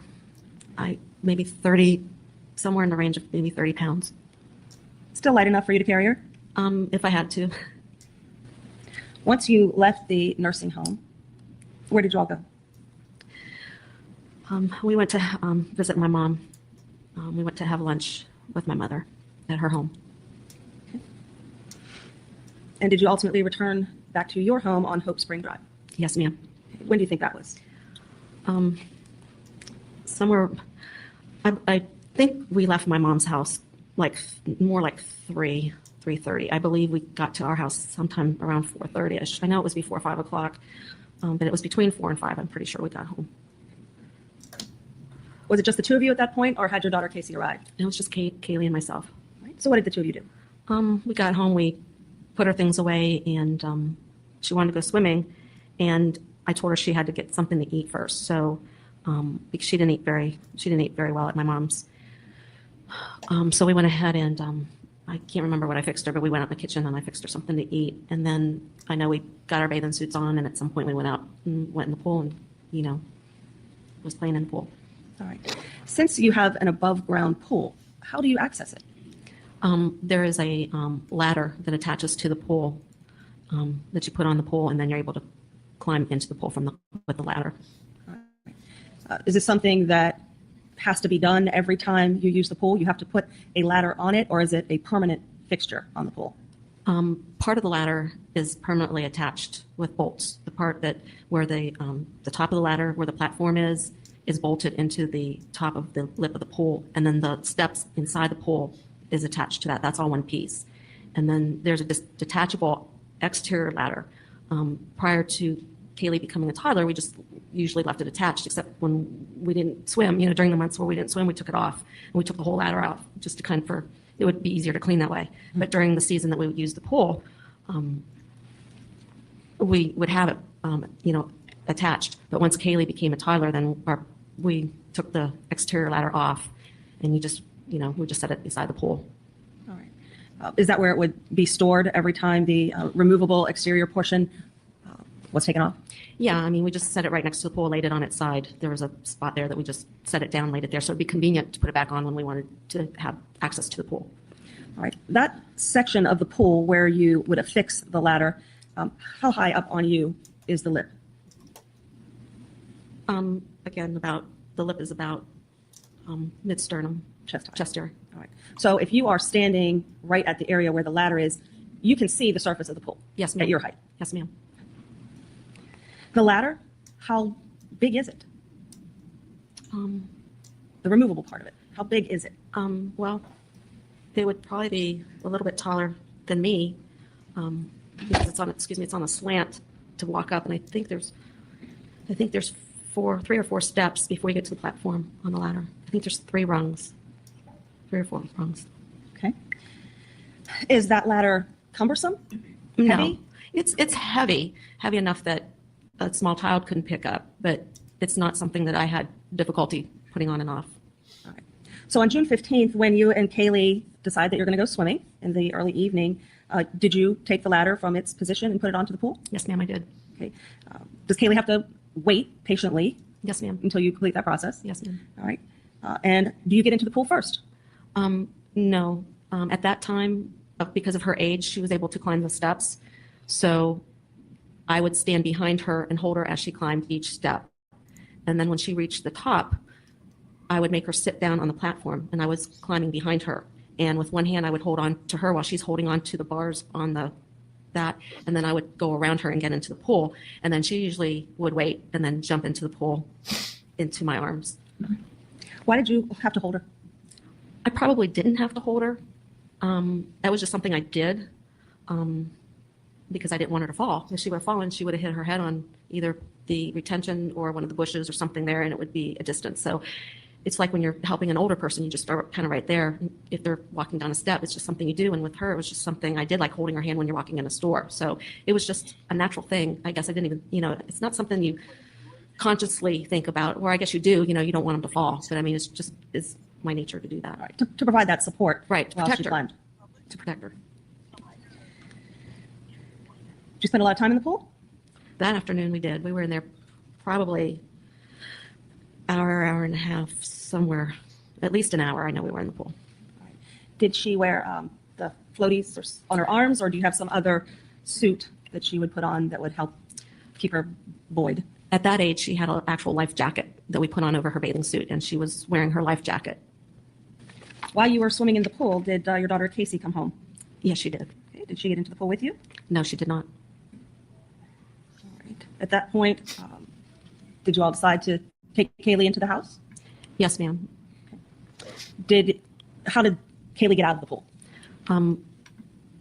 I told Casey that it was time to take Kaylee. Casey had inquired about coming into the pool herself, and it was getting cold, and I knew Kaylee had been in there a while. So I told Casey that Kaylee had had enough. I mean, I felt that Kaylee had enough, and that I asked her to go get Kaylee ready for her shower. So Casey came out with a towel, and she received Kaylee as she was coming down the ladder.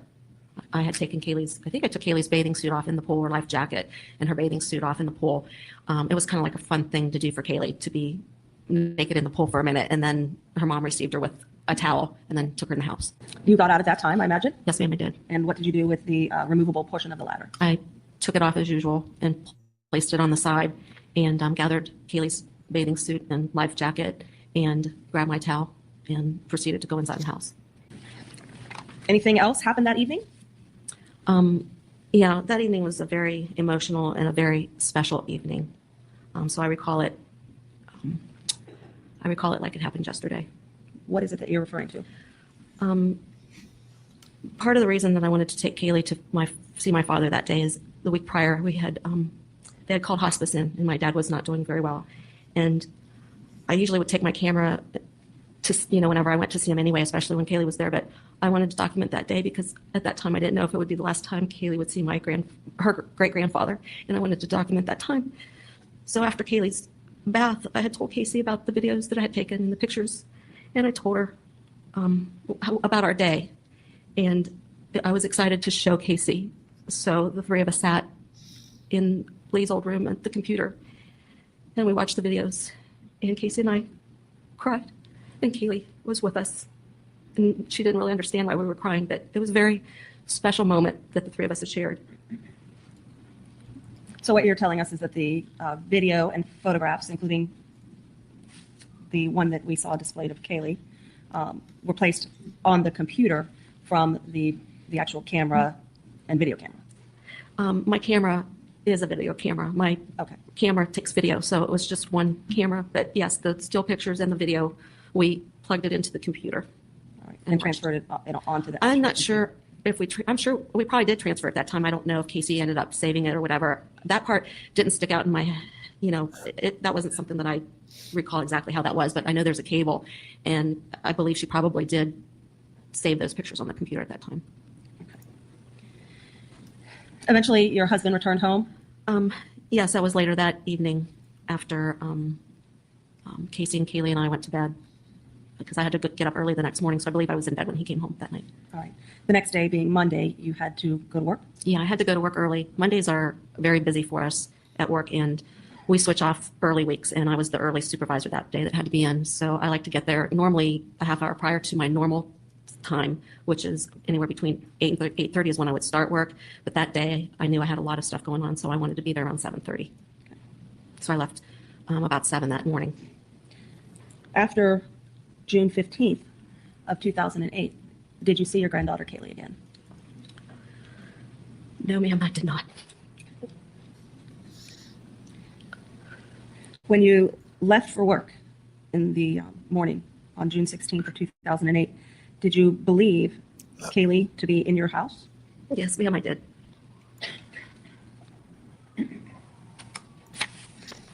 On that day, did you believe that your daughter had a job? Yes, ma'am, I did. What did you believe her job to be? She was an event coordinator at Universal Studios. And what did you believe she did as an event coordinator for Universal Studios? If Universal was doing Mardi Gras or had celebrities come in or whatever was going on, there's always different things going on at Universal. She worked kind of behind the scenes helping set up a specific event, and her hours would be different. Sometimes she worked during the day, sometimes she worked evening, and quite often I believe she worked in the evenings. And you believed this? Did you believe this because that's what she told you? Yes, ma'am. Did you see any other evidence of her working at Universal Studios that led you to believe that it was true? Yes, I mean, there was her lanyard that she would wear. I'm sorry, did you say lanyard? Yes, her lanyard. Okay. And I had seen text messages from her boss and emails from her employer to her. All right, the lanyard that you're talking about is something to wear around the neck, has an identification attached to it? Yes, ma'am. Did it have her picture? Yes, ma'am. And anything else? Did it say Universal Studios on it? Yes, ma'am. Did she have and continue to wear a name tag? She had it attached to her, on her lanyard. She had it, at that time, she had a shamrock necklace type thing that she had her lanyard attached, and her name tag occasionally would be on that. And sometimes there would be a different name on the name tag. Other than Casey? Yes, ma'am. Did you ask about that? Yes, ma'am. She said it was common for the employees to switch names occasionally. She said it was just something that they did. Just being funny? Yes. Okay. Were you familiar with the fact that Universal employees would always have their name displayed on whatever uniform they were wearing? Yes, ma'am. I had been to Universal before, and I saw Casey at work before, and I had seen pictures of her at work before with her ID and her badge. So, and I've been to the park several times. So yes, I'm aware of that. All right. Those photographs that you mentioned of Casey at work and the times that you went there, or time that you went there and she was working, were those before Kaylee was born? Yes, ma'am. After Kaylee arrived, did you believe that your daughter went back to work at Universal Studios? After Kaylee was born? Yes. Yes, ma'am, she did. Okay. And you believe this because of the lanyard? No, I believe it because she did go back to work after.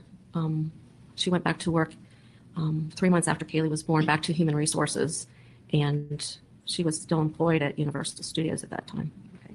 And you believe that that continued all the way through July 15th of 2008, correct? No, there was a period of time when Casey said that she had I guess in her position there was like 3 reprimands, and then you'd have to leave. And I remember her telling me that her boss didn't want to let her go.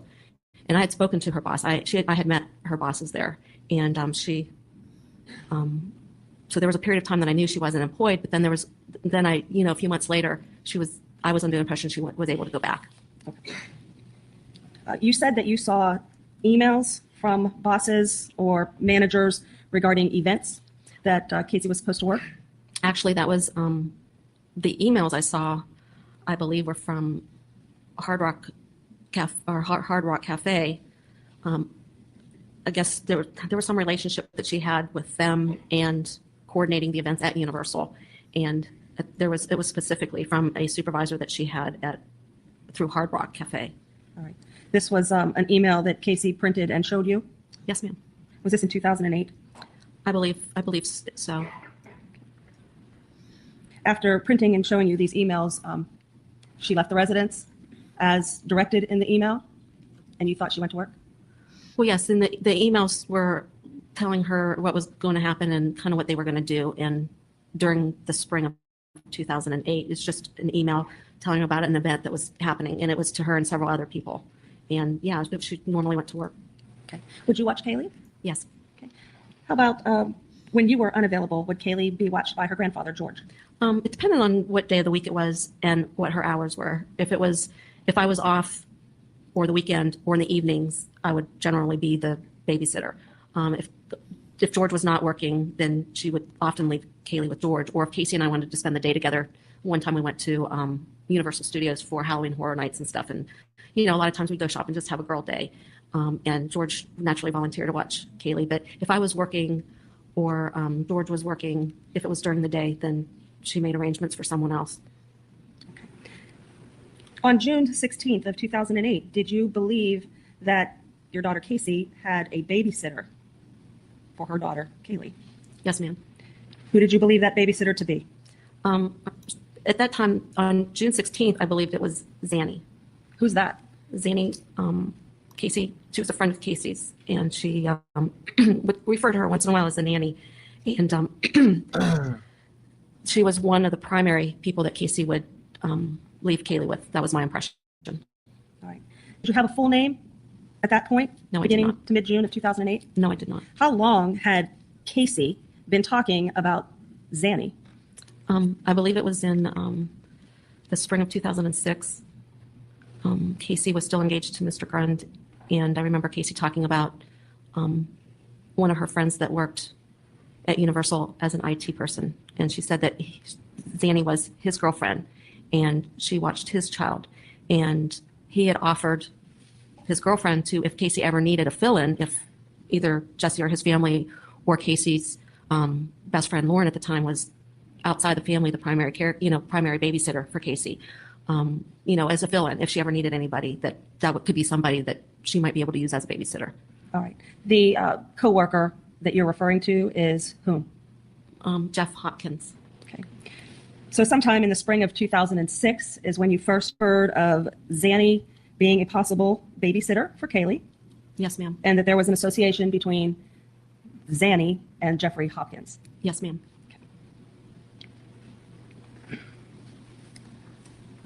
Can I ask you for a favor?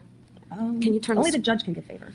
Sir, can I have her take the screen down? I can't Yes. look at my granddaughter I'm without sorry. getting upset, and I'm trying very hard not to cry. Thank you. Oh, thank you. It's hard to keep it out of my peripheral. All right. You had mentioned another individual by the name of Lauren. Yes, ma'am. Yes, ma'am. Who is that? The person I was referring to in that statement was Lauren Gibbs, one of Casey's best friends at that time. This is somebody that you know? Yes. That you've met? Yes. That you would recognize were you to see her again? Yes. That you could describe for anyone if necessary? Yes, ma'am. Did you know where this Lauren lived? At that time, yes. All right. When you refer to Zanny, is this a person that you ever met? No, ma'am. Is this a person that you've ever seen a picture of? No, ma'am. Would you be able to describe Zanny from your own independent observation to anyone who asked? I never had an observation, so I couldn't describe it, no. Okay. Did you know where this Zanny was supposed to have lived back in 2006, 7, and 8? There were different places that Zanny had resided. When I first heard about her, she was supposed to be living on one of the student living quarters or apartments close to UCF, in the same complex that Jeffrey Hopkins lived. So I'm not sure exactly which apartment complex at that time, but that's where she said she lived. She being your daughter told you? Yes, that's where Casey told me that Zanny lived. It's off of Alavia, close to the University of Central Florida. Okay. And it was your understanding, based on what your daughter told you, that this Zanny moved around? Yes, quite frequently. Okay. But you never had the opportunity to go pick up Kaylee from Zanny's or to drop her off at Zanny's? No, correct? the opportunity never arose where I had to do that.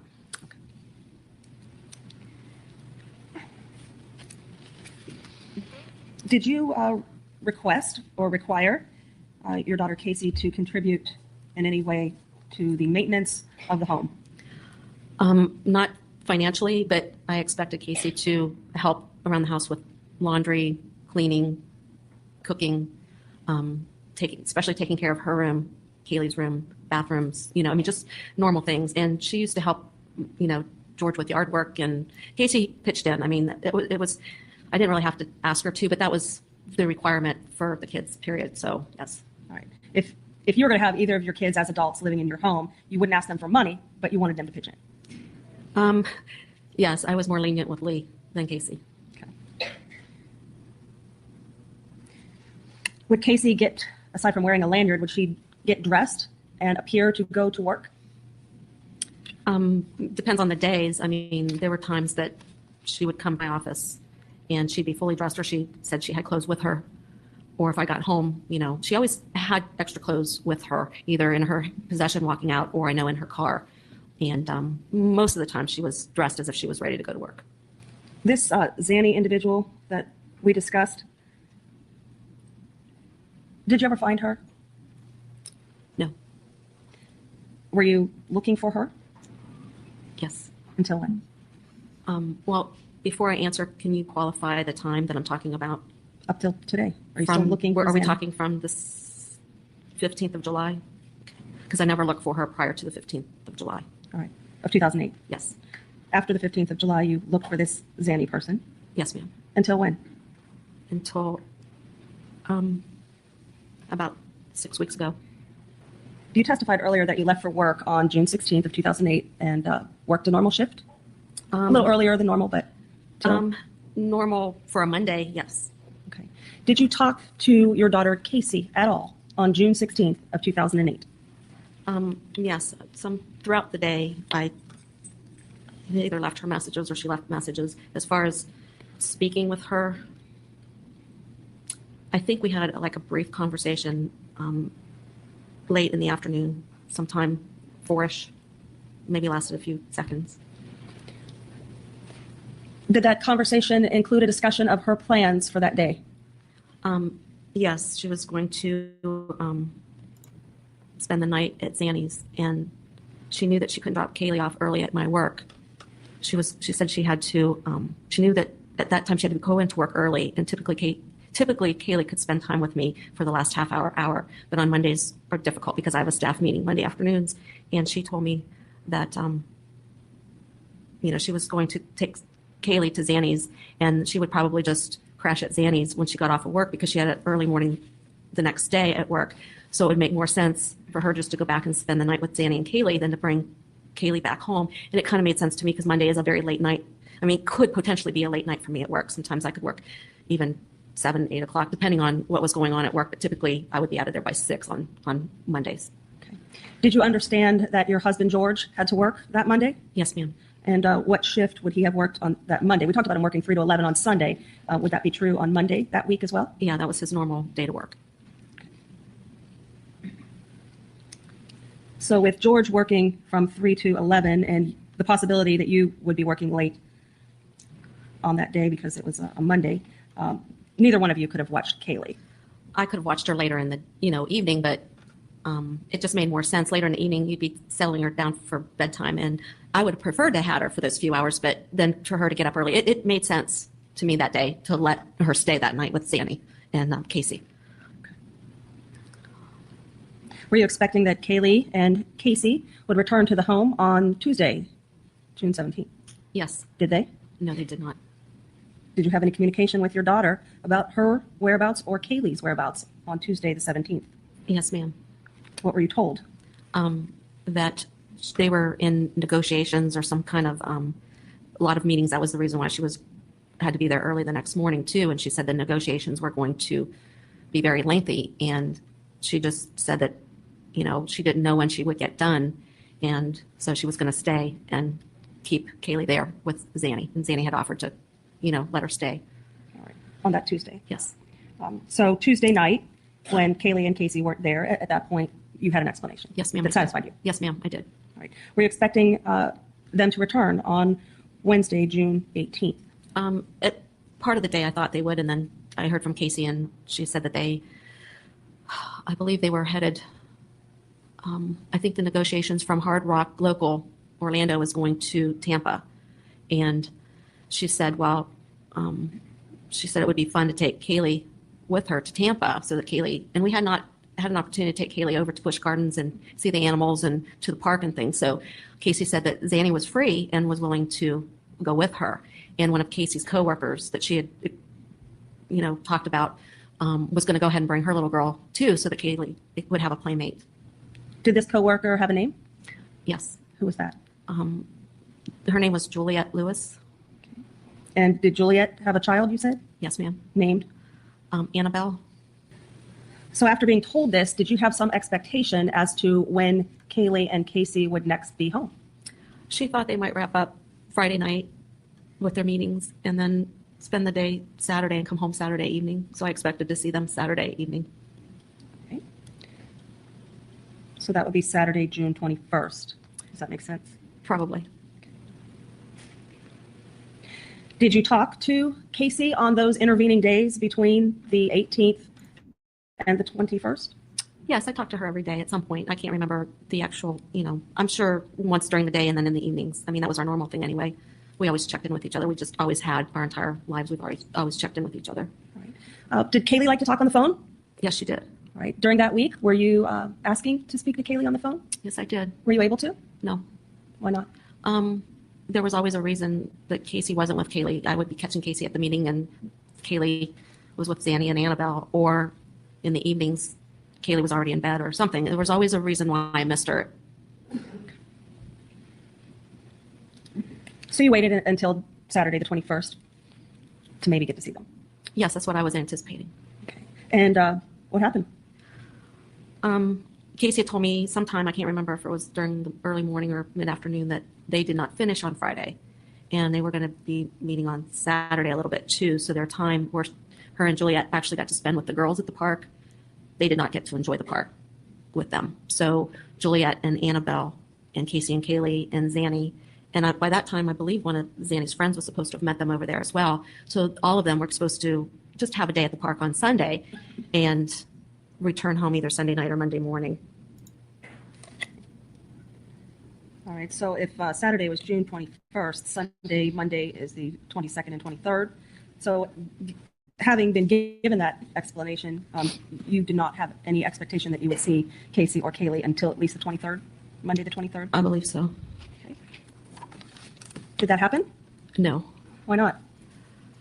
I remember Monday waiting all day at work to hear from Casey because the last conversation I had with her was to call me as soon as she got home because I wanted to make sure her and Kaylee had come home safely from Tampa. And it was nearly 3 or 4 o'clock in the afternoon, and I was getting quite concerned. I remember calling and leaving messages for Casey, hey, are you home yet? And I was concerned enough to even talk to one of my coworkers about, I was wondering if something had happened. And then later that late afternoon, early evening, I heard from Casey. Okay. Did she tell you she was home? No, she did not. Where did she say she was? She told me not to panic, but she said that there was a car accident and that I believe Casey and Kaylee and Juliet and Annabelle were in Casey's car following Zanny, and I'm not sure, I think it was Raquel Farrell that was with Zanny back from Tampa. And right as they were getting on, I think from 75 or whatever, before they got to I-4, Casey said that Zanny was ahead of her and witnessed Zanny get into a car accident, a pretty serious car accident. And so therefore, she had been all day at the hospital, and that was her first chance to call me and let me know. But she assured me that she and Kaylee were perfectly fine. Did you ask for an opportunity at that point to speak with Kaylee? Do you remember? Yes, but Casey told me she was at the hospital, that Casey was at the hospital, and Kaylee was, Kaylee was, that day, Kaylee was either back at the hotel because she said they had to turn around. No, at that point, I think they were all at the hospital, and someone had taken Kaylee and Annabelle to walk around. They couldn't come up. Casey, I think, was still in the emergency room. And Casey, I believe, was calling me from the emergency room area, and they didn't have the girls, the toddlers, around the emergency area. So one of the other girls, either Juliet or Raquel, had the girl somewhere else. So she wasn't in proximity for me to talk to Kaylee on the phone. All right. So you believe that was bad timing again? Yes. On June 24th, do you remember an incident involving a shed at your home? Yes. Okay. Were you made aware that your husband had contacted the Orange County Sheriff's Office regarding a break-in of a shed? Yes. What time do you think he gave you that information? Right after it happened, I think he called me right around the same time he called the police to report it. I heard in the morning. It was probably between 10 and 10:30, 11. It was in the morning. I remember it was before noon. Okay. Did you share that information at any point in time on June 24th with your daughter Casey? Yes, ma'am, I did. Do you remember when? Shortly after I spoke with George, I spoke with Casey to find out what their plans were and how Zanny was and, what was going on. And just in casual conversation of what was going on, I said, well, do you want to hear something that happened to Dad today? And I said someone broke into the shed and, had stolen his gas cans. And I chuckled, and I can't remember Casey's response or anything, but I remember telling her the story because I thought it was, something that would lighten the day for her, but something that was going on in our lives, just to kind of break the conversation up. Okay. At some point, did you learn that your husband had seen Casey at the house in the afternoon on June 24th? Yes, ma'am. Okay. Did she call you about that? No, ma'am. Okay. Who did? George did. Did you try to contact her after learning that she was at the house and say, I thought you were in the hospital in Tampa? Yes, ma'am, I did. How'd that conversation go? I asked her, I said, Casey, what were you doing home? I thought you were in Tampa. And she said, Mom, I think they're going to admit Zanny. She has no identification. She didn't have her insurance information or she had her identification, but she didn't have her insurance information with her. And Casey had volunteered to drive to Zanny's apartment to pick up. She had made arrangements with Zanny's mother, sister, brother, a family member, or someone. It could have even been another roommate. I know she made arrangements with someone to get into the apartment and to get Zanny's insurance information. And she told me that she stopped home to get some things because she was headed back. And she didn't know at that point when they would be home. And I said, well, why didn't you bring Kaylee back? Because I would take off work to watch her, and then you wouldn't have to worry about Kaylee. And she said it didn't occur to her. She wasn't thinking she was at the hospital, and Kaylee wasn't with her, and they needed it. So she just said she just drove home and got it. And she said that she had seen her father, and she told me that she had given him back the gas cans. She explained that she had taken them with her when they were driving to Tampa, when she knew she had to go to Tampa, that she had taken them with her because she thought, just in case, because she said there was something wrong, she thought with her gas gauge, and that sometimes it wouldn't read that it was on empty. And she explained that occasionally she would have to take the can to go get gas, or if she had run out of gas a few times, I guess. So that's the explanation. Now, did you get that explanation on June 24th? Yes, ma'am. At that point, was it your belief that she had not been at the house since June 16th? Correct. Did you ask her when it was that she got the gas cans that she took as a precaution? I didn't think about it because I didn't think it was anything of significance. I did not, at that time, I wasn't thinking about why, it had no significance to me. Okay.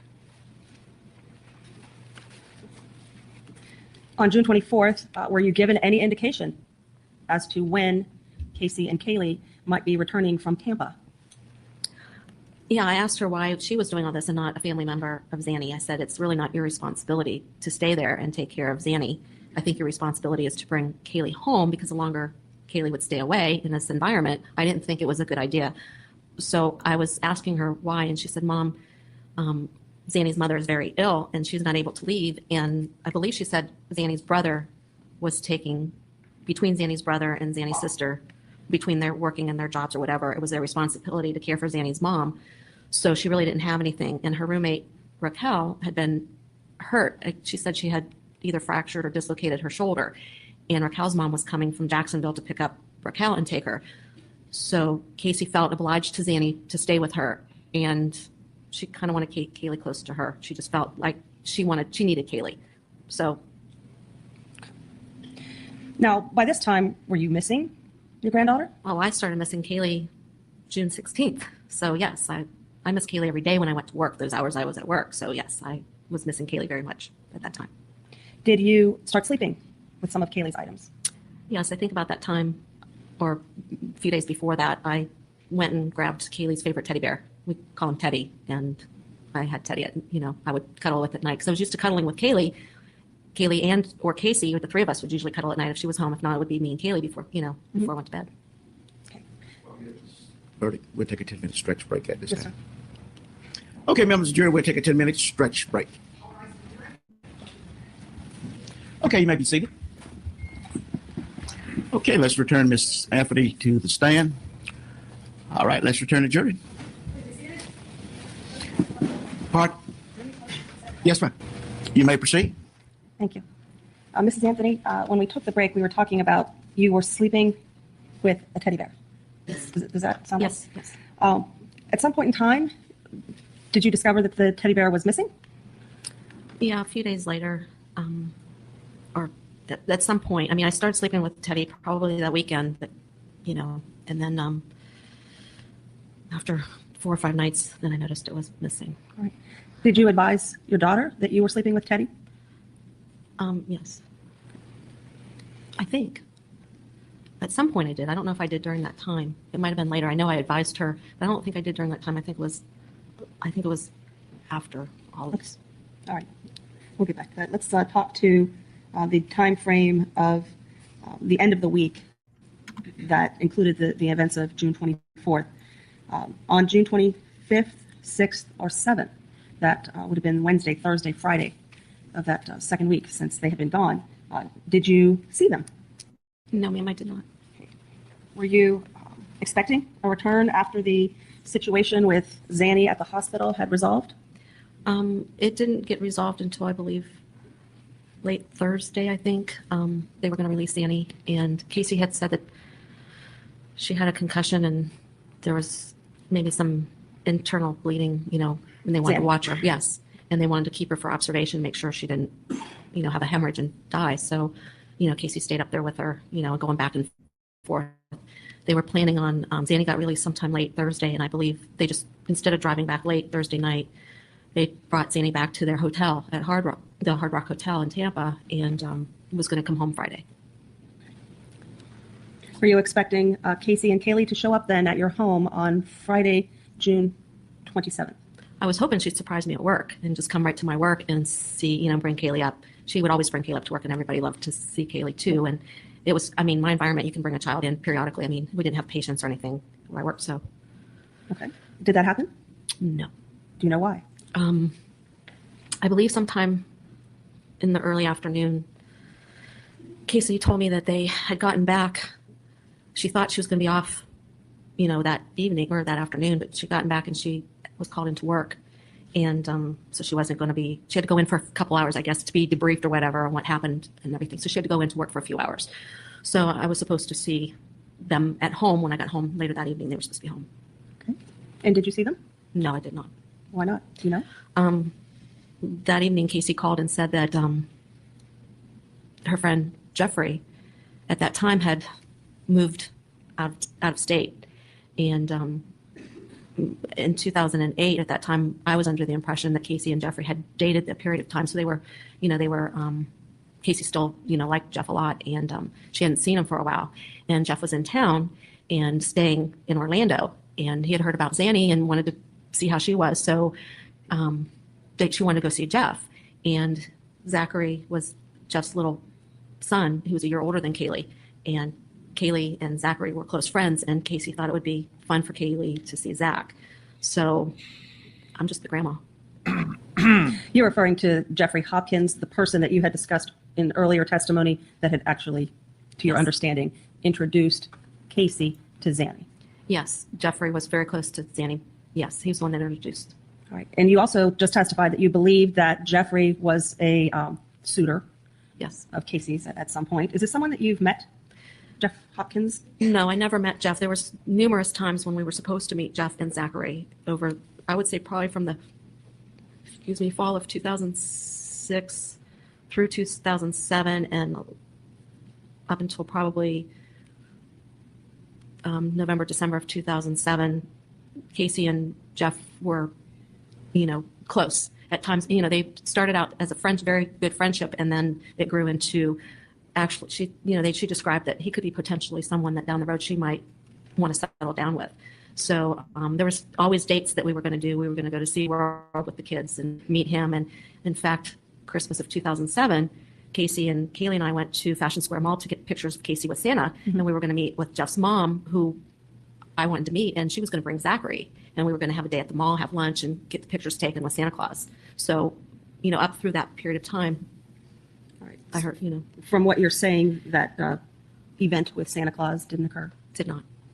I mean, it occurred, but not with them. It occurred with Casey and Kaylee and myself. We waited for a while, and something happened. I was told that Zachary had an asthma attack and could not come, so we went ahead and had our pictures with Santa and then did our lunch and had a girls' day.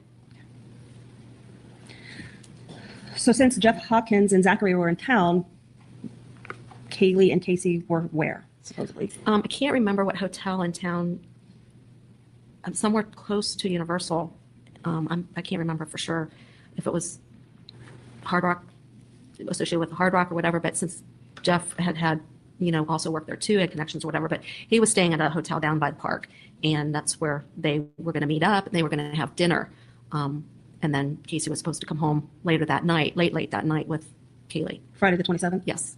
Okay. Did that happen? No, it did not. Do you know why? I guess Jeff had a rather large, my impression of Jeffrey was that he was independently, he had a trust fund and he was pretty well off. He didn't have to work unless he wanted to.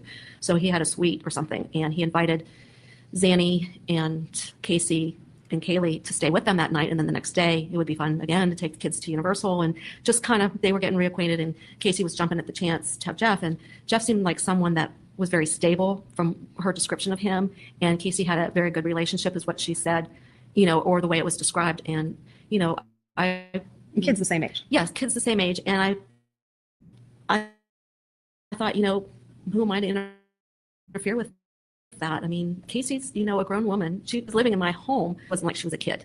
It was, So you weren't ordering her home? No, I you never were just did. trying to find out where they were. I never had control of Casey, once she was 21, as far as her comings and goings. There was an understanding that we had. We just wanted to know, just out of love, where everybody was at. But it wasn't a mandatory thing that I had to know her every whereabouts. And same way with Kaylee.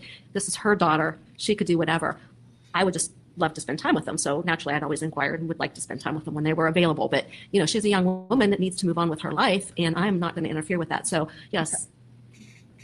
Now, that Friday, the 27th, was that the last day that you worked for a period of time?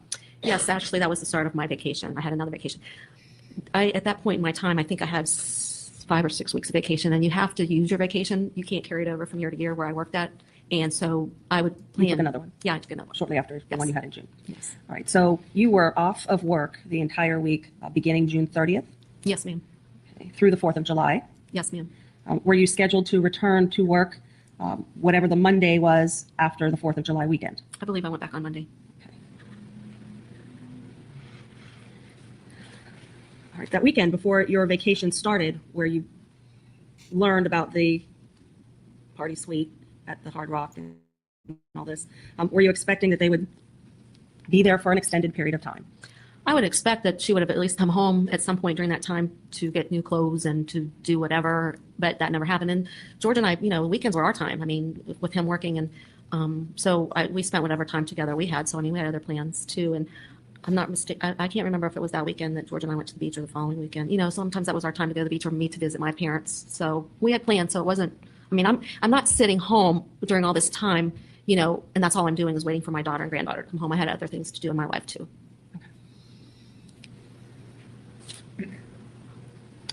Did you have daily communication as that weekend and then the week that you were off progressed? Did you have daily communication with Casey? Yes, I don't think there's ever a time where I didn't have communication with Casey, at least once a day during that time, either by a phone call, voicemail, text messages. I had communicated with her at all times. So I thought I knew where she was. So as we get into the week of June 30th, July 1st, and you are off, did you find out whether or not they were still at the Hard Rock Hotel in Orlando? Oh, I'm trying to think where. At that point, I believe she was headed back to work on Monday, and Zanny was going to watch Kaylee Monday. No, I'm sorry if I can collect my thoughts for a moment. I know I was expecting to watch Kaylee, from on my vacation, and I can't remember what excuse or where she said she was at that point, if they were still hanging with Jeffrey or not. Okay. Now, since you were off, you thought if Casey's working, no need to have Zanny, who was just in some sort of accident, watching Kaylee, that you wanted to do that for your daughter. Right. Okay. Did you express that to her? Yes, I did. Okay. And were you able to do that? To watch No. Kaylee that week that you were off? No. Why not? My memory serves me, Casey was working on an event. Now it's starting to come back to me. Casey was working on an event that had to do with, there was set up for kids sometimes she would work with Make-A-Wish Foundation and things like that, and different things. And there was a like a pool party event that they were having for children on site. And she said that it would be a fun event for Kaylee to be at. And I'm not sure if Zach was there with Jeffrey or not, but Annabelle was going to be there with Juliet. And it was a day at the park where the kids could play in the pool and see characters and different things. So I asked if I could come, and she said no. It was kind of just like a reservation. And she said she hadn't planned it because of Kaylee being hers. I couldn't get in. I couldn't, because I had said, well, I would love to go and watch Kaylee and, you know, be a part of that and take pictures and stuff. But she said no. And I asked her who was watching Kaylee if she was working, and she said that there was an organized group, and that, you know, there would be people that she trusted that would watch the children during this. And then she was able to come down periodically through the day, and she would be able to check in with Kaylee, you know. So I just did things that I needed to get done during that time. All right. So as you approached the July 4th weekend, you thought Kaylee was being entertained at a pool party on Universal property. Yes, ma'am. How far is Universal Studios from your home on Hope Spring? Depends on traffic. Anywhere from a 20-minute to a 30-minute, if it's normal traffic, 30-minute drive. All right. At some point in time, did you decide that you were going to drive out to Universal Studios? Yes, ma'am. When was that? I believe it was July 3rd. All right. And what prompted that? Earlier that day, I had some issues, and I really wanted to talk to Casey about those issues, and I really wanted to see Kaylee. And I couldn't see, I wanted to spend at least one day with her, and I hadn't seen her for so long. So I talked to Casey earlier, and Casey said she was, you know, at Universal. So let me just stop you there. The issues that you said that you had, were those money issues that involving Casey that you wanted to talk to her about? Yes, ma'am. Okay. So you talked to her on the phone? Yes, ma'am. It was. Did that resolve the money issues? No, I talked to her on the phone to find out where she was. I didn't want to discuss the issues on the phone with her. I wanted to do that face to face. So I decided when I left the bank to go ahead, since she said she was at Universal, I figured I'm just going to go ahead and drive to Universal Studios. So I went ahead and drove to Universal Studios and parked and walked into the park and went to guest services. I didn't buy a ticket. I figured she would just meet me down at guest services, and then I would be able to talk to her and then be able to pick up Kaylee from that point. I didn't tell her I was coming. Okay. So once you arrive at guest services, do you see Kaylee and Casey? No, because what I did when I got to guest services is I called Casey. She didn't know I was going there. So when I got to guest services, I called Casey from my cell phone, and I just waited there and told her that I was there. And I said, you know, can I talk to you? And she told me that she was not there. At Universal in Orlando? Right. She was not at Universal Studios. Okay. Where was she? She told me that she was actually in Jacksonville, Florida, which came as a complete shock to me. And I said, what are you doing in Jacksonville? And she said that her and she took Kaylee with Jeff. She followed Jeff back to his condo in Jacksonville. That was where he was residing, and was going to try to rekindle more than their friendship, because it had gone very well those days that he was in town. And she didn't want to, you know, she didn't want me to know beforehand that she had left town without me seeing her and Kaylee. So it was a shock, and I was upset. So is this mid-afternoon on the 3rd of July? Yes, it was sometime around 3 o'clock. Did you think she was in Jacksonville? I had no idea. I had no idea. When she told me that she was in Jacksonville, I didn't know what to think, because I had realized that she had lied to me for the last couple days, that she was at work and then she was really in Jacksonville. And I didn't know what to make of it. It was just came to me really quick. And I believed she was in Jacksonville, but I didn't believe she was in Jacksonville. I had my reservations. Had my doubts that she was in Jacksonville. Okay. At some point then on the day of July 3rd, did you enlist the help of your son Lee in locating your daughter Casey? Yes, I had actually asked Lee. Prior to that, I reached out to one of her friends that I knew was in Jacksonville to see if he had spoken to Casey and if he was aware, because I knew that one of her very best friends lived in Jacksonville. So I thought if she was headed there, she might alert him. And then Who would that be? Ryan Pasley. So I thought maybe he could confirm that she had been there for the last few days. So I was actually at Universal Studios still when I reached out to Ryan. All right. Was Ryan able to confirm for you that Casey was in Jacksonville? No, but Ryan thought she was coming because he had spoken to her, Casey, either that morning or the next day, and Casey was arranging to see him. So that kind of put me back to she probably is in Jacksonville, because Ryan said that she had contacted him, that they needed to get together, that she was coming up to Jacksonville during that time frame. He had not seen her yet by the time we had spoken. Okay. So at that time, then I started shifting back my thoughts that she probably is in Jacksonville. Did you call Lee? I can't remember if I called him or if it was just something. I think I reached out to Lee and just asked him if he had any idea, if Casey had talked to him and, confided in him where she was, and he hadn't spoken to her for a few days. All right. After 8 o'clock in the evening on July 3rd of 2008, did you create your own MySpace account regarding your current situation? Yes, I'd never been on MySpace before, and Lee told me when I was speaking to my son, if he had talked to Casey or whatever, his impression that Casey was not in Jacksonville because of the chatter on MySpace or Facebook, that there was some stuff going on downtown, which I took it to be Church Street because that's where downtown, Sure. the action is. And he thought that at one point, one of his friends or one of Casey's friends, Casey and Lee had a lot of mutual friends, that at some point Casey had mentioned to one of the friends that she might be downtown during the 4th of July time frame.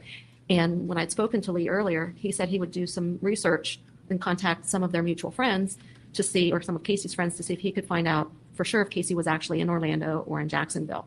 So when he got back to me and told me the possibility that she could be in town, then my mind was just all over the place, and I was just really angry, upset, felt betrayed that I didn't know exactly, because I thought I knew what was going on. So I was just venting.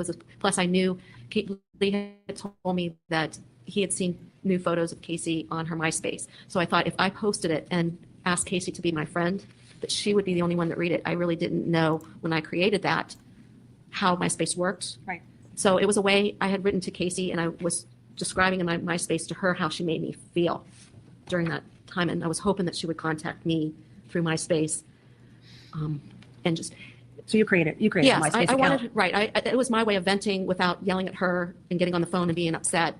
And I figured in writing, she would understand my feelings from that day, how I felt being betrayed. All right. If I may approach the witness with what's been marked as State's Exhibit MG for identification. You may.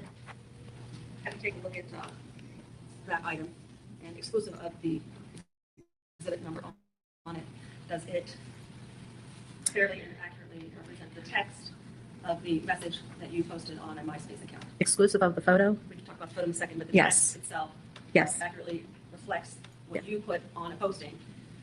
Yes, Correct? yes, ma'am. Does the date and time that are affixed there also accurately reflect the date and time that you would have made the posting? The date is, the time I would have guessed it might have been a little bit later, but I knew it was sometime, in the evening that I did. So that day seemed like a very long day for me. The photograph that you said is on that exhibit, is that one that you affixed or you believe was placed there later? It was definitely placed there later because I never posted a photograph. Number one, I didn't know how to. But the text, the date and time are accurate. Yes, ma'am. Your Honor, at this point, I would seek to introduce State's energy verification and evidence as the State's next number. What says the defense? We would object and ask for further argument on that. Well, let me see it. Short basis of objection. Relevancy, materiality, short form. 403 or 4.5. Okay. Just a second. Approach that. Objection sustained. All right, Mrs. Anthony, after you posted that message on MySpace, did you talk to Casey about it? Not that day. How soon after? I think it was a couple days before she realized that I had sent. I think it was a few days before she realized that I had created the MySpace.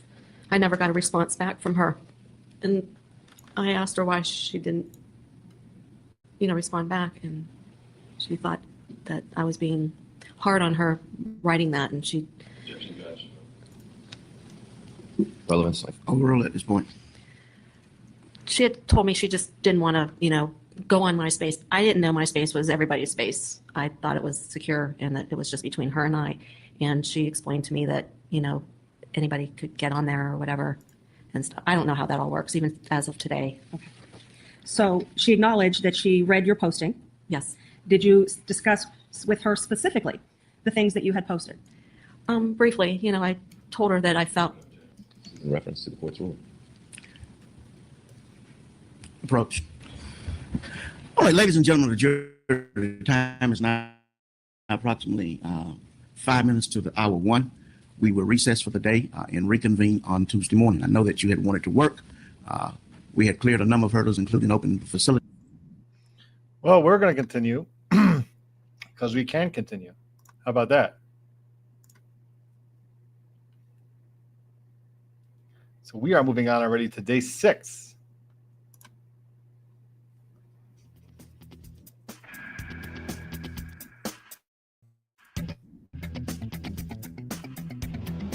Thank you to David Laura.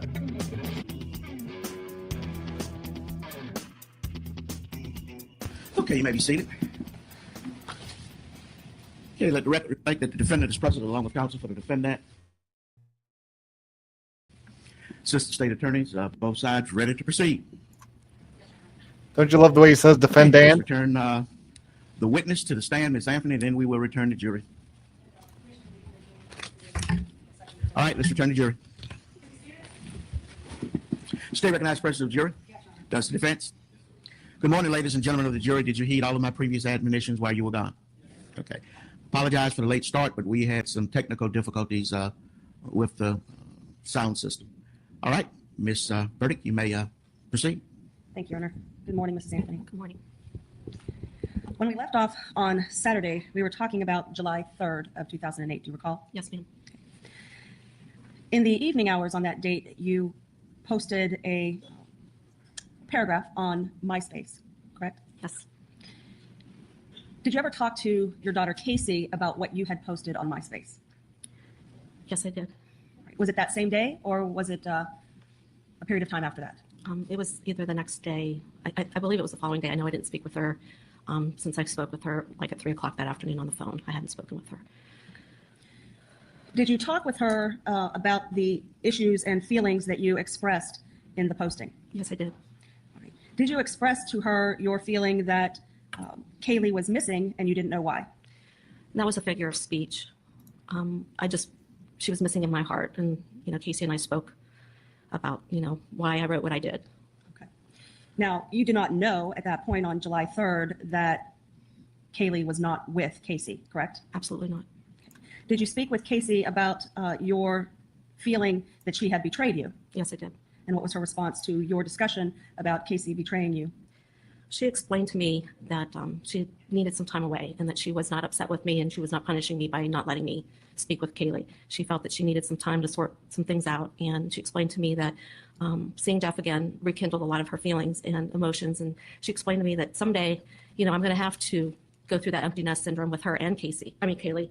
And so she explained to me, that how much she loved me and that, that she wasn't trying to get me upset. It was just she wanted to work things out in her mind. And I needed to get used to the fact that someday she was going to be moving out and be her own person. And I realized that I was being selfish at that point. And so I quit questioning her. All right. Now, what she told you was that she was pursuing a relationship with what you thought was a wealthy man who lived out of town. Yes, ma'am. Okay. And at that point, once she tells this to you, you decide to stop questioning her about her whereabouts? Yes, ma'am. Okay. The issues and feelings that you posted and then discussed with her predated June 16th, 2008, correct? The feelings that I spoke about was everything up until July 3rd, just the feelings. I felt betrayed that day because I found out she had lied to me. Okay. But you also discussed with her your feelings that she was jealous of you. That was my interpretation. I asked for the court. Overruled. That was. Did you discuss with her your feelings? Leading us to outside of the scope of what was previously agreed upon on the. Okay, overruled. Did you discuss with her your feelings that she was jealous of you in some fashion? It was brought up to me by her ex-fiance, Jesse Grand, when they were dating or engaged. Sustained. Did you discuss that with Casey? Yes, I did. That you had these feelings that you thought she was jealous of you? Yes. Okay. Did she deny that? Yes. Okay. Did you discuss with her that she had left without warning? Yes. Okay. Did she tell you that that wasn't true? That there was some warning? Well, no, she said she left without telling me. I mean, that was the whole purpose of me being upset with her on the phone at 3 o'clock that afternoon. Did you discuss with her your issue or feeling that she left without warning, even though you had been the one to raise, feed, clothe, shelter, and pay the bills for Kaylee? Yes, yes. leading Overruled. way outside the scope of what was agreed upon. Overruled.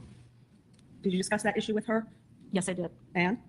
And again, that was, I think I was making, my whole purpose of writing the letter was I didn't want to go into on the phone with her. So I thought writing my feelings down, maybe it would make an impact on her, how she made me feel those last few days, finding out that she had lied to me, that she was not in Orlando. Did you discuss with her your feeling that you had heard she felt you were controlling her life? I don't remember speaking about me controlling her life. No. So after you talked, or during the time that you talked to your daughter about the feelings that you expressed, did the conversation conclude with her telling you she does need her space? Yes. So after having that discussion on July 3rd, well, a few days after July 3rd, you said, did you back off? I backed off, but I still persisted on, I learned how to text during that time.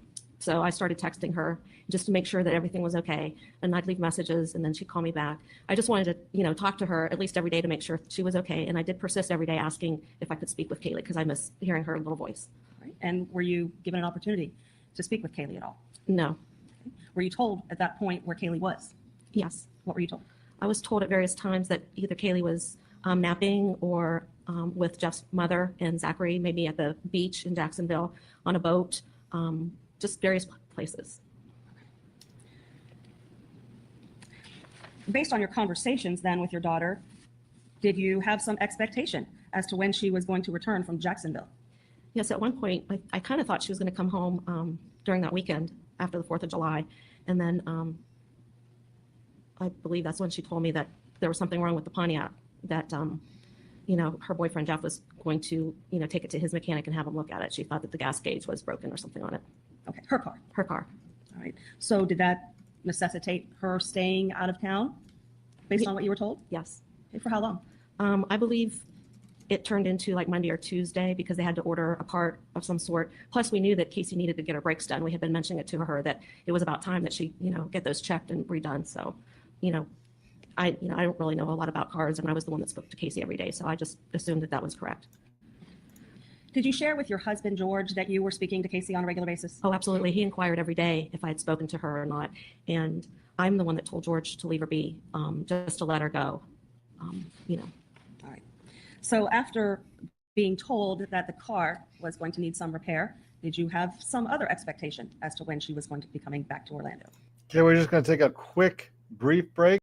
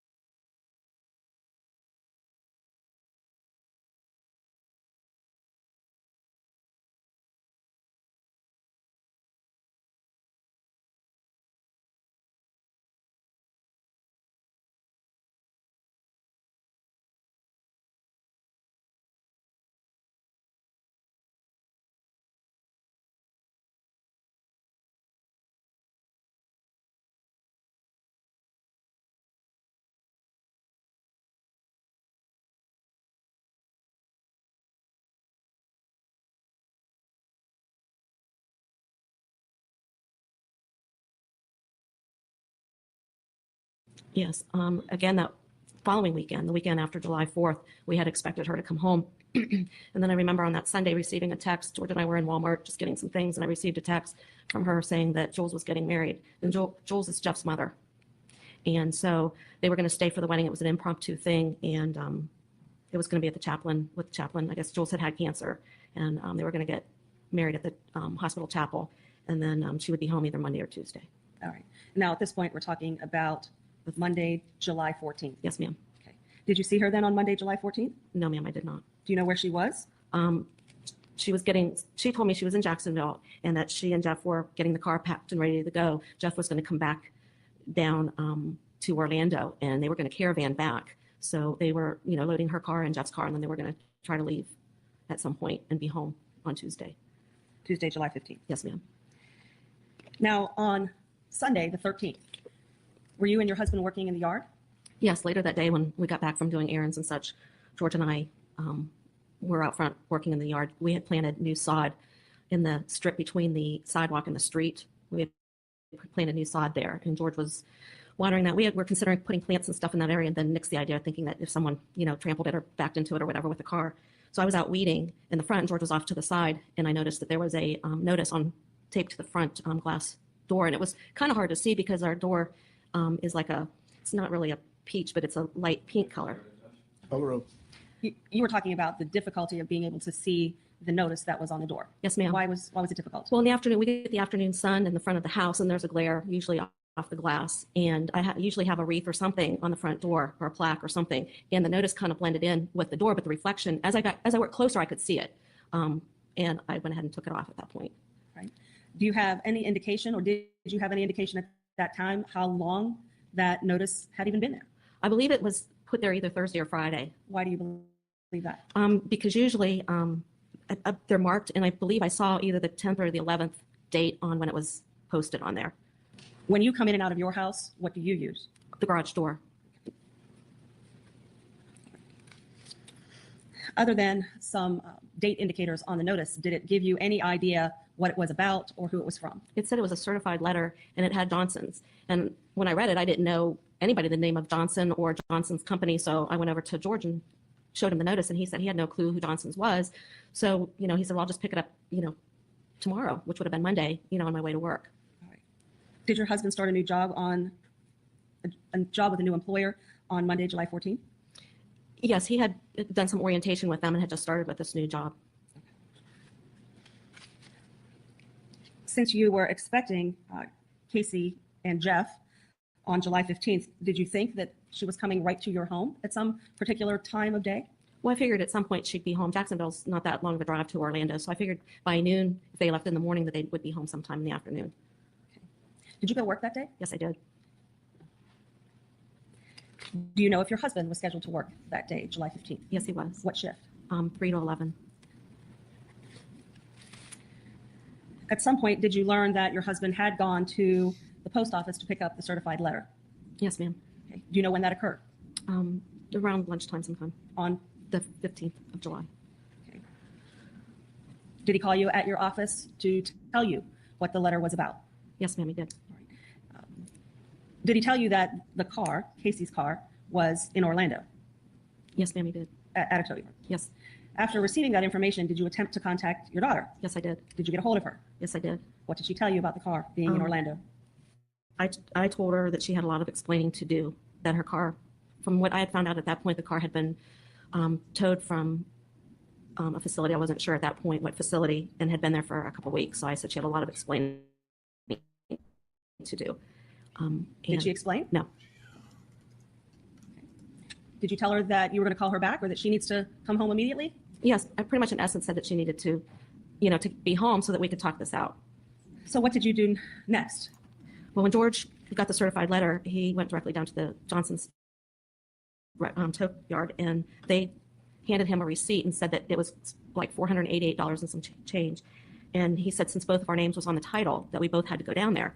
So I went ahead and stopped and got $500 out of the ATM and met George at the house so that, one of us could drive her car home. So you left work about what time?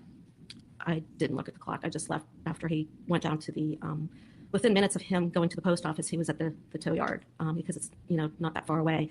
So I would say maybe if I had to guess, sometime maybe 12:30, 1 o'clock. All right. So you met your husband at the house, and the two of you went in one car. Yes, ma'am. To the tow yard.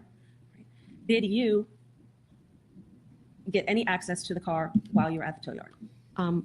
I did not. I was close to the car when George came around after he, was able to drive it. He came back around, and I was waiting for him because it was raining, and I had my window down. And he said, "We need to get home right now. This car stinks, and it's raining, and let's, I'm going." He, in other words, he just said, "Let's not chit chat. Let's get home." All right. Were you able to there? We drove back to our home, and George Interesting. drove the car right into the garage and parked on the So she didn't detect an odor.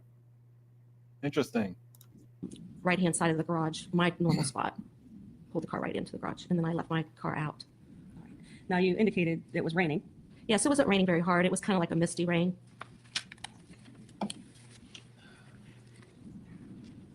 Once the car is in the garage, do you access it in some fashion?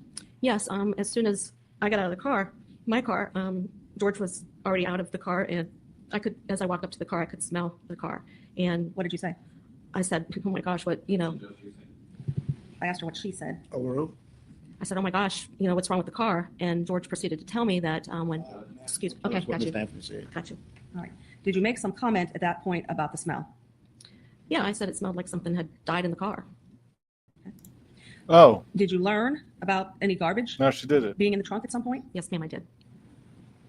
So what did you do, if anything, to the car? It was after George went to work. I encouraged him to go because it was getting close to between 2 and 2:30, and we had opened all the trunk, the hood of the car. George took the battery out of the car because we were afraid that Casey might come home and take the car, and we wouldn't be able to speak with her. So I went ahead and noted that Casey's purse was on the front seat, and that Kaylee's baby doll, her favorite doll was in the car seat, like it was sitting where Kaylee would have sat. And I noticed Kaylee's backpack in the trunk of the car, and I noticed some clothes and some shoes of Casey's. So what I did is I took Kaylee's doll out of the car, and I took the backpack out of the car, and I took Casey's purse out of the car, and a pair of slacks. I left the shoes, and I think there was a blue plastic collapsible basket that we kept in the back of her vehicle, like for groceries or just odds and ends. We keep them in all of our vehicles, and I think there was a belt and some odds and ends in there. I left the stuff that was in the trunk except for Kaylee's backpack, and Kaylee's doll smelled like the car, so I took it out, and in our garage we have a ice chest, and I set the doll down, and I went and got a Clorox wipe and wiped the face and the hands, and the body is soft, so it smelled pretty bad. So I went and got some Febreze, and I sprayed the doll, and I sprayed Febreze all through the car, thinking that that might help the odor. I sprayed the front and the back. I used pretty much a whole can of Febreze. All right. Now, let me just stop you there. At that time, you indicated that you said to your husband what died. Yes. The smell in the car, was that a smell that you recognized? The smell in the car was like something I had never, it was pretty strong. I mean, I use that expression, what died, and at that point I never put, anybody in the trunk of the car or in the car. I was satisfied with what George had told me happened at the tow yard. All right. Now, you have a nursing background, correct? Yes, ma'am. Have you had the experience of being exposed to either rotting or decomposing flesh? Yes, ma'am, I have. What is your experience in that area? I debride a lot of very bad wounds and work with a lot of patients who have amputees, and a lot of times their tissue starts to rot. And I remember one experience as a student nurse that we did get to go to the morgue and see some bodies that had come in that had been out there for a while. All right. Now, you said that you used the expression, what died, with your husband. At that point, were you considering that something died in the car? No, at that point I did not. You said that you encouraged George, your husband, to go to work. Did you see whether or not he took any action as it relates to the car? No, no, ma'am. I was pretty much in the garage the whole time that George was home. He went inside to get his things and then he left. If I may have state D for identification.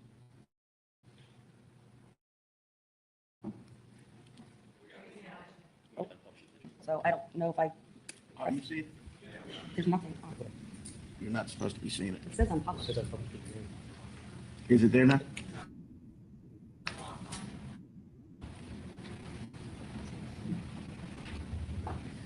So we stipulate the photo. If that makes it easier. Yeah. The photo D for identification, what do you recognize it to be?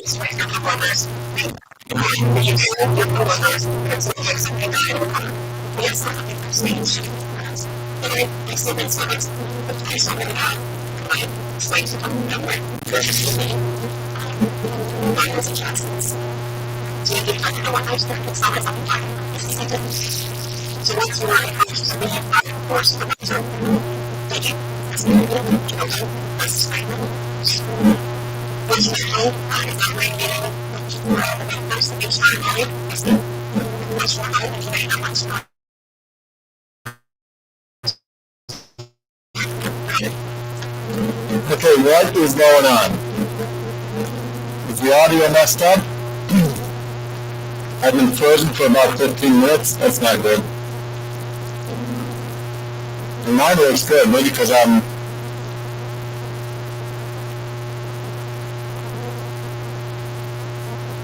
just going to wait for the chat.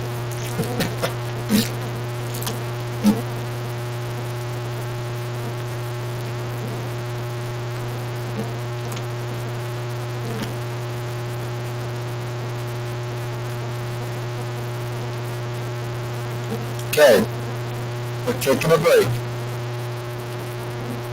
How do I sound now?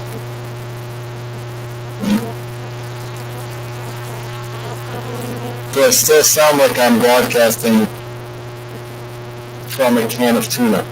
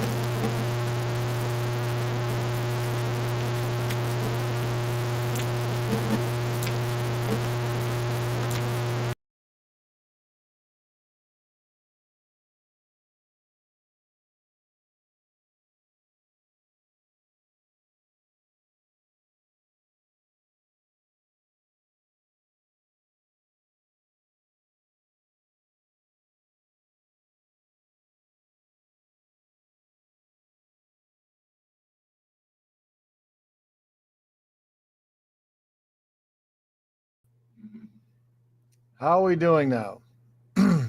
Let me know if this is any better.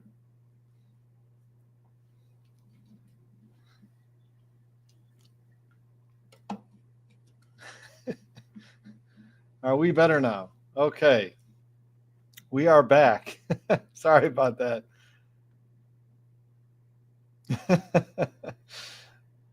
Okay, we're getting back. We're getting back.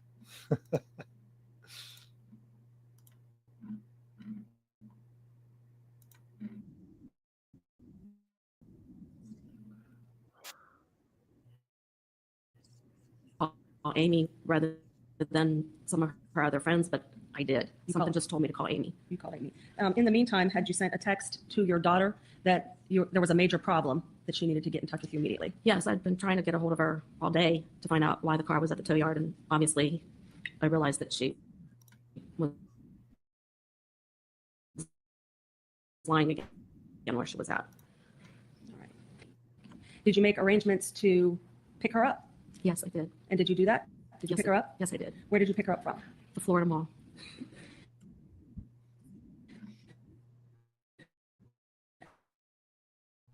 And did you ask Amy to take you to Casey? Yes, ma'am. Okay. Was she able? A few hours prior that Casey picked her up at the airport, and I told her that I hadn't seen Kaylee and that Casey was lying to me and I needed to find Casey to find out what was going on. So we're discussed that going that was the back. best we were going to get. We're going back a couple minutes because a lot of people got thrown off by the technical difficulties here, but we are back. So this should Pretty from good. me. Okay. Now I'm going to show you what's been marked as V for identification. Tell me if you recognize what is shown in V. It's the blue collapsible bin from the trunk of Casey's car. It has Casey's doll, Kaylee's doll, Casey's purse, and Kaylee's backpack here at the bottom of the basket. Did we go back far enough? Is this good? Let me see what the chat says.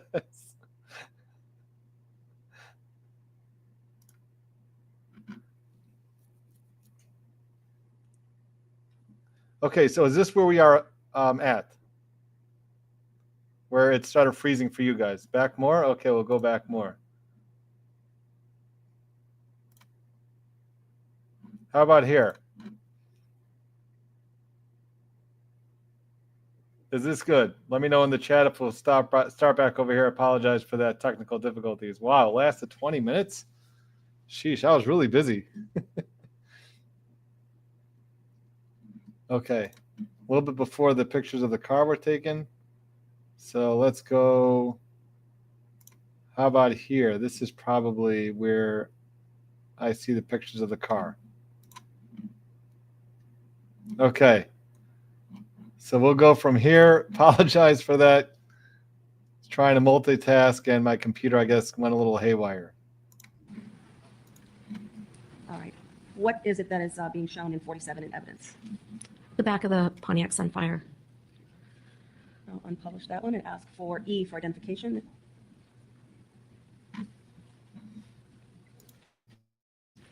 And I'm showing you what has been marked as E for identification. Do you recognize that? Yeah. Does it represent the way that the Sunfire looked back in July of 2008?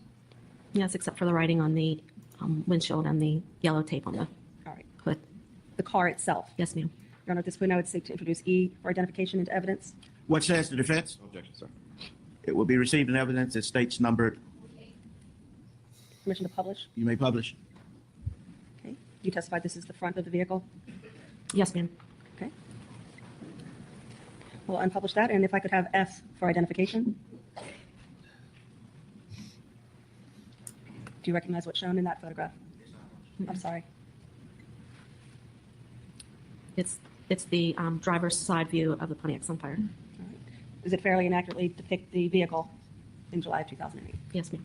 Your Honor, at this point, I would seek to introduce F for identification into evidence. What says the defense? No objection, sir. Be received in evidence. It states numbered. And permission to publish to the You may publish. A super If I chat can have H definitely for helps with the identification. sound. So you should know that in the future. Ma'am, do you see H for identification? Yes, that's looking in the front interior of the car, Pontiac Sunfire, through the passenger side. All right. You had mentioned when you first had access to the vehicle that there were some items in the front. Do you see those items on the seat, or were items removed? There was another item that was in the passenger seat that I removed. That was Casey's work purse. Aside from that item, were the items that are shown in the photograph on the front seat whenever you first had access to the car? Yes, the purse was covering those items, and I saw those after I removed the purse. All right. Does that photograph then fairly and accurately depict the condition of the front seat, with the exception of the work purse that you mentioned? I think there was I think I could see one of my steak knives. Hold on. Aside from the things that I mentioned, the work purse, is that what was there? Yes. Okay. Is the photograph fair and accurate depiction of the interior of the car? I'm missing one other item. Okay. Is the photograph a fair and accurate depiction of what we had discussed was remaining in the car? Yes. Your Honor, at this point, I would seek to introduce H for identification into evidence. What says the defense? We have no objections. However, we think a sidebar is required. If you have no objections, why is there a necessity for a sidebar? In reference to some testimony.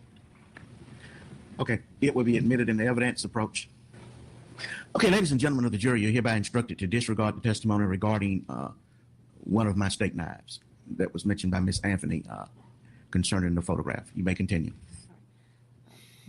Your Honor, is F for identification, I'm sorry, I believe that's H for identification introduced into evidence? Yes, it is, Madam Clerk. And permission to publish that to the jury.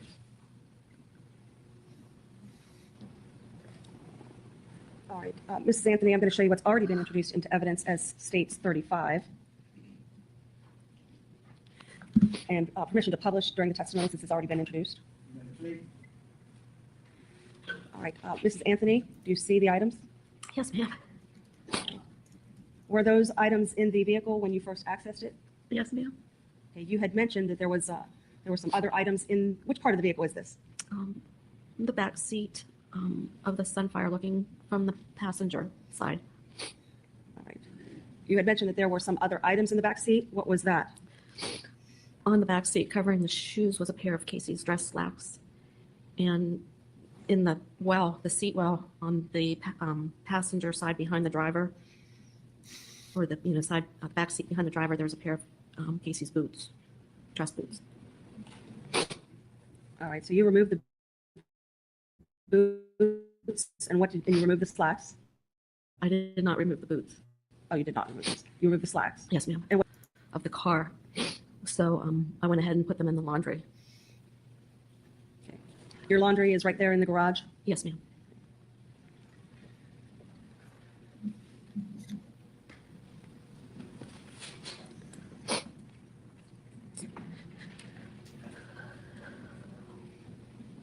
All right, I'm going to show you what's been marked as L for identification. Can you see that? Yes, ma'am. Is that photograph a fair and accurate depiction of a portion of the vehicle as you found it on July 15th of 2008? And that picture's taken after, because the boots were in the well and the dryer sheet was not there. I placed that there. Okay. Aside from the changes that you've made, accurately show the back seat? Yes, ma'am. Now, Mrs. Anthony, Your Honor, at this point, I would seek to introduce L for identification into evidence. What says the defense? Be admitted in evidence. It states numbered. Mrs. Anthony, Your Honor, may I publish? You may.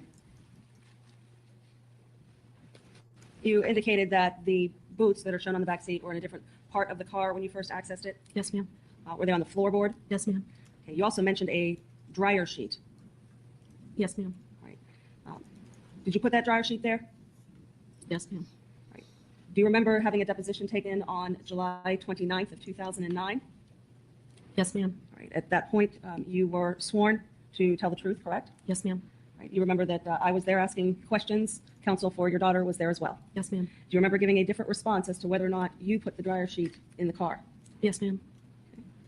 At that point in time, did you say that you put the dryer sheet in the car? At that point in time, I couldn't remember if I did or not.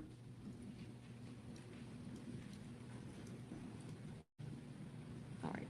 If I may approach the witness. Page 323. Which volume? Volume 2. 2 of 2. What page? Page 323, lines 15 through 25. You may approach. Overrule. Lines 15 to 25 to yourself. Does that refresh your recollection as to whether or not you actually put the dryer sheet in the back seat of the car? Overrule. At that time when I made the statement that I did not know, at that time I did not remember. Since then I've had flashbacks of that day. And on that day of my deposition, I was under new medication, and I explained to everybody before we started the deposition that it was a very stressful day, and that my medicines, I was in transition between 2 medications, and that I was going to do the best that I could with the memory I had at that time. Mrs. Anthony, at the time of your deposition, did you not indicate that you did not know of a reason why you would have put a dryer sheet in the car? Overrule. At the time, all I remember the day of my deposition is that I was tired, had not been sleeping, and very emotional. And I did not at that time remember why or doing so. Later on, I have had flashbacks. A lot of my memory has increased. Mrs. Anthony, do you remember at the beginning of your deposition me asking if there was anything that was affecting your ability to remember or recall? Do you remember that? Yes, ma'am, I did. All right. And do you remember me asking if you felt that it was okay to go forward with the deposition even given that you had medication at that time? Yes, ma'am, and we discussed that that was the best we were going to get at that point from me. Okay. Ma'am, I'm going to show you what's been marked as V for identification. Tell me if you recognize what is shown in V. It's the blue collapsible bin from the trunk of Casey's car. It has Casey's doll, Kaylee's doll, Casey's purse, and Kaylee's backpack. And there's a hanger at the bottom of the basket. All right. Are these items that you turned over to the Orange County Sheriff? Yes, ma'am. Are these items that were in the car? Yes, ma'am. Okay. The doll that is on top, is that the doll that you had indicated in your earlier testimony was in the car seat? Yes, ma'am. Is this photograph fairly and accurately depict the bin and other items that were removed from the car and subsequently turned over to the Orange County Sheriff? Yes, ma'am. Your Honor, at this point, I would seek to introduce V for identification into evidence. No objection, sir. It will be received in evidence as states numbered. Permission to publish. You may publish.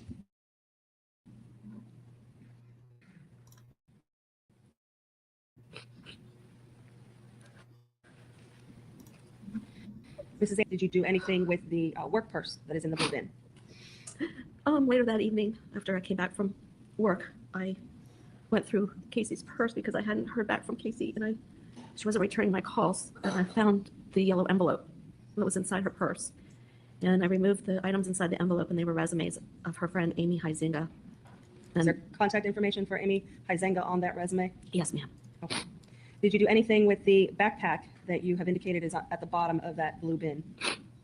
I looked through the backpack just to see what was inside of it. All right. And I think that's all I did. If I may have W for identification? Can you see W for identification, Ms. Anthony? Yes, ma'am. Great. Are the item, what is it a picture of? The inside of Kaylee's backpack. All right. Is that photograph fair and accurate representation of what you saw in the backpack in July of 2008? Yes. Your Honor, at this point, I would seek to introduce W for identification into evidence. What says the defense? No objection, sir. Received in evidence as states numbered. Permission to publish. You may publish.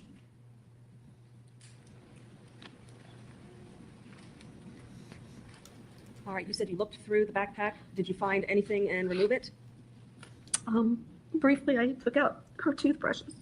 We always had a toothbrush, like a comb and different things in one of the pouches. And I just went through and held some of Kaylee's things just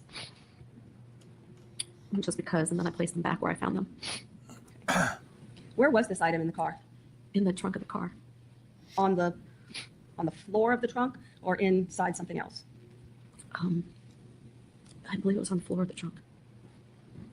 The blue bin that we saw in 52 in evidence, where was that? That was in the back of the car as well, or in the trunk of the car as well. What items were in the blue bin before you removed it? Some hangers, plastic hanger.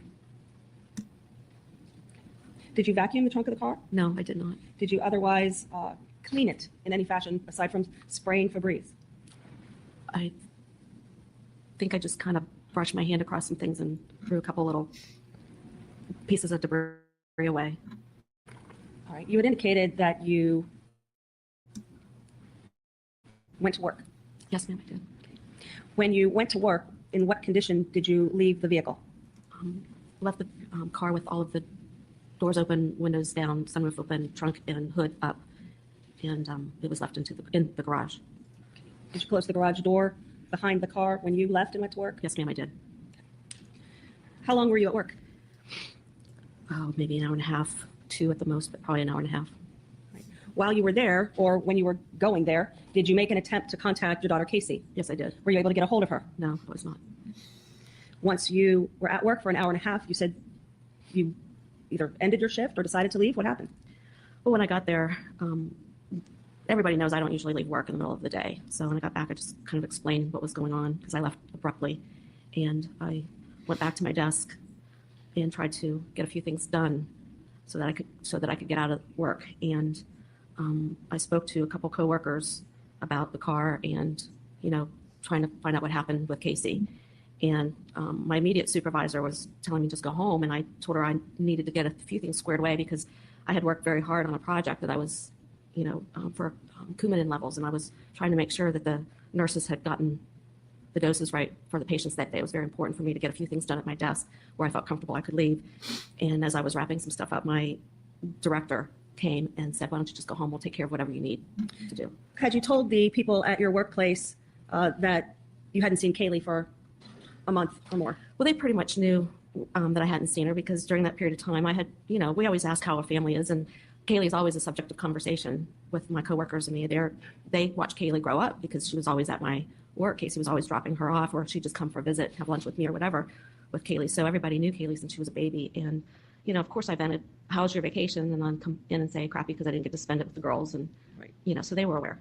You said that you had discussed with your coworkers the condition of the car. Did you tell your coworkers that it smelled like something died in the car?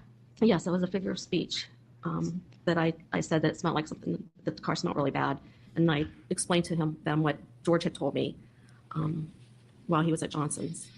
All right. So you did tell your coworkers that it smelled like something died in the car? Yes, ma'am, I did. So once you were encouraged to leave by your supervisor, did you? Yes, ma'am, I did. Did you go home? Yes, straight home.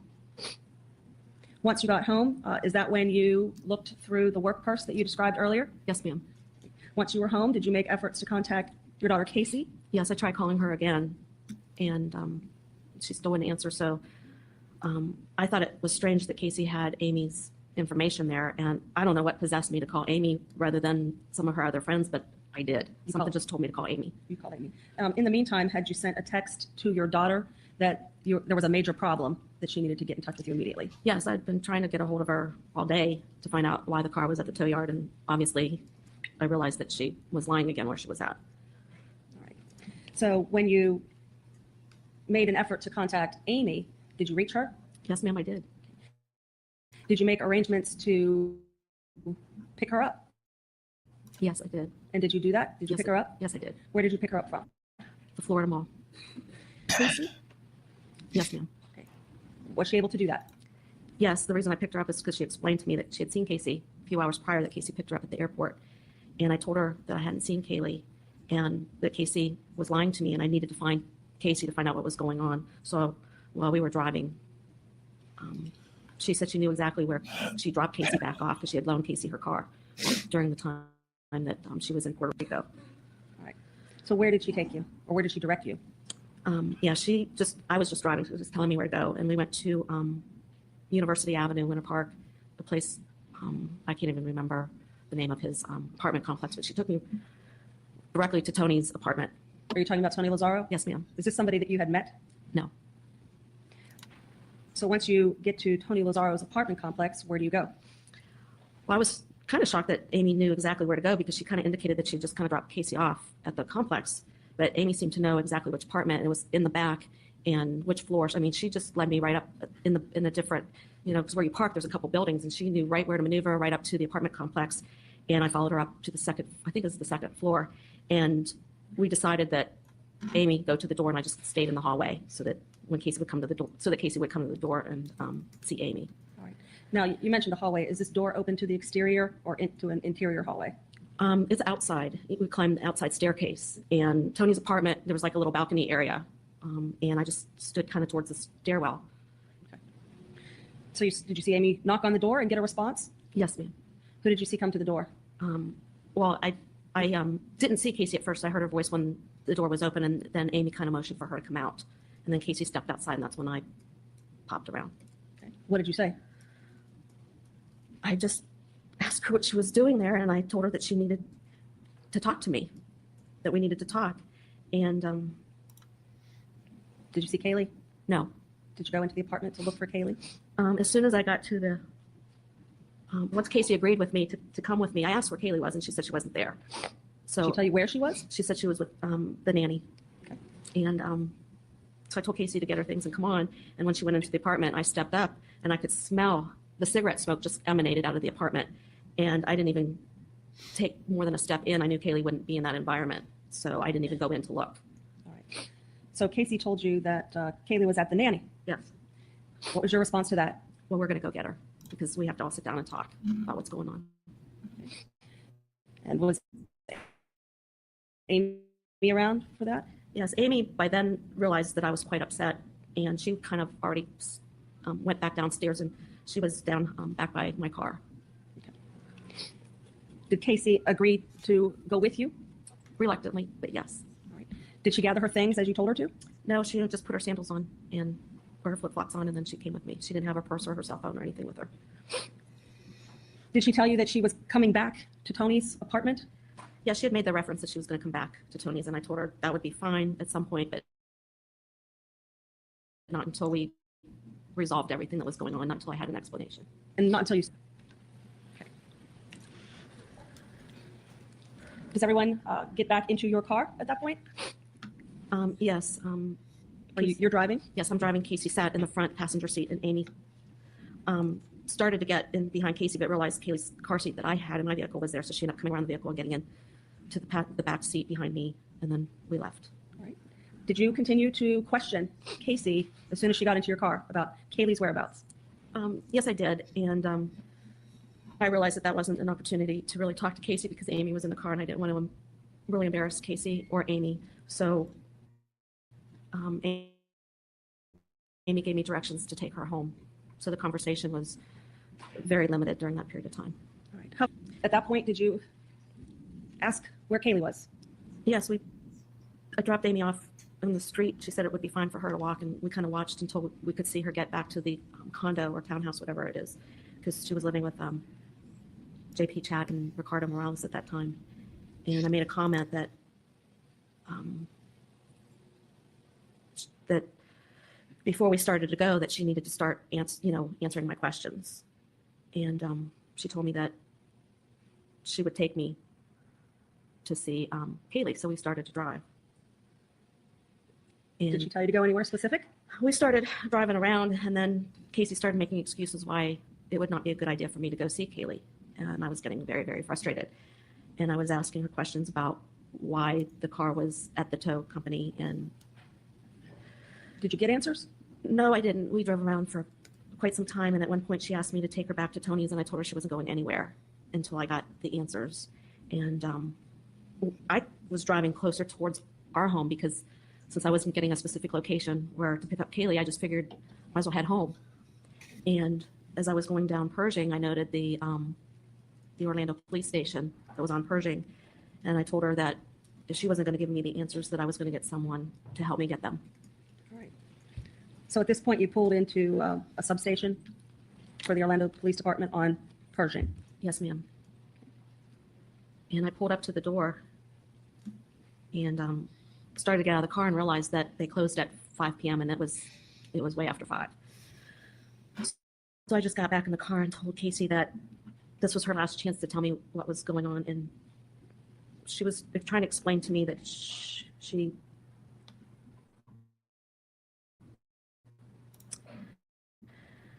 we talked about issues that we were having, and we were kind of arguing a little bit in the car, and I wasn't getting it, so I dialed 911 from the car. Okay, ladies and gentlemen of the jury, we're going to take a 15-minute recess at this time.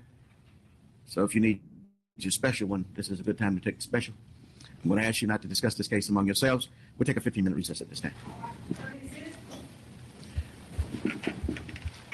Okay, stay recognized, President of the jury. Yes, Your Honor. The defense. Ms. Burdick, you may proceed. Your Honor, at this time, we would seek to introduce State's ML for identification into evidence.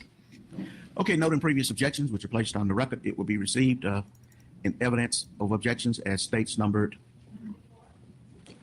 Ladies and gentlemen, I have two things to read to you. One is a stipulation dealing with the disc itself. On July 15, 2008, Cindy Anthony made a recorded call to 911 that was received by the Orlando Police Department at 20:09, 1800 hours. The recording is a true and accurate representation of the call.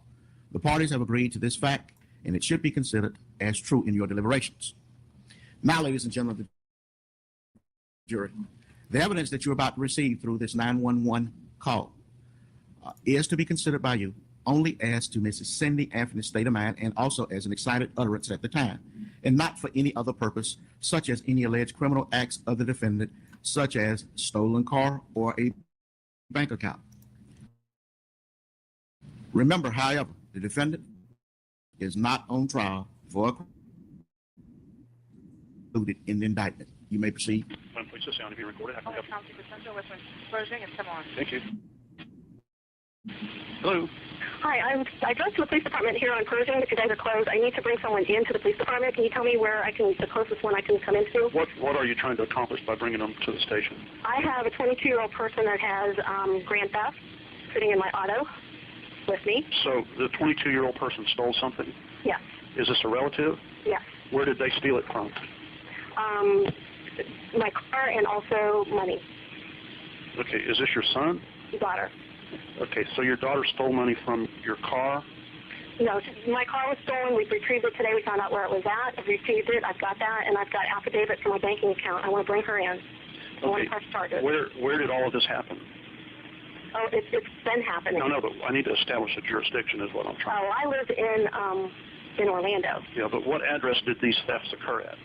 Well, I guess my residence, I guess. Okay. 4937 Hope Spring Drive. That's actually going to be in the jurisdiction of the sheriff's office, ma'am, not the Orlando Police Department. All righty. Let me transfer you over to the communications section for Orange County. Okay. Now, is the Orlando Sheriff's Department the one on 436 is that open this afternoon, this evening?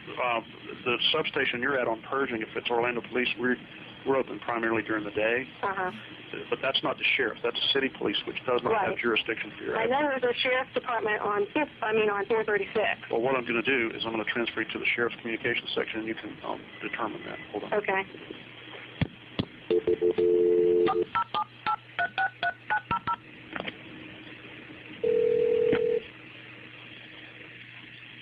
Because my next thing will be down the trial thing, and we'll have a court order together.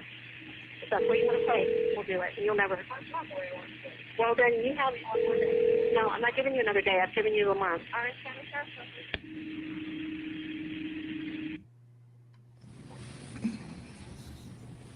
right, Mrs. Anthony, did you stay there at that location on Pershing where you made the call? No, I did not. All right. Where did you go from there? They told me either to go home or to drive to the side of the road and recall. So I figured I'm not going to do this at the side of the road. I drove home. At any point, once you had your daughter Casey in the car, did you call your husband George? No. Did you call your son Lee? No. From that location on Pershing, you went back to your residence? Yes, ma'am. Directly? Yes. How long did it take you to get there? Just a few minutes. It's only like 1.5 miles, 2 miles away at the most. Once you arrived in your neighborhood, could you tell whether or not another member of your family had arrived at the house? Just as I was approaching our subdivision, I received a phone call from my son, and Lee stated that his dad had told him that he needed to come home, and he informed me that he was at the house waiting for me, that something was going on. And I told him I'll be there in just a second because we're turning into the development now. I'll see him in a couple minutes, a couple seconds. All right. And is that what you saw upon your arrival, your son Lee waiting at the house? Yes, the garage door was open and Lee was standing in the driveway. All right. When you arrived, did you pull into the driveway? I don't think, I pulled into the driveway, but I think I left my car out in the driveway. Okay. And did everyone go into the house? Yes, Casey immediately jumped out of the car and ran past her brother and went into the house, and Lee followed her in, and then I followed both of them into the house. Okay. Once you got inside, what happened?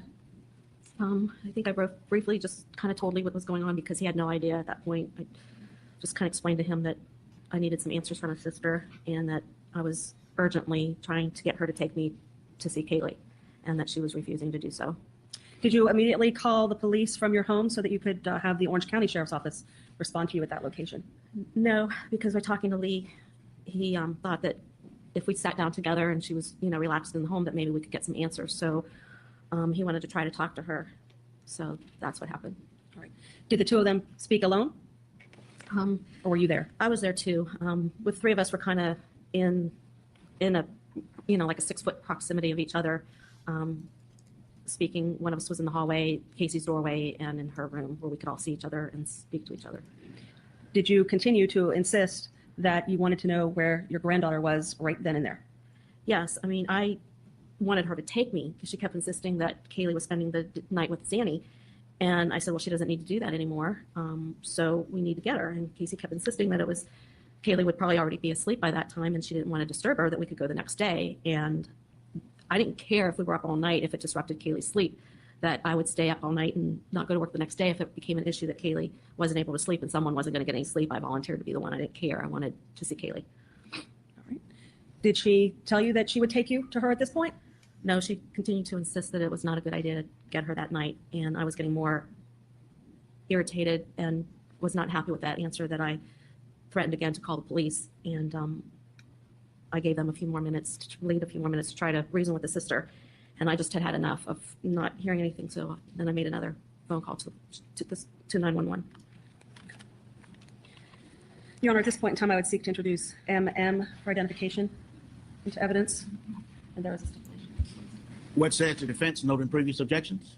Subject to all previous motions and objections, Judge. Okay, it will be received in evidence as. Ladies and gentlemen, on July 15, 2008, St. Anthony made a recorded call to 911 that was received by the Orange County Sheriff at 20:44, 30 hours. The recorded is a true and accurate representation of the call. The parties have agreed to this fact, and it should be considered as true in your deliberations. You may publish. What's the address of your emergency? 4937 Hope Spring Drive. 4937 Hope Springs Drive, Oldham. Okay, what's happening? I have someone here that I need to be arrested in my home. They're there right now? I have a possible missing child. I have a 3-year-old that's been missing for a month. A 3-year-old? Yes. Have you reported that? I'm trying to do that now, ma'am. Okay, what did the person do that you need arrested? My daughter. For what? For stealing an auto and stealing money. I already spoke with someone. They said they would patch me through the Orlando Sheriff's Department and have a deputy here. I was in the car. I was going to drive her to the police station, and no one's open. They said they would bring a deputy to my home when I got home to call them. So she stole your vehicle? Yes. When did she do that? On the 30th. I just got it back from the impound. I'd like to speak to an officer. Can you have someone come out to my house? Okay. Okay, I got to ask you these questions so I can put them in the call, okay? Okay. 30th of June? Yes. Okay, how old is your daughter? 22. Okay, what's her name? My name? Her name. Her name, Casey Anthony. Casey. And your name? Cynthia Anthony. Cynthia, can I get a phone number that I can reach you at? 407-808-4731. And you said you have the vehicle back? Yes. I have the statement. Casey's there right now? Yes, I got it. I finally found her after a month. She's been missing for a month. I found her, but we can't find my granddaughter. Okay, how tall is Casey? 5'1.5". Thin, medium, or heavy build? Thin. Color hair? Brown. What color shirt is she wearing? White. What color pants? Oh, they're shorts. They're plaid. They're like pink and teal and white and black plaid. Does she have any weapons on her? No. Is Casey not telling you where her daughter is? Correct. Okay, we'll have a deputy out to you as soon as one's available, okay? Thank you. Thank you. Bye-bye.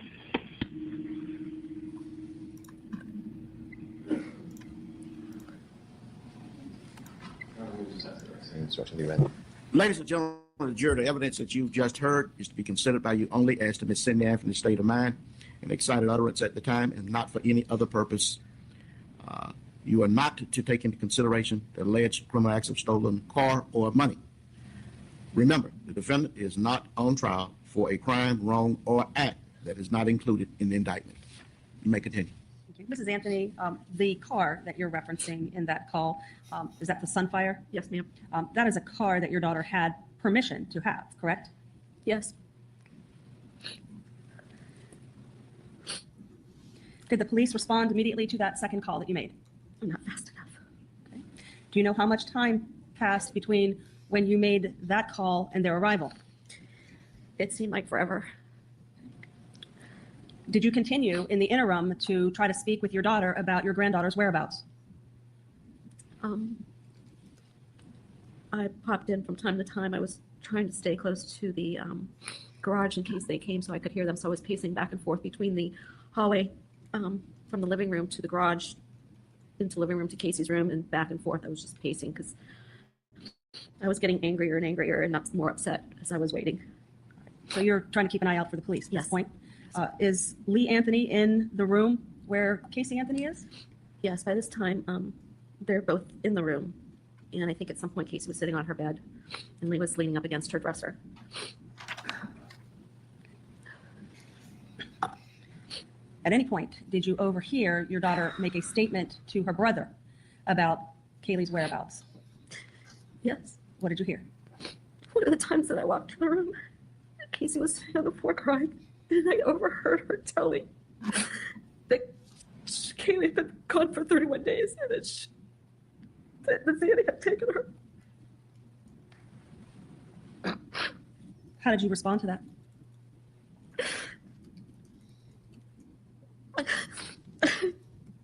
I lost it. I just went into the room and started yelling at Casey. What do you mean she's been gone? Why didn't you tell me?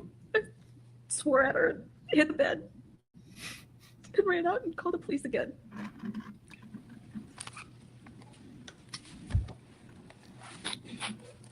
Your Honor, at this point, I would seek to introduce what's been marked as MN for identification into evidence. What says the defense? Noting previous objections. Subject to just previous motions and objections, Judge. Be admitted into evidence of a defense objections as states numbered. And there is a stipulation as it relates to the accuracy as well. Ladies and gentlemen, I will read to you the following stipulation. On July 15, 2008, Cindy Anthony made a recorded call to 911 that was received by the Orange County Sheriff's Office at 21:41:20 hours. The recording is a true and accurate representation of the call. The parties have agreed to this fact, and it should be considered as true in your deliberations. You may publish. 911, what's your emergency? I called a little bit ago. The deputy sheriff said I found out my granddaughter has been taken. She has been missing for a month. Her mother finally admitted that she's been missing. Okay, what is here now? Okay, what is the address that you're calling from? 4937 Hope Spring Drive. We're talking about a 3-year-old little girl. 4937 what? Hope Spring, HOPESPRING Drive, Orlando. My daughter finally admitted that the baby's in the store. I need to find her. Your daughter admitted that the baby is where? The babysitter took her a month ago that my daughter's been looking for. I told you my daughter was missing for a month. I just found her today, but I can't find my granddaughter. She just admitted to me that she's been trying to find her herself. There's something wrong. I found my daughter's car today, and it smells like there's been a dead body in the damn car. Okay, what is the 3-year-old's name? Kaylee, Caylee, Anthony. Kaylee Anthony? Yes. Okay, is she white, black, or Hispanic? She's white. How long has she been missing for? I have not seen her since the 7th of June. What is her date of birth? 8/9/2000. Oh God, she's 3. She's 2005. So it's Kaylee. Kaylee's missing. Casey said Danny took her a month ago. She's been missing for a month. Okay, I understand. Can you calm down for me for just a minute? And I need to know what's going on, okay? I'm gonna try and talk. Is your daughter there? I'm on the phone with them. Is your daughter there? Yes. Can I speak with her? Do you mind if I speak with her? Thank you. I called them 2 hours ago. They haven't gotten here. Can you finally admitted them there? He took her a month ago. Ma'am. Okay, downstairs. They want to talk to you. Answer the question. Hello? Hello? Yes. Hi. Well, can you tell me what's going on a little bit? I'm sorry? Can you tell me a little bit what's going on? My daughter's been missing for the last 31 days. And you know who has her? I know who has her. I've tried to contact her. I actually received a phone call today, now from a number that is no longer in service. I did get to speak to my daughter for about a minute. Okay, did you guys call and report a vehicle stolen? Yes, my mom did. Okay, so there's been a vehicle stolen too? No, this was my vehicle. What vehicle was stolen? It's a 98 Pontiac Sunfire. Okay, I have deputies on the way to you right now for that. So now your 3-year-old, okay, your 3-year-old daughter is missing. Kaylee Anthony. Yes. White female. Anthony. Yes, white female. 3 years old. 8/9/2005 is her date of birth. Yes. And you last saw her a month ago. 31 days. From 31 days. Who has her? Do you have a name? Her name is Zenaida Fernandez Gonzalez. Who is that? Babysitter? She's been my nanny for about 1.5 years, almost 2 years. Why are you calling now? Why didn't you call 31 days ago? I've been looking for her and have gone through other resources to try to find her, which was stupid. Okay. Can you give me the name of the nanny again? Like spell it out for me? Zenaida, Zenaida. Last name? Fernandez. Hyphen Gonzalez.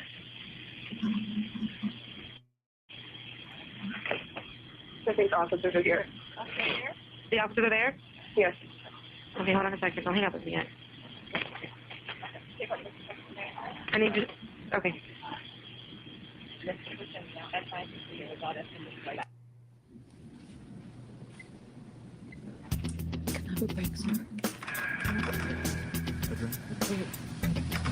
Okay, let's take a 5-minute recess. And we are going to take a recess for the day now. So we are in the middle of day 6, and we are in the middle of Cindy Anthony's testimony. So we'll continue with this tomorrow. I got to prepare for this show that I'm going to be doing in about 20 minutes. And hopefully I'm actually going to be putting out another video tonight on the Karen Reed answer that was just filed in the civil suit. So I got to get a lot more work done today. Thank you all for joining us again. Thanks for the chat. You've been all amazing. Sorry about the little technical hiccup we had in the middle of the day there, but we still were able to hear everything eventually. So thank you all for joining. We will see you tomorrow bright and early, 10 a.m., and we'll see you actually in about 20 minutes. DJ's channel, Calling All Beings, starting at 4:30. All right, see you soon. Thank you all.